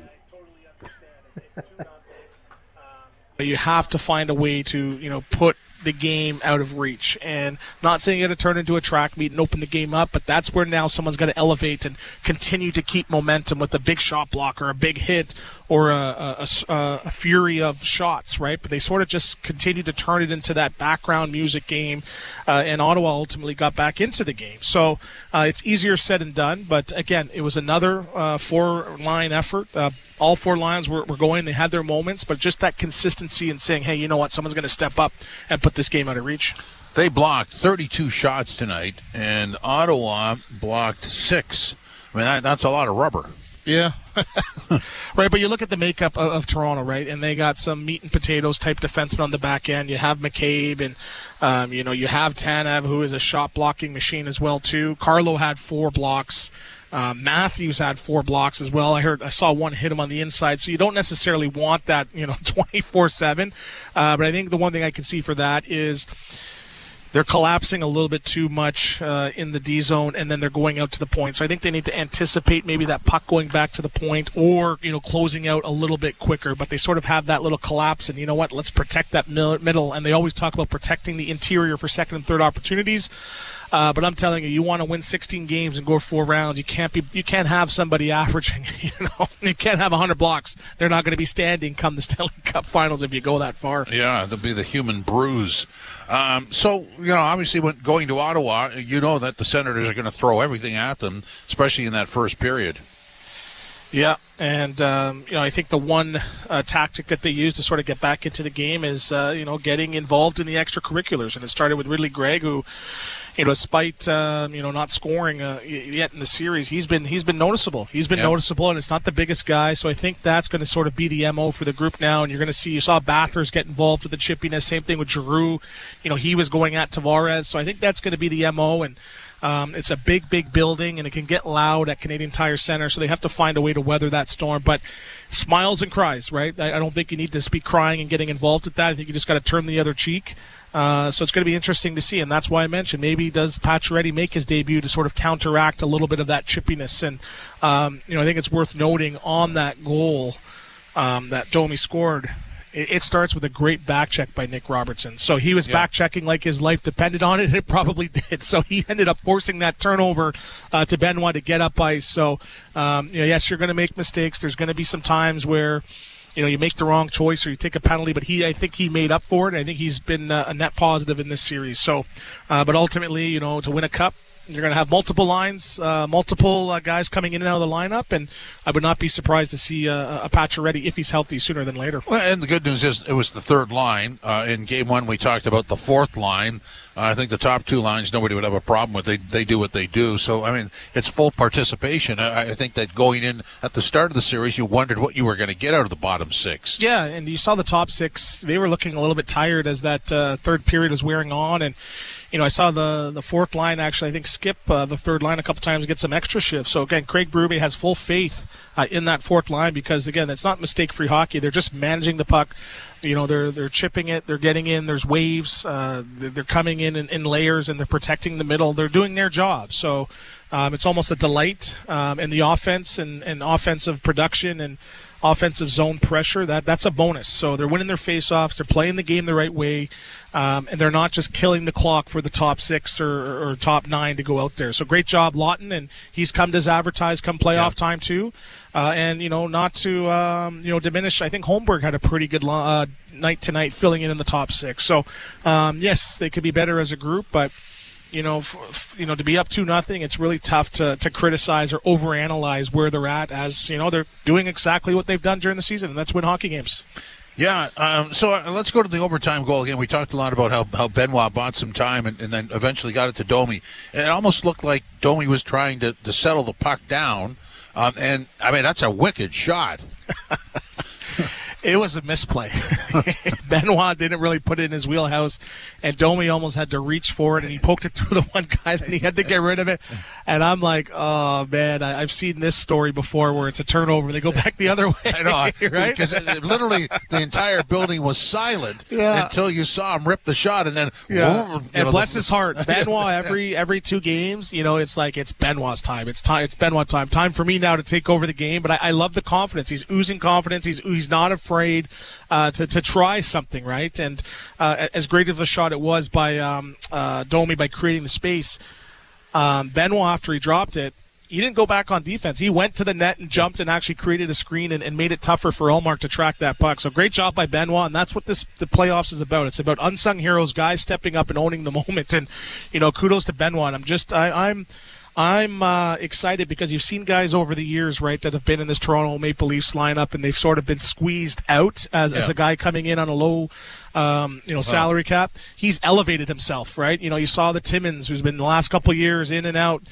Myers on the outside looking, and here's a guy that earned a spot, came in, grabbed the bull by his horns, and is now an impact player on this roster. And at that cap hit, what a great job by him, and kudos to him and having the confidence. But ultimately, that Craig Berube system, if you stick to it, you're going to benefit and you're going to thrive. Well, look, they've had draft picks that were supposed to elevate, and they didn't and got moved out. Like on the blue line. I know. I don't want to go there, but that's a good point, because usually if you're on the bottom period on the Leafs blue line, you're not here long. Yeah, and that's, for me, that's the one thing is, and you look at some of these teams that are perennial contenders, like you should be able to draft and develop some Benoit, right? A guy that can come in, give you 18 minutes, and play solid defensive hockey. So but quite frankly, you should be able to draft bottom six forwards and 5-6 defensemen, and it just hasn't happened here. And and that's why they call it a lottery, right? And again, you've seen the Dallas Stars, what they've done. They've brought in the head of scouting for them this year.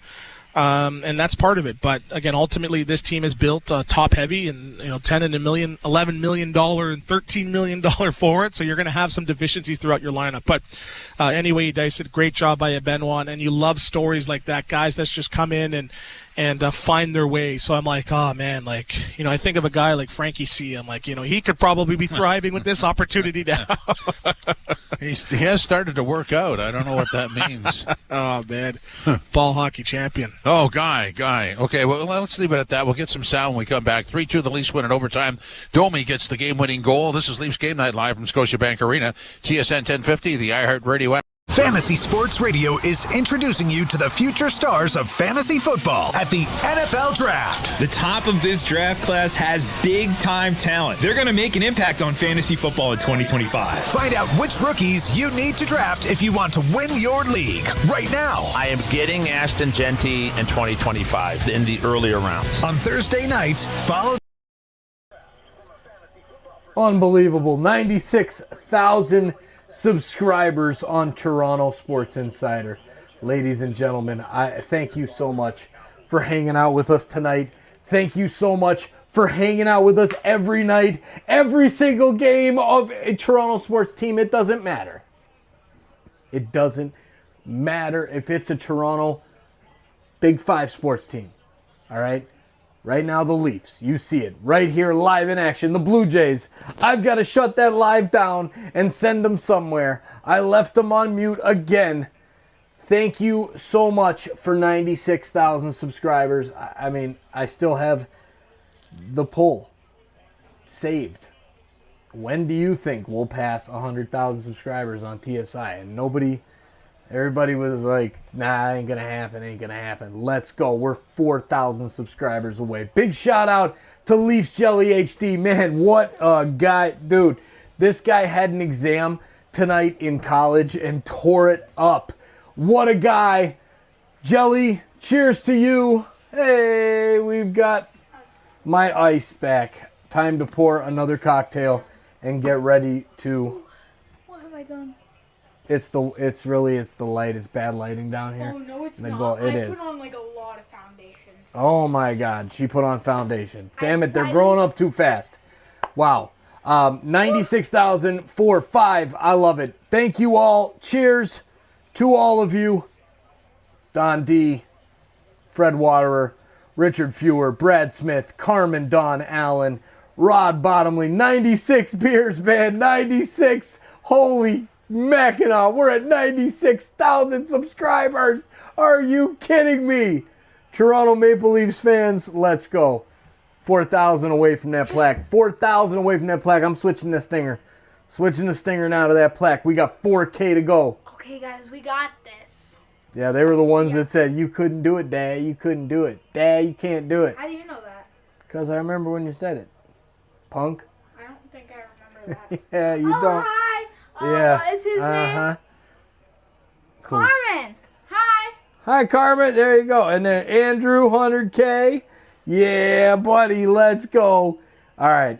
We got it. There it is. Carmen said, hi, Sarah. Sorry, Travis. Man, where's Travis? What are we saying sorry to Travis for? Anyways, Don Donaldson says, say hi to Allison. I need to go say hi to my wife right now. Good night, everybody. Post-game we'll run, and we'll send you this hockey game that's finally going to start. These NHL games, I'm really trying to figure out the timing. Excuse me, guys. I'm just trying to figure out the timing to make this work, to get as many people here in the chat as possible. And you know what? It worked tonight because we just passed 96,000. Go Leafs, go. We'll see you in this chat. Yeah. We'll see you in the Las Vegas chat. Miss V, shout out to Miss V out in Vegas. That goal that you sent me, the video of Mitch Marner's goal when we got the win in Vegas that night. That was awesome. That short, check out the shorts. Trying to do more content there as well. Leafs fans, go Leafs, go. Go TSI, go. Go SickKids, go. Go TFC, go. Go Blue Jays, go. Go Argos, go. Go Raptors, go. Any other teams to remember? No. G6 Entertainment. G6 Entertainment. That's right. Whatever those teams are. Yeah, that's all of our teams. G6 Entertainment, the team. Yeah, that's right here. Team. Thank you. 96,000. Good night, everybody. Bye. Oh, he is something. Andrew Hurd, Toronto FC, man. Andrew Hurd, let me know if you want some. If anybody out there wants some tickets to some TFC games this summer, shoot me an email, torontosportsinsider@gmail.com. We have season tickets through the soccer channel, and I would love to have people hanging out in those seats. 2 seats. Really good seats. Hey, 96009. Here we go. Can I join the little shout-out thing for those tickets? Yeah, Sarah would love to go to the game, but yeah. What if I did it and I actually went, how was that? All right, we're out of here. Go Leafs, go. Back to the post game. On the way to 97K, Fred. On the way to 97K. Let's go. And yes, anybody else that's close in the area, like, you know, in the Ontario area that wants to go to the game, a TFC game, let me know in the schedule. Send me an email. We'll get you there with 2 tickets. We'll at least get you in the door, you know. But hey, let's go, guys. Cheers. Man. Hey, we got Joseph here. Oh, man. Joseph, what are you doing flipping out, bro? Joseph Wall. Okay, we got a little hole in the wall over here to get to all the stuff in the basement. Joseph would hang out in the wall. Last playoff run right here, this guy hanging out in the wall. Now his name is Joseph the Cat for Joseph Wall, who's now the backup. But hey, Anthony Stolarz, great night. Go Leafs, go. Man. There you go. Even the cat says bye. Wait, where's the pup? Yep. All right, got a long night ahead. This game just started, ladies and gentlemen. Just started. Okay, post game. 96,000. Holy shit. Dude, what are you doing, Joe? Bro, you're so chill right now, man. Joseph is chill. Chill guy. Back to the post game. There's some guys on this roster that are trying to be up here, and they're on a mission this year. All the banners, the faces are in black and white. I don't know what that means. Long time yes, ago. Yes, guy. Just saying. That's what that means. Yeah. Just saying. Yeah. Thank you for that. See you tomorrow. Try the veal. Okay. Yeah. So I mean, if I'm in that Ottawa dressing room, I'm going, okay, we wanted to clean this, and this up, and you cleaned it all up, and you still lost in overtime, which means you're right about there. You're oh so close. You are. But I think it's, guys, we have to play, obviously a little bit tighter, but the emphasis on scoring the first goal of the game. You can't be going down 2-0 in the first period, and we know this Toronto team has that offense, but that goal, you heard when Morgan Riley scored that building, that was electric, and that carried them for the rest of the first period. So I think that first goal is going to be crucial, and you can't look at, the past 2 games. You got to take it shift by shift and inch by inch. you saw the opportunities and the goals that went in. It's going off of blades. It's going off of breakdowns. So you have to now, focus on the micro, not the macro. And it's really tough to break it down that much, but you have to focus on that if I'm Ottawa. So I'm trying to pull Toronto off their game. I'm going to turn it into, gangbusters. It's going to be, gangs of New York out there, gangs of Parliament Hill out there if I'm Ottawa, because you got to try something a little bit different. So I could see a little bit more added physicality to start the game to try to get Toronto off its rocker. Tonight's post-game comments are powered by your Ontario Honda dealers. Need power and performance in your lineup? Meet the Ontario-built CR-V Sport. Visit your local Honda dealer today. Here's Anthony Stolars and what it felt like seeing the overtime goal go in at the other end of the ice. Just pure jubilation. Obviously, the building erupts, but you couldn't be happier for him. He's worked his ass off all year for us. He's a great two-way player. He's a hell of a teammate in the room, and to see someone like that get rewarded, hopefully it's the start of something big for him this playoffs. It was strange when you guys seemed to have the momentum early on, and then they kind of seemed to take the momentum, and then just going back and forth. Can you just talk about the... Yeah, I mean, that's playoff hockey. The ebbs and flows. You have to weather the storm and, try not to give them too much. And, it's kind of on me as well to make a big save here or there. So, the second period, they were kind of just throwing junk at the net, and I was just trying my best to control it. And I thought we did a great job of boxing out their forwards, and those guys kind of allowed me to see the initial shot. Was that your first roughing penalty? No, I've taken quite a few penalties in my day, so No surprise it was him? No, I mean, I was just caught up in the heat of the battle. Just one of those things. It didn't matter. I didn't even know who it was. It's just one of those. You're in heat of the moment, and it is what it is. When you come out for a game like that, you make some really sharp saves early. What does that do for you mentally? Yeah, I mean, kind of just for me, it's just settling in. I kind of wanted to be sharp from the get-go. Obviously, kind of knew what their game plan is going to be in terms of throwing pucks at the net. So, anytime you can kind of get a couple shots early just to kind of sink into it and ease into it, it's nice. So I just tried my best to control the rebounds. And like I keep saying, the guys are doing one hell of a job in front of me, making my job a lot easier. Anthony, you waited a long time for this opportunity. What does it mean to you to be part of this as the number one guy? It's fun. I mean, I keep reiterating that, but I go out there and I enjoy what I do. I enjoy the game. So, we have 20, 23, 24, 25 guys in here who are all striving for the same goal, and that's why you play the game. You go out there, you want to have a smile on your face and enjoy it, but at the end of the day, it's it's intense, heat of the battle, and this is what you live for. This is playoff hockey. What's the feeling heading back to Ottawa 2-0? Obviously confidence is high, but they're going to be ready to go. They're going to have their home crowd behind them. So I think for us, it's just kind of focusing on, the first period of that next game. We're going to look at the film today, and I'm sure there's going to be some things we can improve on. And there's some things that we did really well to just kind of limit their chances. And for us, it's just kind of enjoy the moment tonight, but right back to work tomorrow. Anthony Stolars post-game after the Leafs win 3-2 in overtime, take a 2-0 series lead. And normally if you're up 2-0 in a series, I don't think you would say now we have a series, but I think you could in this case. Yeah, it easily could have swung either way, and you're easily one and one. So I think Stolars in his comments just saying like, hey, not saying we're lucky, but again, you're sort of got away with one tonight where easily you could have been on the other end of the stick here, and it's totally different now when you talk about losing a game at home, and then now you're going on the road and going into a hostile environment, loud team, and we know there's going to be some Toronto fans there, but I heard they did a good job of weeding those guys out with the 416. But I heard some guys are sneaking in, but that's neither here nor there. So, but I think it's good. This team is, they got to do a good job of. Sort of staying even keel, right? It's a team where the highs haven't been too high or the lows too lows. And again, I think this momentum that they got tonight, I think they're going to ride into Ottawa. I would not be surprised to see them coming back at a minimum 3-1 series lead coming back to Toronto next week. Well, and that's a good point. I think when you watch the Leafs play, there's no panic there. Obviously, they would have liked another goal or two or maybe stopped one from going in. But when they went into overtime, there was no sort of we have to win this. It was just there was a calmness there. Yeah, there wasn't really a doubt about the game, right? And we were having a discussion like, oh, here they come. And like, they don't even have a shot on net. What is going on?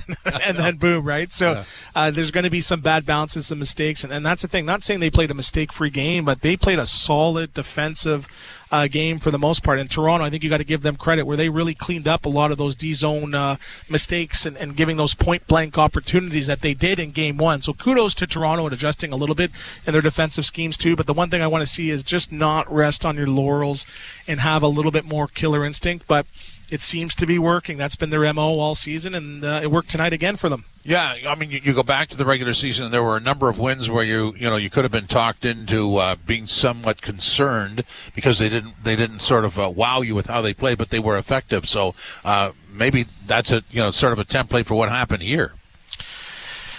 Yes, and, I go back to my coach and Craig Ramsey with Atlanta, and there'll be some times, man, this system is not working. Like, I'm going to try something, and he would politely pull you aside and say, you have to trust, you have to believe.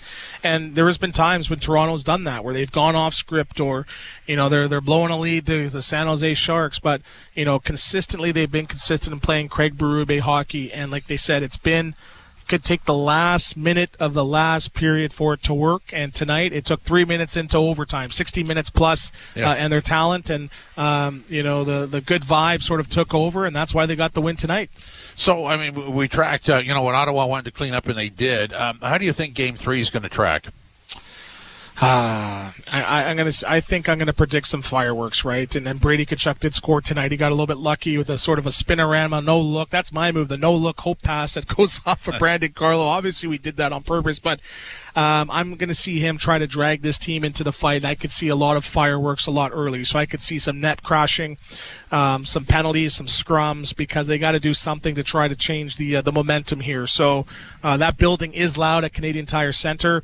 We did mention there potentially could be some Toronto Leaf fans too, so they're going to want to quiet them, and I think they're going to be banning anything that resembles a white towel with any blue on it. So they just have to find a way. It's blue towel night here at Canadian Tire Center. Yeah, but they have to find a way just to do something, right? And that's the definition of insanity, doing the same thing and expecting different results. But I really like the response tonight, and both teams played a good game, and it could have gone other direction. But I think for Ottawa, it's when we started playing physical and getting in their kitchen a little bit, it changed the tide of the game, and that's going to be the strategy for Game 3. Well, and the pressure reverses or flips over, so Ottawa on home ice is going to be under some pressure to win a game to get back into this series. The one thing I will say, and I think you'll agree with me, the Leafs at home and the Leafs on the road, there's not much difference. Nope.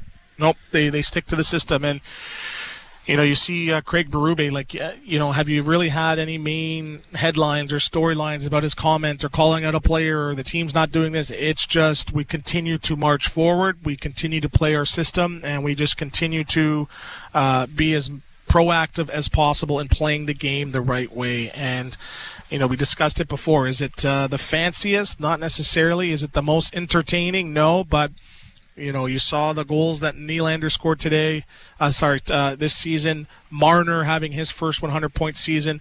Matthew Knies flirting with 30 goals. Tavares, 38-plus goals, too. So, the system works, and it's not slowing anybody down with their individual accolades. Yeah, so 3-2, the Leafs win in overtime. Domi gets a goal from Benoit at 3:09. The Senators had tied it on a goal by Gaudette at 14:47 from Cleven and Stützle, and that created the overtime. Shots on goal, let's see, the saves were Allmark made 18 out of 21, and it was Stolarz with 24 of 26. Domi was the first star, Tavares the second, and Riley the third. Stu, thanks very much. Appreciate it. Always great working with the Tap Man. Oh, there we go. That's a ringing endorsement. 3-2, the final score for the Leafs, and they have a 2-0 series lead. Leafs game night live from Scotiabank Arena, TSN 1050, the iHeartRadio app, and the Leafs Radio Network. You've been listening to NHL Play-by-Play on SiriusXM. Head over to SiriusXM NHL Network Radio, SiriusXM 91, for the best hockey talk. So judging other people on a social media app on the iPhone was about 2013. And so now you think about all these kids going to high school, and we never had this. They can be made fun of on social media. They don't even know it, and they're walking out of a classroom and people are laughing. Yeah. So it's a different world we all live in because we're all criticized and compared to more and faster. And with that, you need to balance that with support. And I think, lots of coaches that have gone, that I watch around the league in the NHL, there's a lot of great coaches and a lot of a lot of good young coaches that are really good at that. The X's and O's, I say to people, are easy now. When the X's and O's are a very simple part of hockey. It's connecting with people and getting people motivated and excited. And that's changed dramatically. X's and O's became big when video hit the computer. You could watch 100 or 1,000 forechecks over and over and over and say, okay, these are the key components on a forecheck. And so, you didn't have to be in the NHL to become better at that. So that's the easy part. I just can't imagine doing this or that I did it. I called Brian Matthews one time in Austin's U17 year. And I said, Brian, do you have any idea how good your son is? And his reply was no. Like, what are you talking about? Why are you? What is this conversation? And I had to explain to him. And I said, I think this is what's going to happen, Austin. I said, you honestly have to prepare for your life to become very chaotic and crazy. And lo and behold, he gets drafted in Toronto instead of some different market. And we know how crazy it can be here. Oh yeah. But and then the last thing I'll say on it is I remember leading up to the draft, lots of people said, can he handle Toronto? And I thought, absolutely, no problem. And the biggest thing for me is when a young player comes in the league, and we talked about it earlier, if they're a -2 or 3 and they have a really tough night, you get to know how they're going to respond. And some that breaks their confidence, and maybe they need a stint in the AHL. You got to get them out of the pressure. Mm-hmm.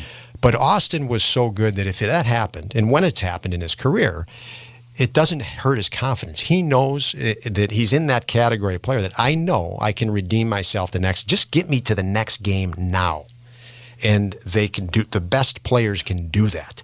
And that's a different echelon of player at the NHL level that can do that. So if you look at the top players in the NHL, their confidence is not going to break. The guys right under that, they have a bad night. They may not want that next game. SiriusXM NFL Radio Channel 88 brings you expert analysis from former players, coaches, and executives, plus reaction to all the latest news on the only 24/7 station dedicated to the National Football League. I'm Frank Trachtenberg with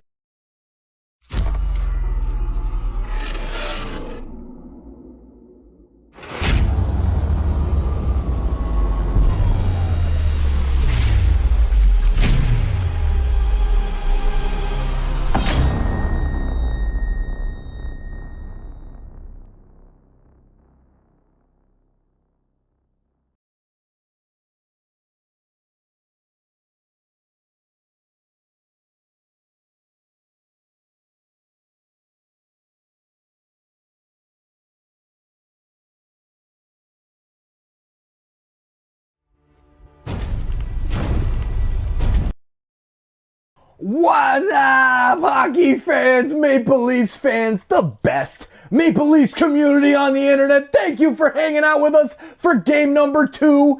Our Toronto Maple Leafs are hosting the Sens in the Battle of Ontario in the first round of the playoffs, and we're up 1-0 with an amazing performance. Started out by OEL, followed up quickly by Mitch Marner, JT, Johnny Toronto, Willie Nylander, Morgan Riley, and Matthew Nyes. Lots of assists from our captain, Austin Matthews. The defense looked good as well, and an unbelievable performance by our goalie, Anthony Stolarz. What a game. The crowd was on fire. The only thing wrong with it was the feed coming through when we had to listen to the Ottawa Senators feed for about a period and a half. But Joe came back in the third, and we're ready to fire it up tonight. Let's go, Maple Leafs fans. It is great to see you all here in the chat.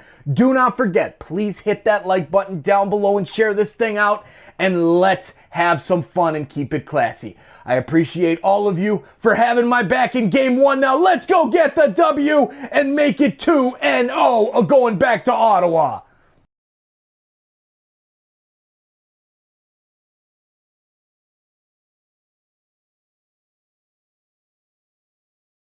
SiriusXM 91.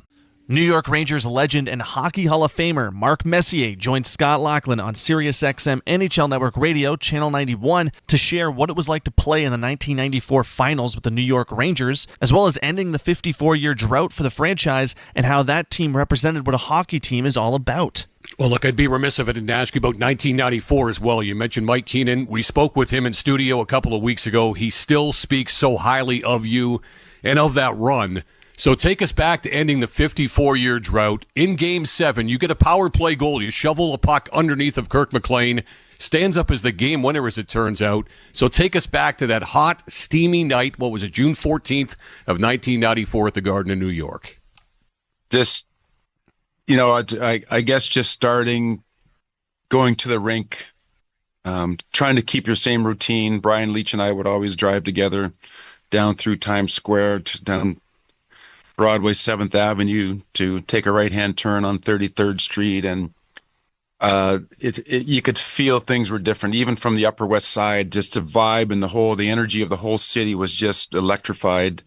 Getting down towards Madison Square Garden, seeing the crowd already starting to build, the police officers surrounding the garden. It was a carnival-like atmosphere. Obviously, we knew we were something on the cusp of doing something that hadn't been done in 54 years. The magnitude of it was palpable. I mean, the energy, just everything just seemed to be so electrified. You try to keep yourself in the moment. You try to stay with your routine. Obviously, there's a much more at stake. And then, we found ourselves, much like we did in 87, up 3-1 in the series, losing to the 5th game, where it was pretty much a foregone conclusion that New York Rangers were finally going to win a Stanley Cup after 54 years. Only to find ourselves the party atmosphere got a little bit delayed and then had to go back to Vancouver, which again, we got trounced in Vancouver, just like we did in 87. And now we're coming home for Game 7. And the same thing happened. It just, we felt good about our chances. We felt we were a better team than Vancouver. We felt that we should have wrapped up the series earlier against Vancouver, but that's the greatest thing about sports.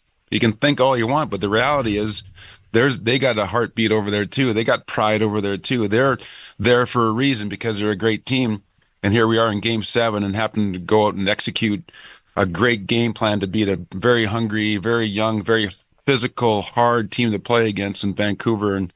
And luckily for us, we had a lot of experience. We had a dynamic, incredible amount of talent with Brian Leach and Sergei Zubov, Alex Kovalev, Adam Graves and Mike Richter and net, and then sprinkled in with some veterans, some hardened veterans with McTavish and Tikkanen and Steve Larmer and Noonan and Mateau and Jeff Bukaboom and Jay Wells and all the amazing players that banded together that year to create maybe not the most skilled team that's ever won a Stanley Cup, but if you look up the word team, they could put the 1994 Ranger team right there, and that year, that team epitomizes what a team is all about.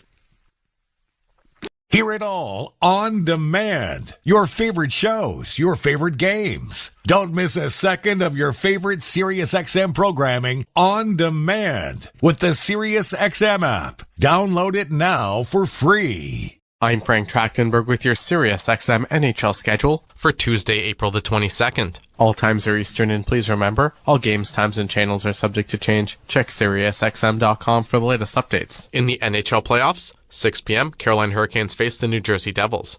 Hurricanes on Sirius and XM channels 91, Internet 924, Devils on Internet 936. 7:30 p.m. Toronto Maple Leafs face the Ottawa Senators. Leafs on Sirius and XM channels 167, Internet 946, Senators on Internet 939. 8:30 p.m. Tampa Bay Lightning face the Florida Panthers.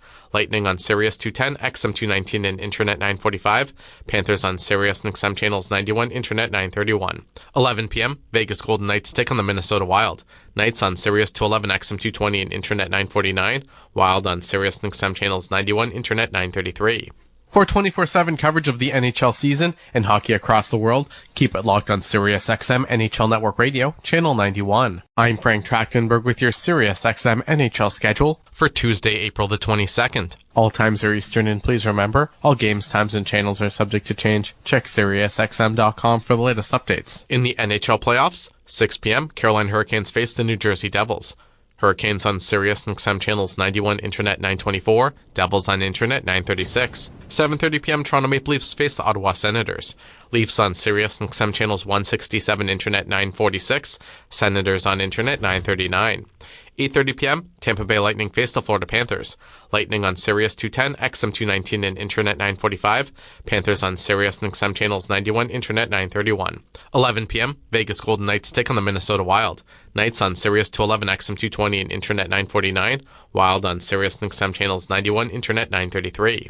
For 24/7 coverage of the NHL season and hockey across the world, keep it locked on Sirius XM NHL Network Radio, Channel 91. The PGA Tour comes to life on SiriusXM. It's your destination for everything on the tour. Hear live hole-by-hole coverage and expert analysis. PGA Tour Radio, SiriusXM 92. 6-time Stanley Cup champion and Hockey Hall of Famer Mark Messier stopped by SiriusXM NHL Network Radio's The Morning Skate with Scott Laughlin to discuss